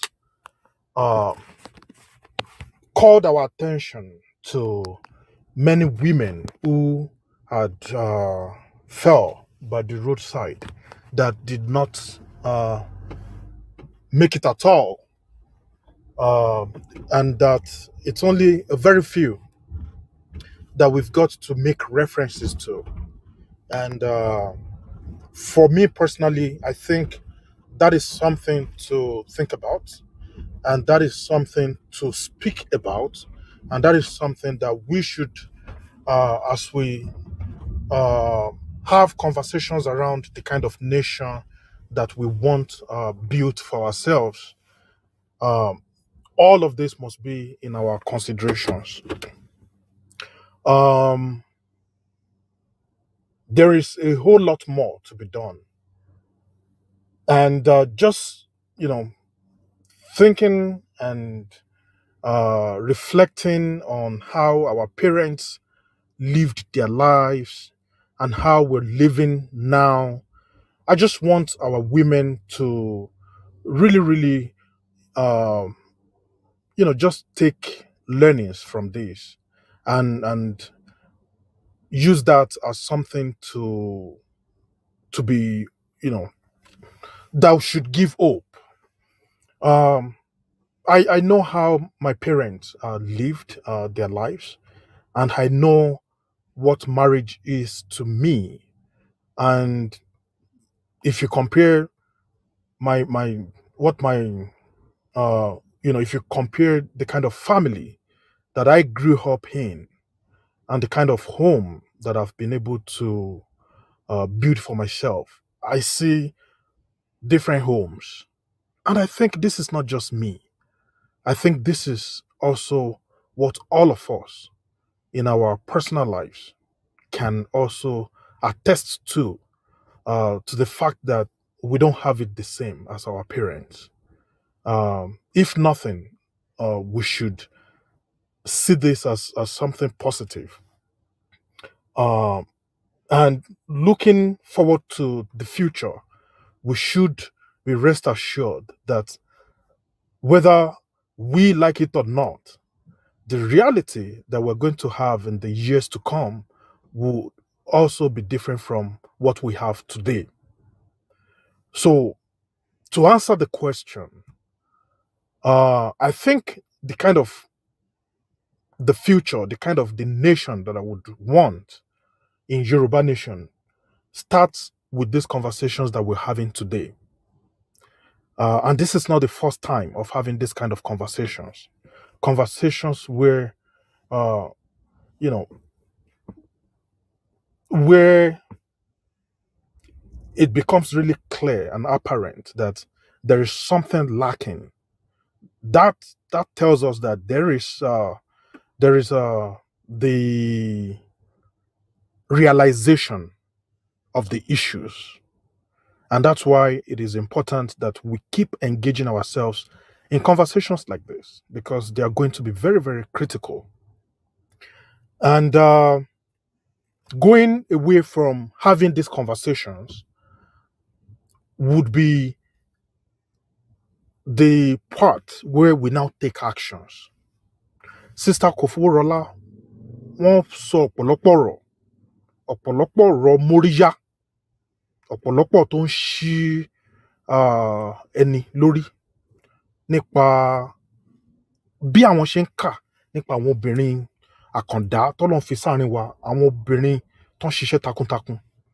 Wípé báwọn ṣe ń kà, àwọn ń rí oríṣiríṣi ẹ̀kọ́, àwọn dẹ̀ ń rí oríṣiríṣi ìṣípayá, àwọn dẹ̀ ń rí pé ọ̀pọ̀lọpọ̀ làwọn nǹkan táwọn náà ní láti mú kúrò nínú àwọn ìdánilẹ́kọ̀ọ́ táwọn náà tó ń ṣe.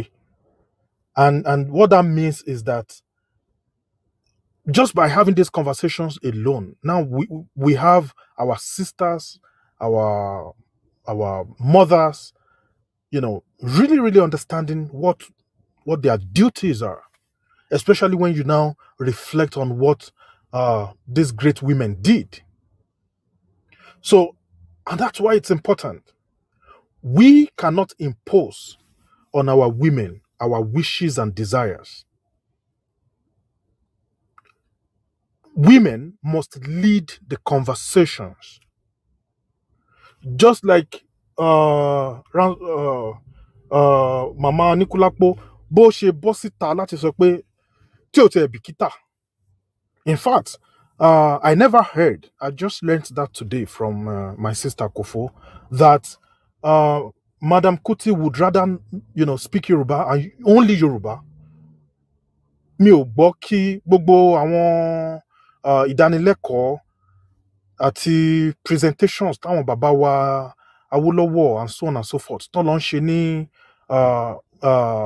ní Parliament, United Kingdom Parliament back in the days. Èèbó làwọn bàbá yẹn sọ kùrà, where we had women who would rather just speak only Yoruba. So, in tí gbogbo ilé ń kọ́ wa ò ní pé in táwọn ọkùnrin gan ò lè ṣe kò ń ṣe ìgbà àkọ́kọ́ lélẹ̀ tá a máa ṣe máa mọ̀ pé àwọn obìnrin lè ṣe kán ṣe jù bẹ́ẹ̀ lọ.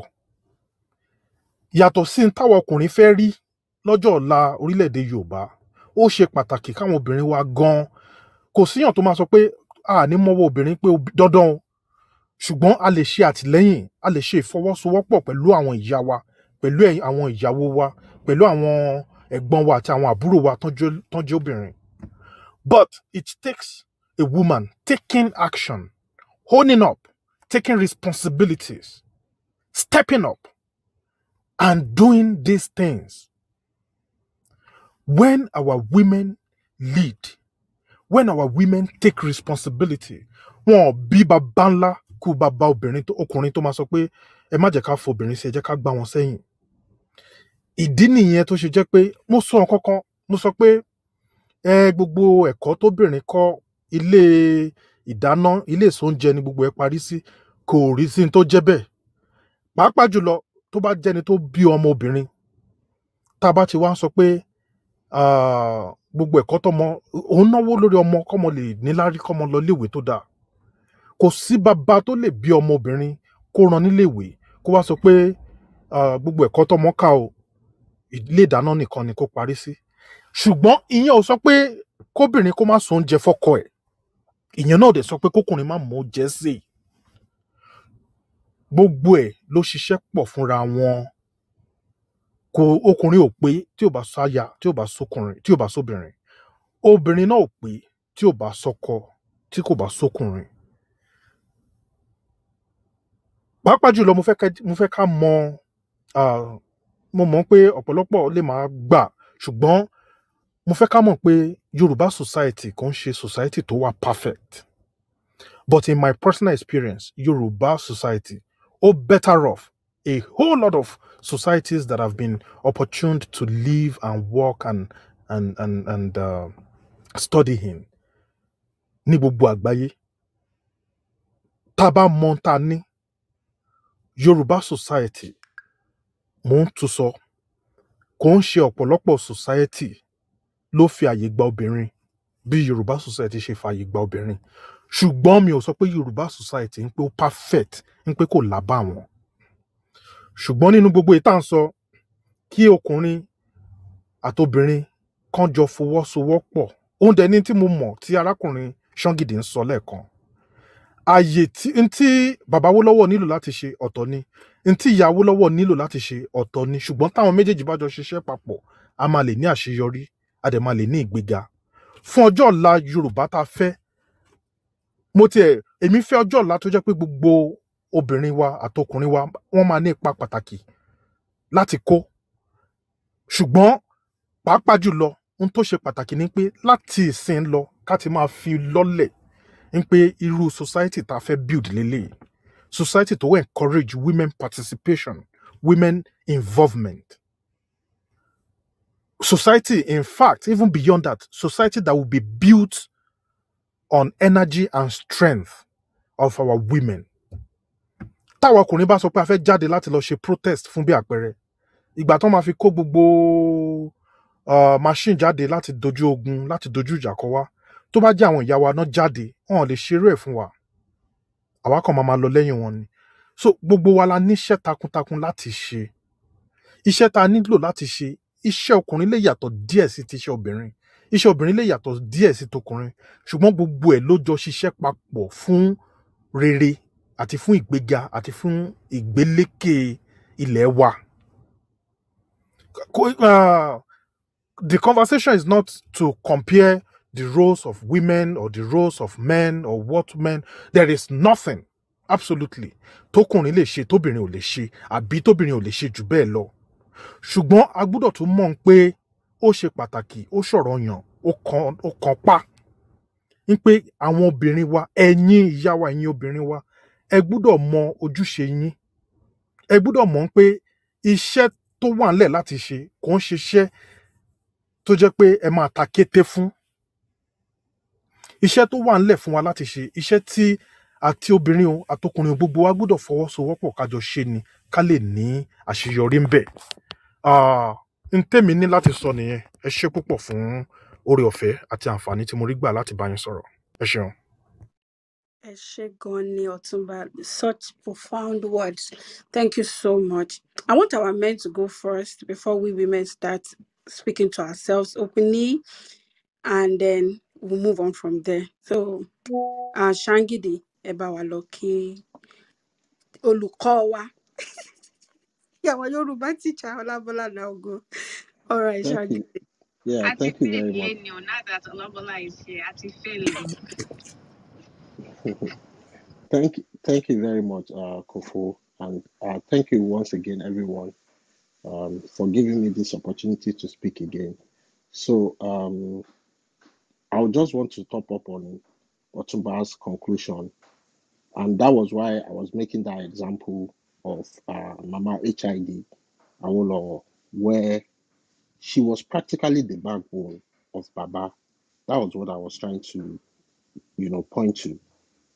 She identified, just like Otumba said, she identified what she needed to do for the late sage to be successful in their goals.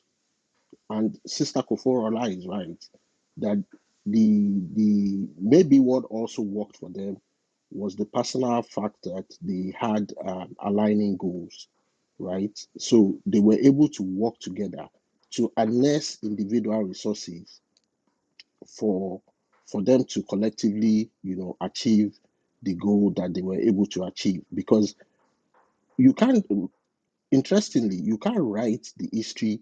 Go and look at everywhere that you have the history of the late sage. They would always mention the name of the wife. There's a reason for that, because you can't write the story of the late sage without mentioning his wife. The wife played, just like Sister Lola again, I'll refer to that, as highlighted. She played a very significant role for the man to be stable in his political vision, and which also brought their name collectively to the limelight. But I'll quickly want to, move on to what we would like to see in the future. Me, for one, personally, I've been clamoring for this because I know the strength that our Yoruba women possess. And I've had a room on this, the strength, the power of the Yoruba women is not actually something they got out of, it's not skilled form. It's a divine strength. And that lies in the story of creation of the Yoruba cosmology. I've hosted a room on this just to show that even when Yorubas believe that the Orishas came to create the world, all the male Orishas, they couldn't succeed in their activities to create the world until when they had to involve the female deities.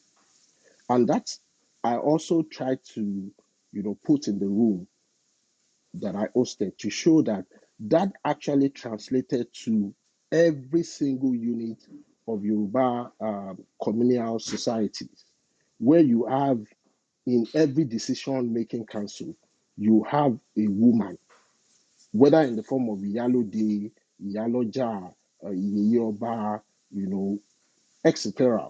In every decision-making council in pre-colonial Yoruba land, you have a woman representation. And, earlier in the conversation as well, we also talked about the part how when Sister Didoe asked the question that what was the reason for choosing information dissemination through women. When Sister Zainab talked about that too. And I was also able to, showcase that the little each unit of the Yoruba community then has like a representation of women. And because women are in almost all the other sectors of life of the community then, of the society then, based on their, their influence on the commercial aspect of things, of the family unit, women are everywhere. So that is why even the Yoruba community then choose to spread information through women, because women forms the basic of each society. They also produce the future, right? They produce the future, right? So I for one would like to see a lot more women representation. A lot more women representation. I want women to come out and be the ones to champion causes, regardless of whether it's going to favor women or it's even going to favor humanity at large. And I will land with this. In researching for my room, the room that I hosted then, the role of women in pre-colonial Yoruba land, using Iyalodis of the then Iyalodis as case study, something interesting occurred to me because I was looking for information specifically on the Iyalodis. And this also ties to what Auntie said earlier in terms of, women telling their own stories of the unsung feminine heroes in Yoruba land. I could only find scanty materials regarding women in Yoruba land. Even the Yellow days, I couldn't find enough material, to read on the entire Yellow days that have existed in Yoruba land. So I think this is also a call to our women. I don't know how we'll be able to get this information. A lot more that are even, influential then, that contributed more, do not even have information about them, not to talk of the unsung heroes that Auntie was talking about. So this is what I hope to see more in the future and also in the future Yoruba nation that we're going to have. Thank you.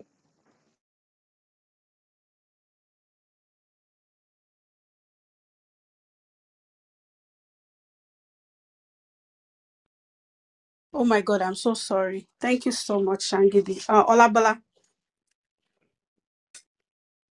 Yes, Kufo. please go ahead.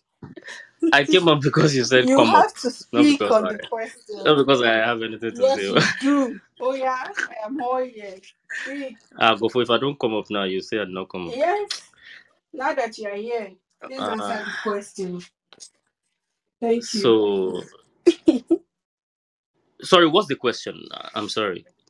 Like, is it just a general Yes, contribution a to the general topic? contribution on how we women can be more active in our nation, in Yoruba nation. What would you like to see from women?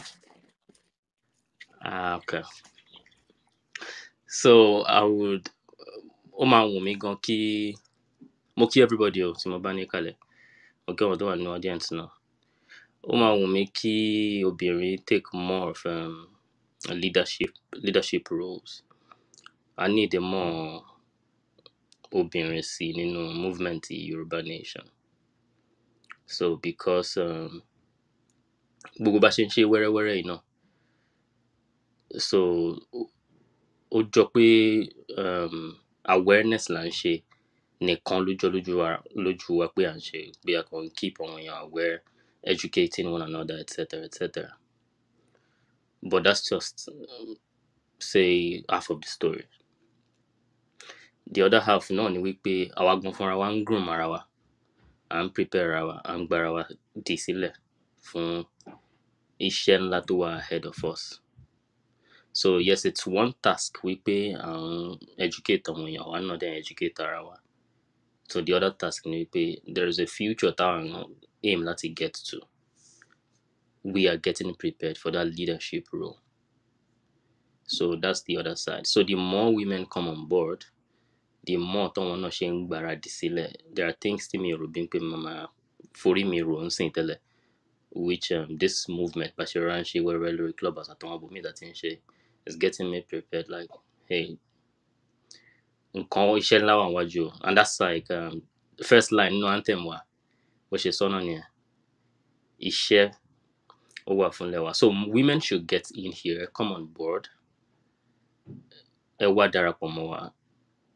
So while you're educating others and getting yourself educated, you are also getting yourself prepared for the leadership role tó wà níwájú tí ẹ máa wá take. Tí èèyàn ò bá gbáradì sílẹ̀, ó máa báyàn lójijì náà ni.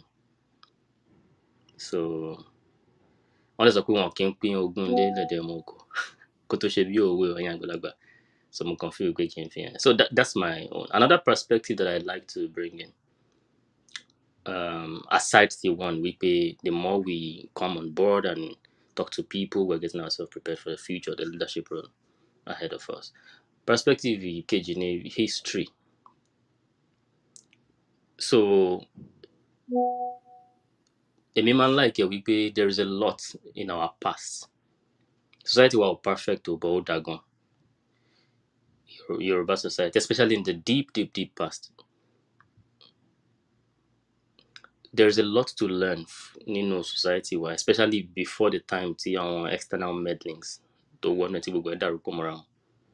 There's a lot to learn. So now, narrowing it down sí ti obìnrin àti leadership tó jẹ́ point mi gangan, which I really would like to see women in leadership position.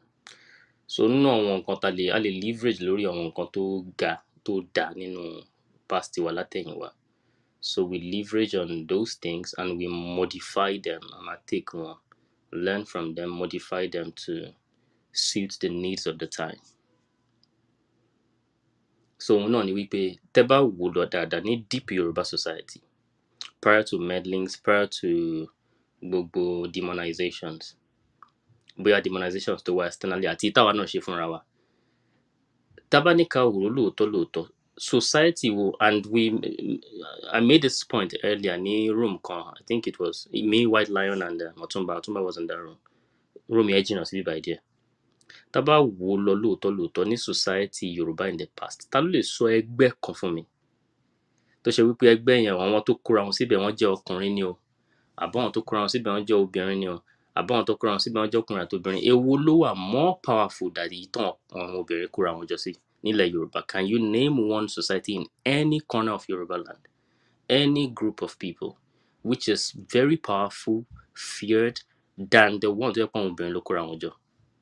This is not even sugarcoating or anything. This is the reality on ground. Even till now, tó yẹ pé kò ń ṣe ancient deep past mọ́, kò sí ẹgbẹ́ kankan lẹ̀ Yorùbá at any point in time till present and probably to the future tí ó yẹ pé àwọn tó kóra wọn jọ síbẹ̀ wá lágbára ju ẹgbẹ́ tó yẹ pé àwọn obìnrin ló dá kóra wọn jọ. Kò sí. The most powerful group tèmi mọ̀ in Yoruba history, Yoruba society ni táwọn obìnrin kóra wọn jọ sí. There's a reason tó fi jẹ́ bẹ́ẹ̀.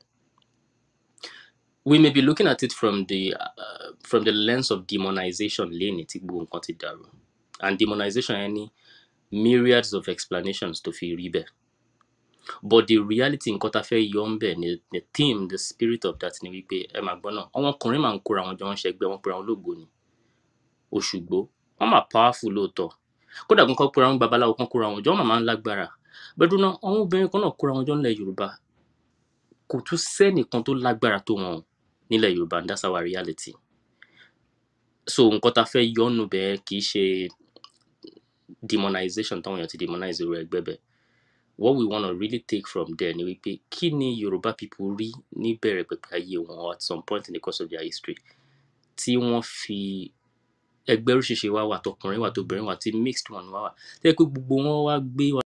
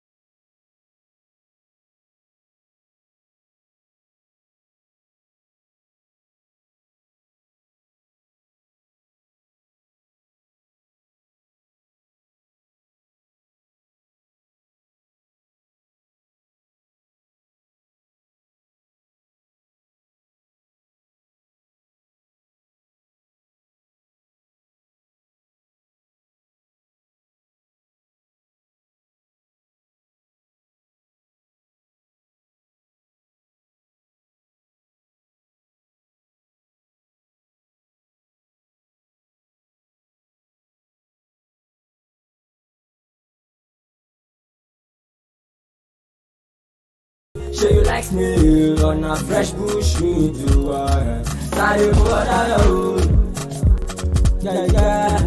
Make you go that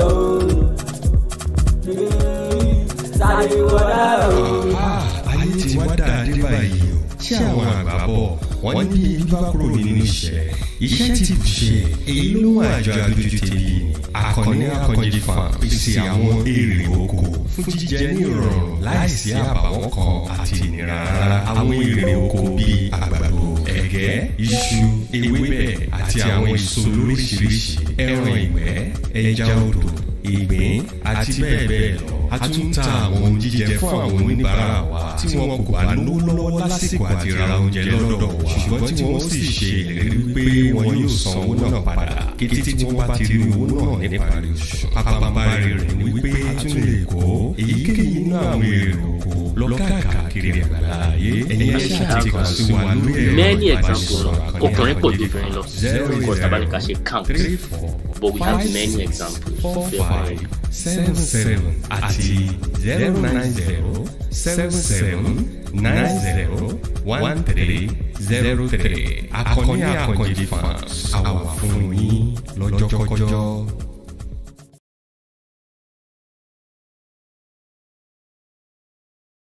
Obìnrin náà kò wá exclusive, kò wá reserved. That's the point I'm making. Kò wá reserved pé ọkùnrin ló ní òun ní the ideal Yoruba society before any external meddling. Kò wá èyí tó lágbára jù, the highest àríbí highest yẹn ní politics, the highest one ní ti ọba jíjẹ, kò tún wá exclusive fún ọkùnrin.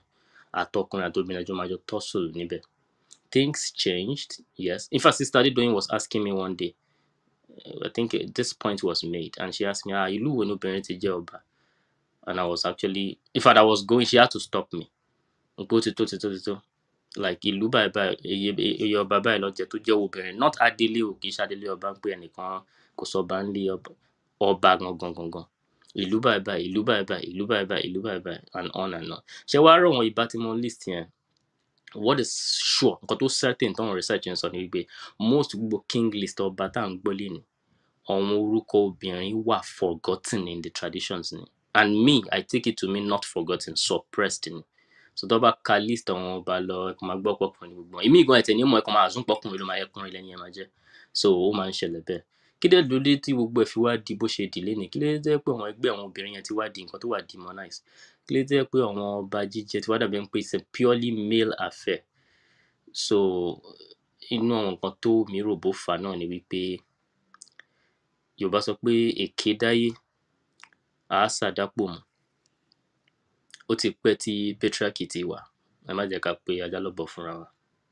Wípé òyìnbó kan ló gbé wá ní 1800.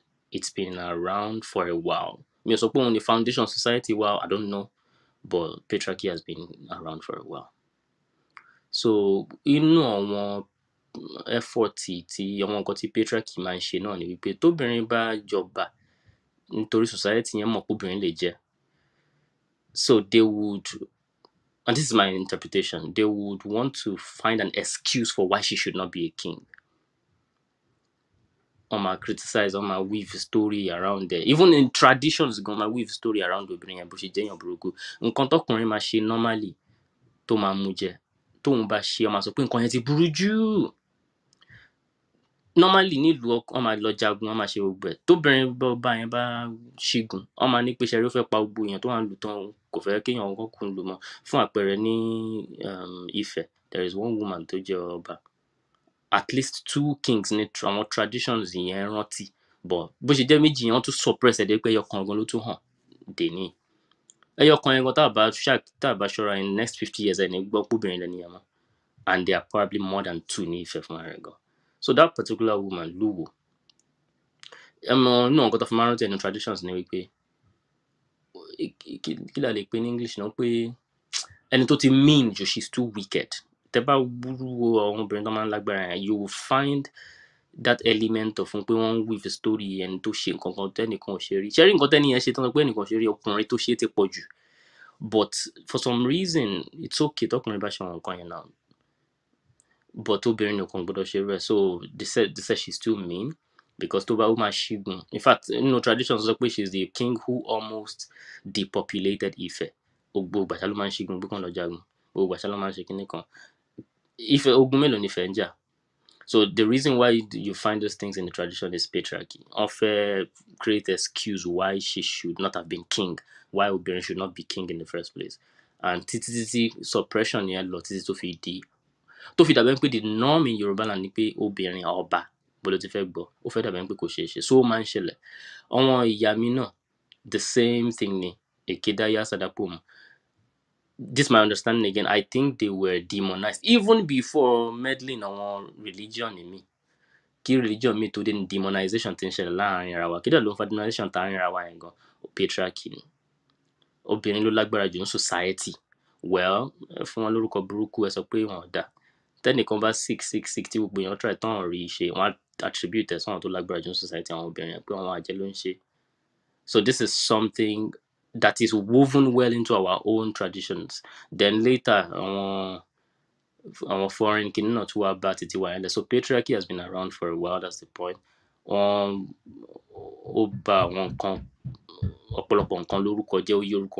patriarchy. The reason why you hear Aje and you think, this is my own interpretation of what it was originally, and why you think all evil. Yes, they are powerful. Tí wọ́n bá lágbára, mi ò sọ pé gbogbo wọn tó lágbára náà, gbogbo wọn nǹkan tó dá, ẹni tó bá lágbára ó lè ṣe nǹkan tó dá, lè ṣe nǹkan tí ò dá. People can do whatever they like. But the idea wípé Ajay is altogether evil originally, yeah, I think it's a hand of patriarchy there. What we just see then ni pé obìnrin ló lágbára jù ní society Yoruba people, and the men would not be comfortable with that. So well, we have to give them bad names. Anybody tí nǹkan bá ṣe hùn, Ajay ló pa, Ajay ló jẹ́, Ajay ló. So that's how women are really, really powerful. That's the key takeaway. Not just only powerful, this is serious. They are the most powerful in Yoruba society. That's the point I'm making. So it's one thing to say men are powerful, women are powerful. Women are the most powerful. So our women should realize this and reflect on this, like, okay, Yoruba society really gbé sí level yẹn tó tẹ́nìkankan ò sí above ẹ̀ mọ́, tó jẹ́ wípé àwọn ọkùnrin gan tó sọ pé wọ́n lágbára society àwọn gan tó máa bá òní tó bá. That's who the Yorubas were before things went downhill. So our women should look back at this history and be proud that you are a member of this kind of nation. Take what you can take from that. Raise your head up high. Kí crown yẹn lè dúró dáadáa. Tó bá gbórí sílẹ̀ àṣubú. Then move forward with that. Jump in, educate yourself as much as you can, teach people, learn from people, and more importantly, prepare yourself for the leadership role tó wà níwájú, because iwájú náà lobìnrin máa ń wà ní Yorùbá society. Ọba náà lobìnrin máa ń jọba. Society wọn ló lágbára jù, etc., etc. So those things can be replicated again. Those are the things I look forward to seeing again in Yoruba society. Maybe key president wa àkọ́kọ́ ní Yoruba nation tí ẹjọ́ obìnrin. Káwọ́ ọkùnrin calm down, ká ní sùúrù. I think there is an element of fear to it, to be honest. We just want to. There are some privileges that come with power, Sha. So we understand it, but they are coming. Yeah, maybe we should relax, breathe in and out.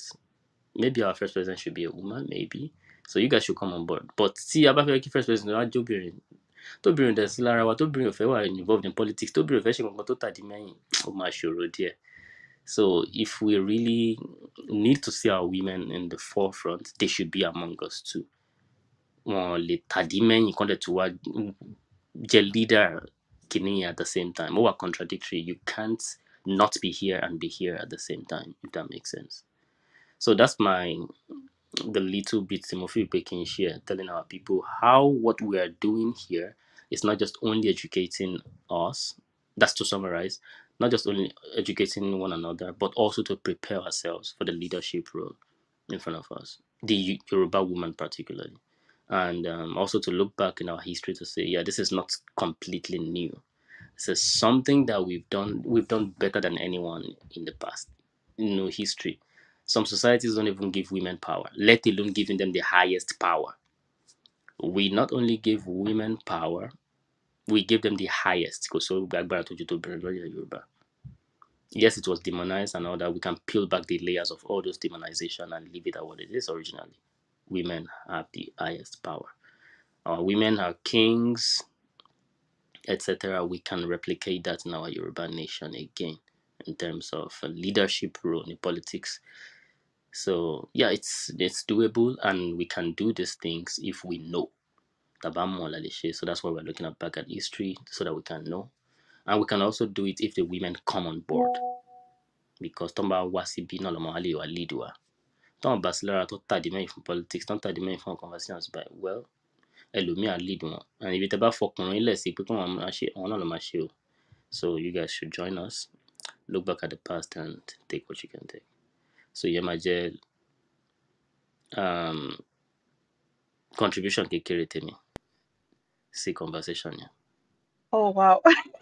Labala, thank you so much. And there was a reason why that was very, very profound. Thank you. Thank you. Thank you. Thank you to every of our speakers, Otumba, Mr. Shan, Sheo. So yes, there's a lot to take home from what Labala has said, from what Otumba has said, and from what Mr. Shan has said. There is a whole lot. Can you guys hear me because I'm driving? Yeah, Tí mo bá fún yín ní feedback, ẹ jẹ́ like, kí n gbọ́. Okay. that loud and clear. Okay. So yes, there is a need for we women to be active. And that was one of the things Tia Kani, from our mothers of the past, Mami Fumilayo, Abimbola, Kofo, Eid, Awolowo, they were active. And that's the most important thing. I know that the Nigerian factor, Otijeki, most majority of women want to take the back seat from politics, from speaking out, from advocating. There's a lot of pushback. There's a lot of insults, that comes with you being an advocate for the girl child rights in the society. And that's why, in a way, there is repression. Women are no longer wanting to be as active as they should. And it is understandable. But we cannot allow ourselves to be silent, because in our silence lies the future of our agenda. Of our agenda. The moment we go silent, this is what these oppressors want.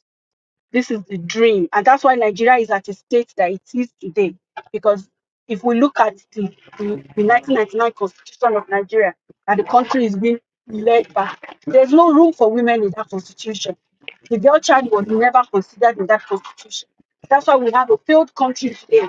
And even though we have women that are excelling around the world, women that are doing great stuff, they are not able to impact our economy, the Nigerian economy, the way it should be. And that's because of repression. And I fear that there is a replicate of that in the Yoruba nation. And so it's so beautiful and wonderful that we're having this kind of conversation that lets women understand that even though there is repression, even though some of our men have not yet gotten the memo, that we are here to stay, that women are powerful, that the unity of women is the betterment of a nation. Even though some of our men are yet to get that memo, we should still go ahead in doing it. And the way Madam Fumilayo Ransome-Kuti was able to pull the men was that she faced the cost that pays her. She faced the cost that was more of advantage to her gender, that made our whole world a better one to live in for herself and for women like her. And so she advocated for herself. And in her advocacy, the men had no choice than to support her. Even though it came late, it came later on in the journey, but in a way, it still helped. The contributing factor of men came into usefulness when they saw that these women are non-relenting, they're not giving up. And see what they've been able to achieve without us. We better join them. We better give them our support. And as Olabola has rightfully echoed in this conversation, one of the things I heard that was profound for me in everything he said was that there is no other unity, no other association, no other gathering in the history of Nigeria, of Yoruba, that is stronger than the unity of the women. That's so profound, and it can be replicated. Even with everything, women are women greatest enemy. Women are women kinikan. Women are this. Women are that. It can still be replicated, because the more we gather ourselves together in oneness of voice, the more we come together in oneness of purpose, and we are purpose driven. I mean, our vision is clear that this is what we aim to achieve for our gender. That in this new nation, no, our gender will not be put on the side. We will all have one voice. We will support our men, and our men will support us. We will work hand in hand to create a better world for our generations to come.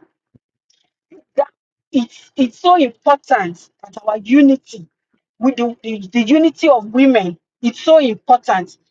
One of the things I took away from all my readings this weekend is the fact that I want to be that woman that gives the next woman the benefit of the doubt.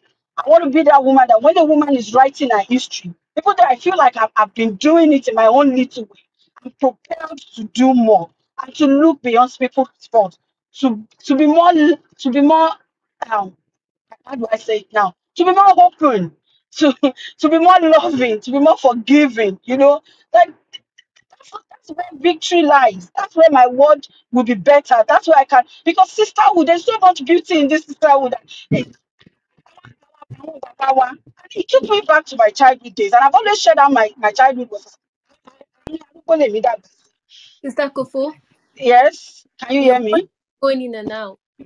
But Okay, I can go in though. I just wanted to let you know. So if you can. okay, I'm on the highway. All right. Just Okay. please bear with me. So basically, I was I was reflecting. I reflect a lot on some things, especially when I'm reading books. And this is why education is very important. And I'm not even talking about education of getting higher education or going into the university or being a professor, but reading articles, reading stuff that reading books that is enlightening, empowering books, especially from my own gender, what women before me had been able to do, even when the world was not this advanced. Today now, if a man is oppressing a woman, I don't have to walk to the police station anymore. I can just pick out my phone from my pocket and make a recording of it and put it on the internet, and the whole world is seeing what type of man he is, without me even having to go and write any petition or anything. I can gather support at the tip of my finger already. But these women didn't have that. But yet, years after, decades upon decades after, we are still seeing the impact that they were able to make because of one thing, just one thing. And that's the major thing we lack in this era. Unity amongst ourselves, unity among we women, unity amongst love for one, love for all. It's so lost. The whole idea of sisterhood has been so bastardized. Even I am guilty of it, and I'm not pointing accusing fingers at anybody. And that's why I'm taking it home to myself. I'm bringing it back home to us that if we're not walking away from anything from this conversation today, there's a need for us to look within ourselves. There's a need for us to look at the effort of our heroes past and how they were able to achieve this thing. So today I want us to walk away with the fact that that girl child around you, that younger sister that is very stubborn, that believe but we know that this girl has so much to offer. This girl has so much fire in her. If helped channeled in the right way, she's going to be a force to reckon with. let's let's go back to these younger women of ours. Let's take mentoring, a thing that we should be actively. Let's take volunteering, a thing that we should be actively. Let's take forgiveness, kindness, a step further in our day-to-day activities, even in the quest for getting this nation, because there is no any other way that we're going to be able to achieve this. And when Olabala was rounding up, he said something that's also very useful, that there's already a crown on that head. You being a Yoruba child, a Yoruba girl child, nothing in your history is oppressive. Nothing in your history is limiting. It's only the world and some few crooked heads that we have displacing this limitation. So stand up like the queen that we are already. Let's take our place in history. And this is the time that history is being made. The history of Yoruba is being rewritten all over again. And even if it takes 2 more decades, 3 more decades to come into fruition, there's nothing that will be more beautiful to see that you are an active contributor to achieving this thing. And when they are looking back on history into these times that we are right now, women like you and I will be pointed out that yes, they were active, and then and these are the results of their activities, and they were able to achieve this with unity. And I don't know if anybody else has anything to say. I'm going to start. Thank you. Mr. Ocean.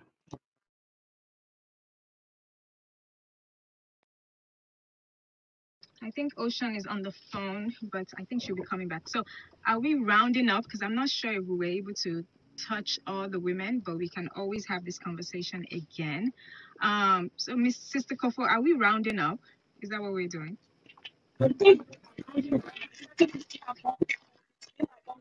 Oh yes, okay, absolutely, absolutely. So yeah, Second batch of yeah, next time. there where we can discuss and maybe after we're done, talk about some of the things that we can come up with Yeah, I don't know, maybe it's your because I know you're driving, so it's so hard to hear you. But I heard, Impe, we can have this conversation again, maybe a second session, which I agree with. So this has been so good. I want to thank every woman that was here, modding the room and enlightening us about all the women that we may or may not have known their history and what we should be doing about the present women that are impacts right now and the future. So I want to thank everyone that contributed to this conversation. I do want to add just something very small, like, I don't know who made that comment about how, women should take up, leadership roles, and it's very important. And we are leaders. I think when people begin to recognize or don't let me say allow, but encourage or give us the opportunity to be heard, I think it makes a difference. On was it Saturday, there was a room. When was Independence Day? Whenever October 1st, I don't even think of Independence Day anymore. There was a room talking about why Nigeria is a failed state, right? And some people were saying Nigeria is not a failed state. Some people were saying Nigeria is a failed state. And there was a woman in there, and she obviously knows Nigeria is a failed state. So there was a bet that if you can both debate on why Nigeria is a failed state or not, the man was going to put $1,000 down, and if somebody can debate it. And this woman came on stage. She wasn't prepared for this conversation, but my God, if you hear what she said, she was able to convince you that Nigeria is not a failed state. And she's a supporter of self-determination, but she did it in a way, she was so good. She did it in a way that, of course, Nigeria is not a failed state. For the colonial masters, it's not a failed state. It works perfectly for the British. And this was just a woman that was in the audience, and she came up, was not prepared. She spoke for like 20 minutes nonstop and gave this debate. I wanted to give her $1,000, but my account was looking kind of small. But this is what happens when you just allow, or you just want to hear from our women and see what they have to say. Look at the women that were on this stage today, how much they said, how much we learned.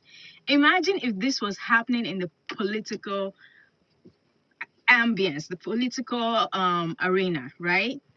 We need this. It's in our best interest. It's in the universe's best interest for women to be able to shine.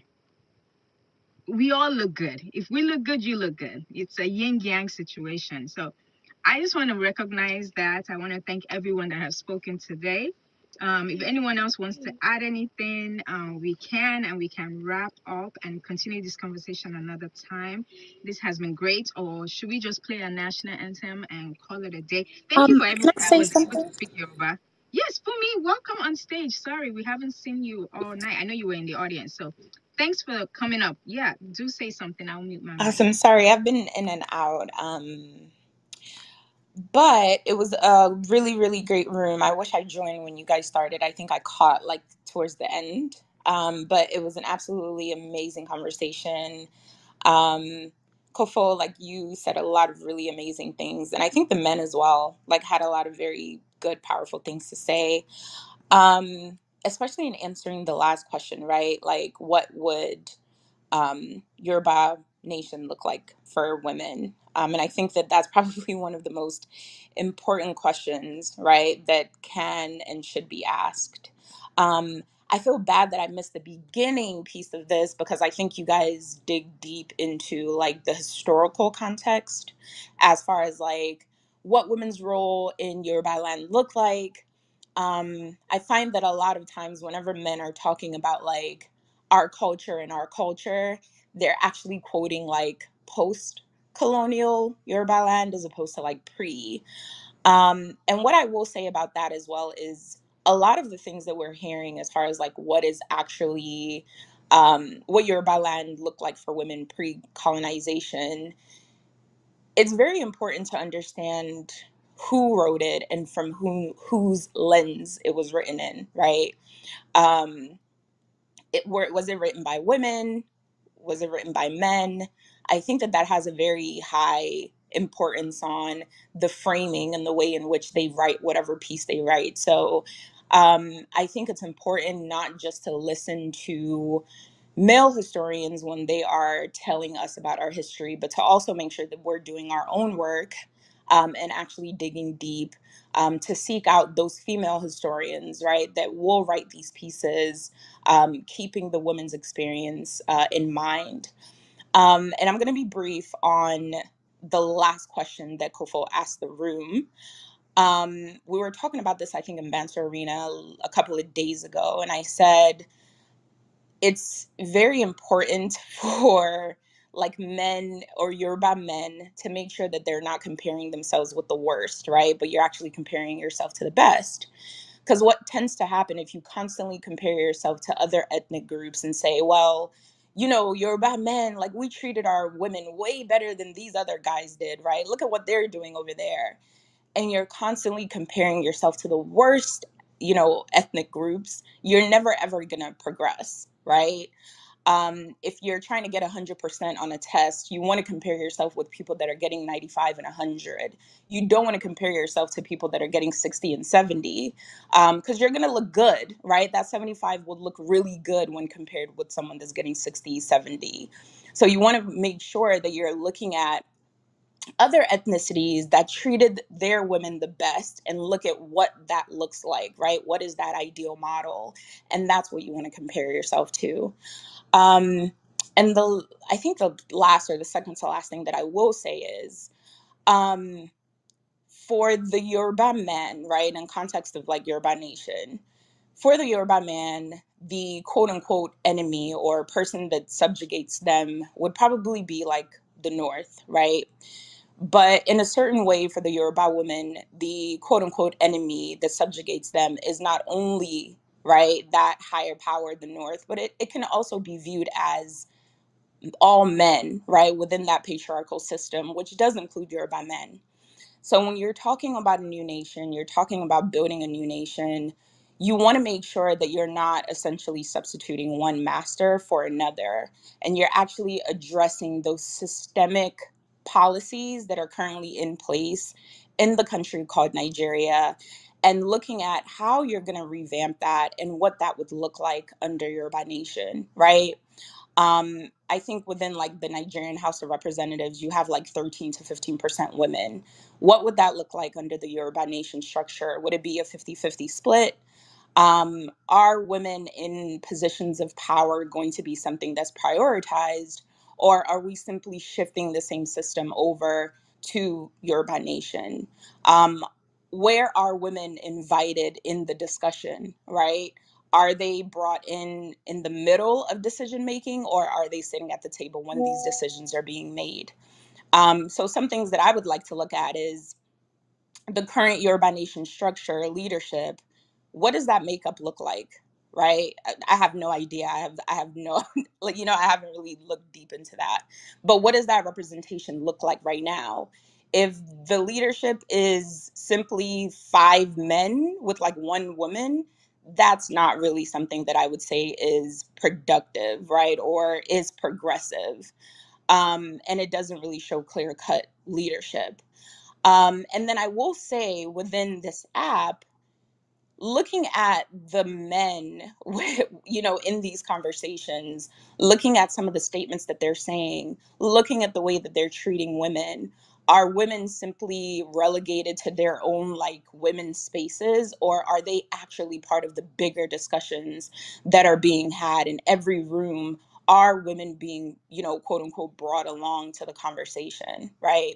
Those things are important. I know that there's some men in this movement that I've heard that I would say are extremely progressive, right? Men like Otumba, men like D. But then there are also men that I've heard within the same movement that will make me kind of take a step back and say, whoa, you know, and you have to understand that they're all part of the same movement. So what happens with that, right? What do you do with those men that are not yet ready to let go of that patriarchal structure or patriarchal system, right? That want to take that along. And I think that having conversations around with both groups of men along with women is going to be very productive. I would like to know how those conversations will pan out, right? Trying to think if there's anything else. So representation on the leadership level, like I said, is definitely something that I would want to see as a priority. What is the current makeup now? Are women relegated to certain positions, or are women taking along in every single step of decision making? Representation is something that's very near and dear to me, because no matter how woke or aware a man is, he is still a man, and he's shaped by his conditioning, based on his gender, right? He has no ability to understand from a woman's perspective.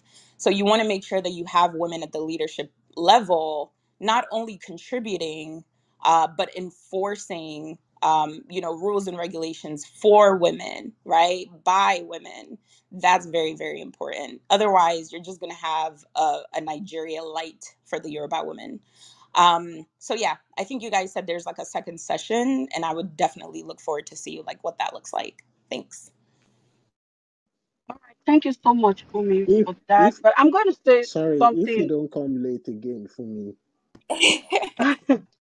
Okay, so I'm going to say something real quick to that. And I think that was one of the aim of this conversation today, was to in as much as we're speaking, sorry, I'm trying to pack, in as much as we're speaking about our heroes of the past and the things that they were able to achieve, there was another thing that we took away from that, and that's the fact that they didn't wait for men, they didn't wait for the permission of men to be great. And that's one of the things that I've been aligning more towards in this whole conversation, that women need to stand up to it by ourselves. And that's why I was talking about the failed state of Nigeria, that we've allowed the Nigerian woman has allowed herself to be silenced by the stupid Nigerian government. And so a lot of women do not, even a lot of men don't want to be participants of politics under the Nigerian state anymore, because of the dangers that it involves, death, killing, assassination, and all of these things that it is. So I understand the fears of women not wanting to be part of the system, part of decision making in the country, but there is a need for it. There's a need that we come to the table where decisions are being made, or we build our own damn table by ourselves. Girl, you better preach. So there is a need for us to be active, to be more proactive, and not to wait for it, because whether we take it or leave it, patriarchy is here to stay. There will be a lot of progressive men, but newsflash, there will also be a lot of retrogressive men in the society. A lot of people that will never get the memo. And so we have to stand up to this occasion by ourselves. Enough of waiting for them to bring the bread to us. It's about time for women to start owning the bakeries, and to start having our own conversations, and to start having representative where decisions are being made. And so that's why I said Fumilayo Ransom Kuti's life, reading more about her was so eye-opening for me. She didn't wait for nobody. She was more focused on the women of our times. She was more focused on the women getting the message that she needed them to get. And she was more focused in empowering women. And I think that is what we are lacking. I know a lot of women, a lot of great women around the world are doing so much. But if we look at it, we're only doing so much on the NGO levels, doing so much on the religious levels. What about the political aspect of life? We're living it for the ones that for the ones that want to put us out. And when we are not rising up to this occasion, whether the progress is small, whether the progress is little, see the women that have been able to fight through, the likes of Okonjo Iweala, the likes of Senator Bola. People, Remi Tinubu, people will say, oh, her husband gave her the thing, but she never showed interest in politics. I don't think Tinubu, she's not the only wife that Tinubu has. Patience, Jonathan is not the only wife of Jonathan. But these are women that were interested in this thing. And so their men were able to leverage on it for us. So I think our conversation should be, what do we want for ourselves as women?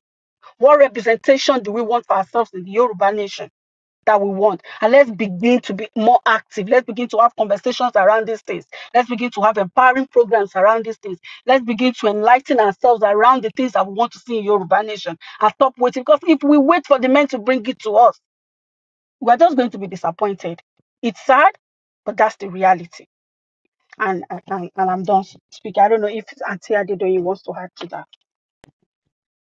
Yeah, the only thing I want to add is there are women in the movement, and I think the difference is we don't make a lot of noise. Like, we are there, we're doing things. I know when we started this room, there was a woman that was here, and I welcomed her. She is one of the forces in the movement. Her name is Shola Kobodoku. And she said nothing. She just sat there and she listened. But if you know what this woman is doing on the ground, she is, oh, you know how they say, Okunrin, Meta, or whatever, 3 men, that's who she is. You know, so there are a lot of women in this movement that we're there, we're doing things, but we don't make a lot of noise. We don't need the glory. We do the work. And the people that see it, they see it. You know what I mean? So we're here and we're working, and we want more women. And the only way we can, we find a seat on the table. You know, so there's this little movement, Yoruba self-determination movement, that is going on. Most of the women in that movement, most of the people in the movement that hold seats, like leadership roles, most of the people that own that have leadership roles are women. The head of the diplomatic team is a woman. You know, the head of the security team is a woman. So we're here, we are not loud, but we need more. We need more of us to speak up, so they can see that these people are not playing. We're not waiting for men to give us roles. We're telling our leaders that I want to do this. I'm going here tomorrow to speak to this community about what's going on, the insecurity happening in my town, why our children cannot go to school, why our women are being raped in the forest, why our men can't go to a farm because of the insecurity. We are speaking where we need to be heard. You know, we're not making noise, but we're getting things done. So I want to encourage you, like, for me, I love what you said. You're asking questions, you know, to see if women are represented. We are there, and we need more. We need more of us to speak. The men are there too, you know, but the time to ask for permission to do stuff, that time is gone. We're not asking, we're demanding. We're telling them what we are doing. We're not asking before we do it. We're telling them, this is what I'm doing next week. This is who I'm speaking to. This is the senator that I'm going to be speaking to next week. If you like to join, come along. This is where I'm going to be speaking about the issues that are going on in my town, in Ikorodu, or in the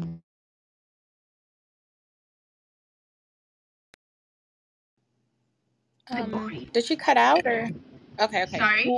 No, you cut out, but you're back. Oh, I'm sorry. I said we don't need the glory because our work speaks for itself. So we need to have more conversations like this, so we see more women that want to be involved, and we will lead our other women to the promised land, you know, with our men. So when somebody says behind every man I love that, but we're not behind anymore. We're beside. I don't think we were ever behind. We were beside, but you know, we were just not given that acknowledgement. So thank you for your observation. Thank you for speaking. But I just want to assure Another you that question. we're here. Do I keep cutting out? No, I'm sorry. you're not. I have a question for you as well as some of the other women within the movement. Yeah, so let me just wrap up. So we are here, we are doing stuff, and we encourage more of this kind of conversations so we can debate, we can talk about it with our men as well. So thank you. Go ahead. Okay. Sean, I beg, I beg, I beg. Okay, so one of the questions that I had was centered around like your first comment, right? About how women within this movement, especially Yoruba Nation. So obviously the culture, right, being the Yoruba culture, is very heavy on respect, right? And there's a hierarchy that is set based on that order of respect. So you have, Eledumare at the top. Then you have like your Orisha at some, if, this is just like a traditionalist view, right? You can insert whatever God you want. Then you have the men at the head. Then you have, the women. Then you have the children.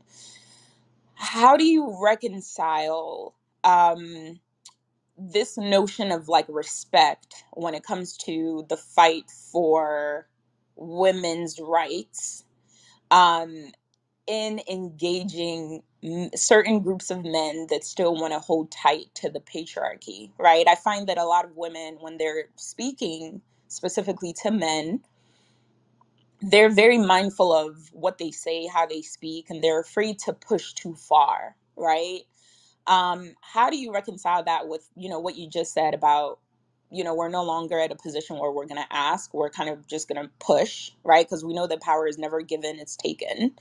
So I'm just curious how we reconcile the fight for women's rights against some of our cultural practices, right, which might not necessarily preach that women be so outspoken in the fight for women's rights. Well, I can't speak on the Orisha and the Olodumare and all that stuff because I'm not there yet. I'm a Christian and I am embracing my spirituality more, my Yoruba spirituality. So I can't speak on that hierarchy. I can't. But what I do say is we are telling our leaders what we want, where we want, what role we want to play in our new nation, what we're doing right now to get us there. So what you just talked about, there's nothing wrong with the respect. That's needed. Feshaya, please. That's needed. Respect is reciprocal, right? So I can't speak on what you just commented on because I don't know a lot about it and I'm not ashamed to say that. But I do stand on what I just said. We are telling our leaders how we want our Yoruba nation to be, what we're doing currently, so they see the efforts we're making. So that's all I'm going to say about that. I don't know if that clarifies anything, Fumilayo, but Yeah, it does. It does.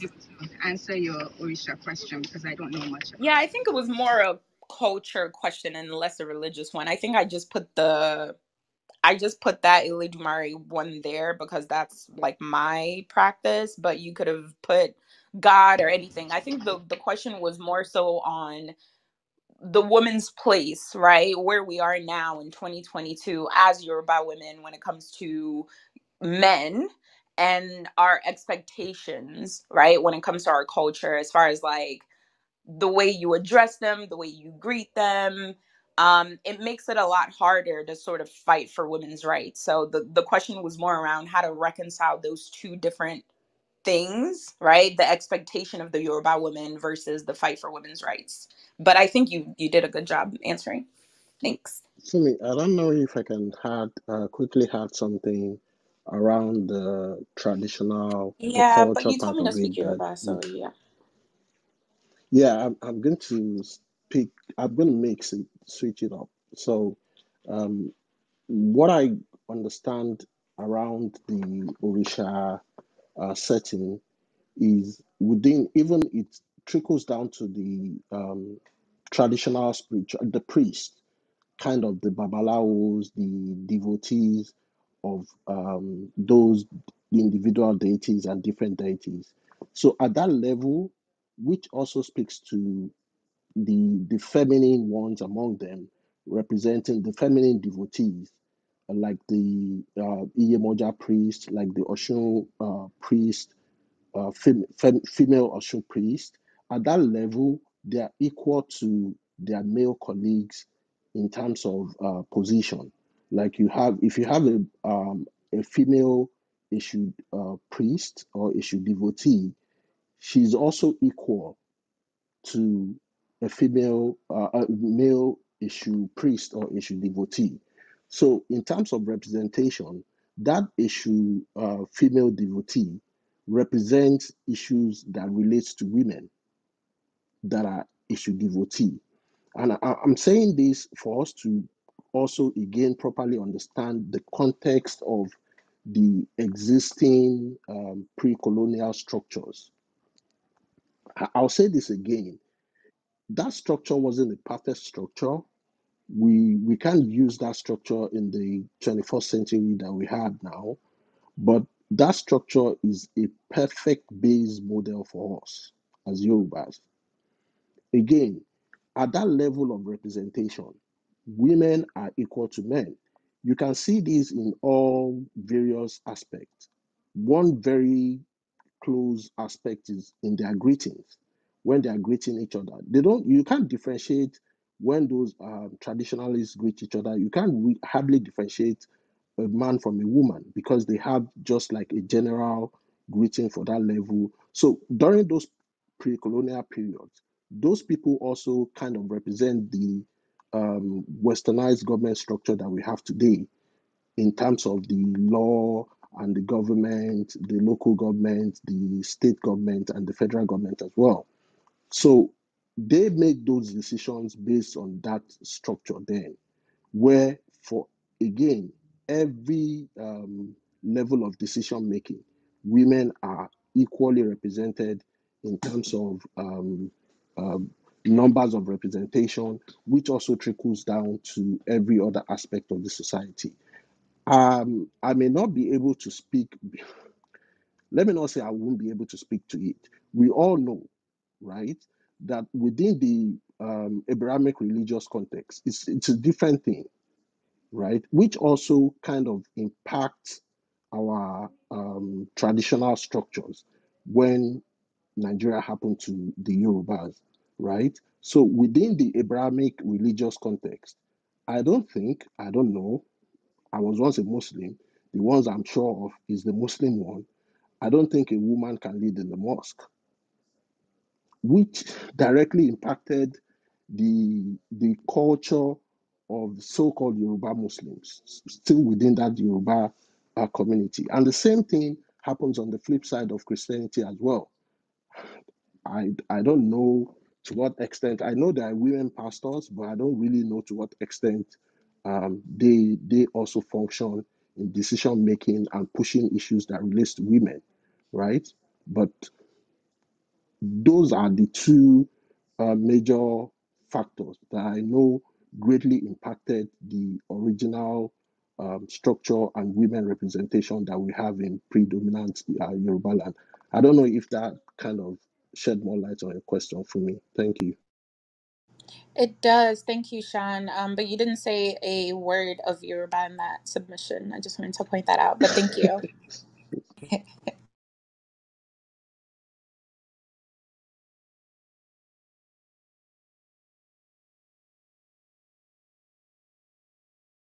So, okay, I guess we've come to the end of the room today. Being such a productive room. Thank you, everyone that has stayed from the beginning to the end.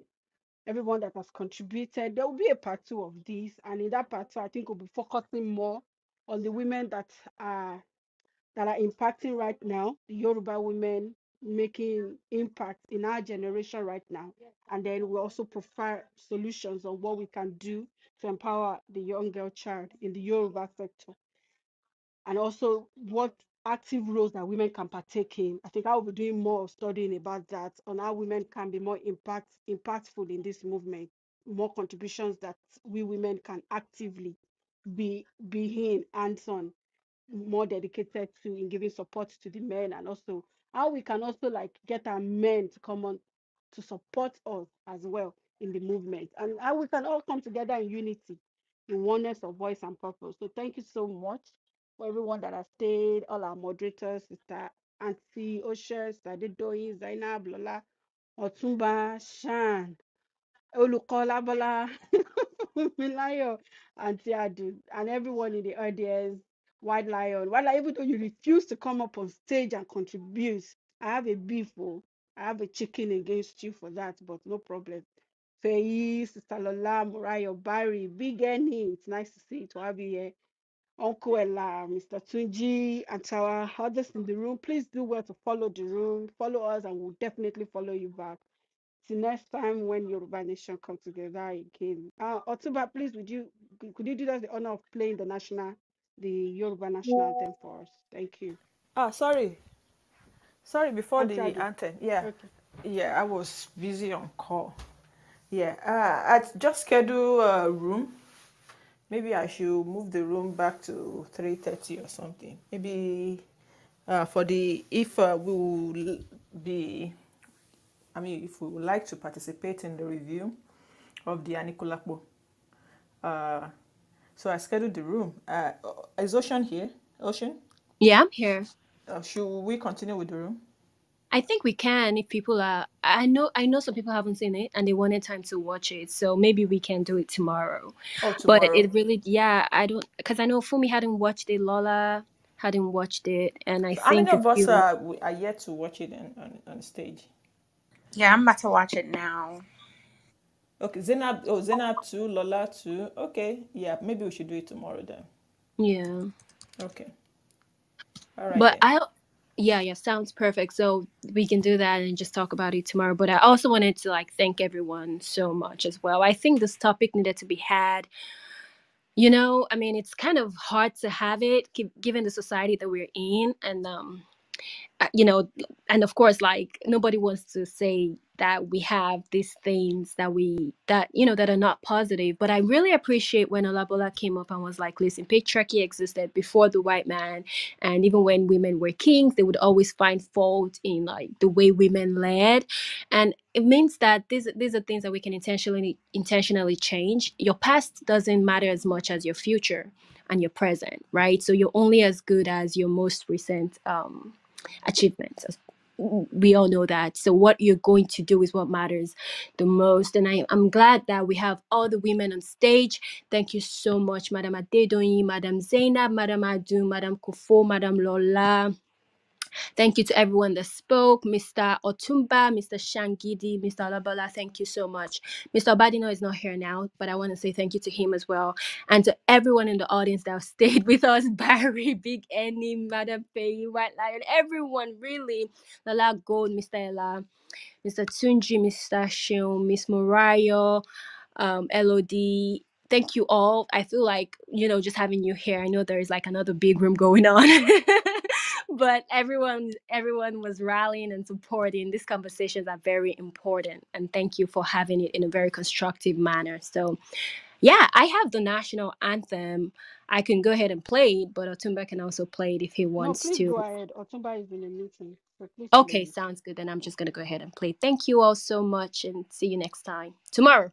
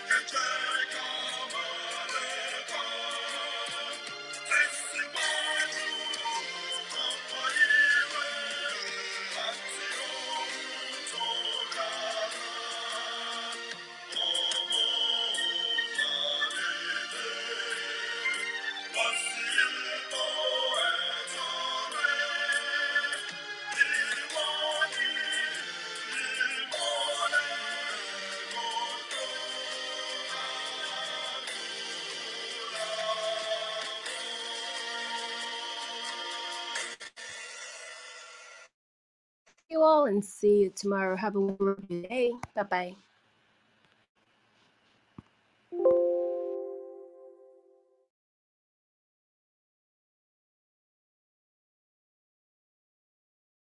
Say you like me on a fresh bush me do Say go on your own. Yeah, make you go on your own. Say go on your own.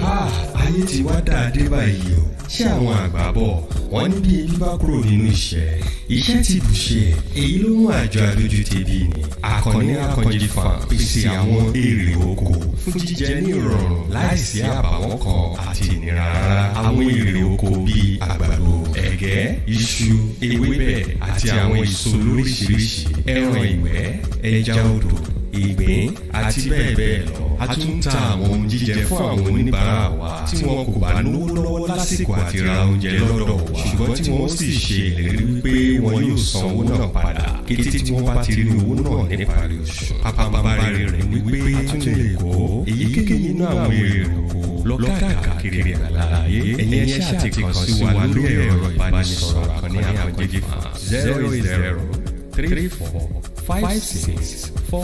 08034564577 àti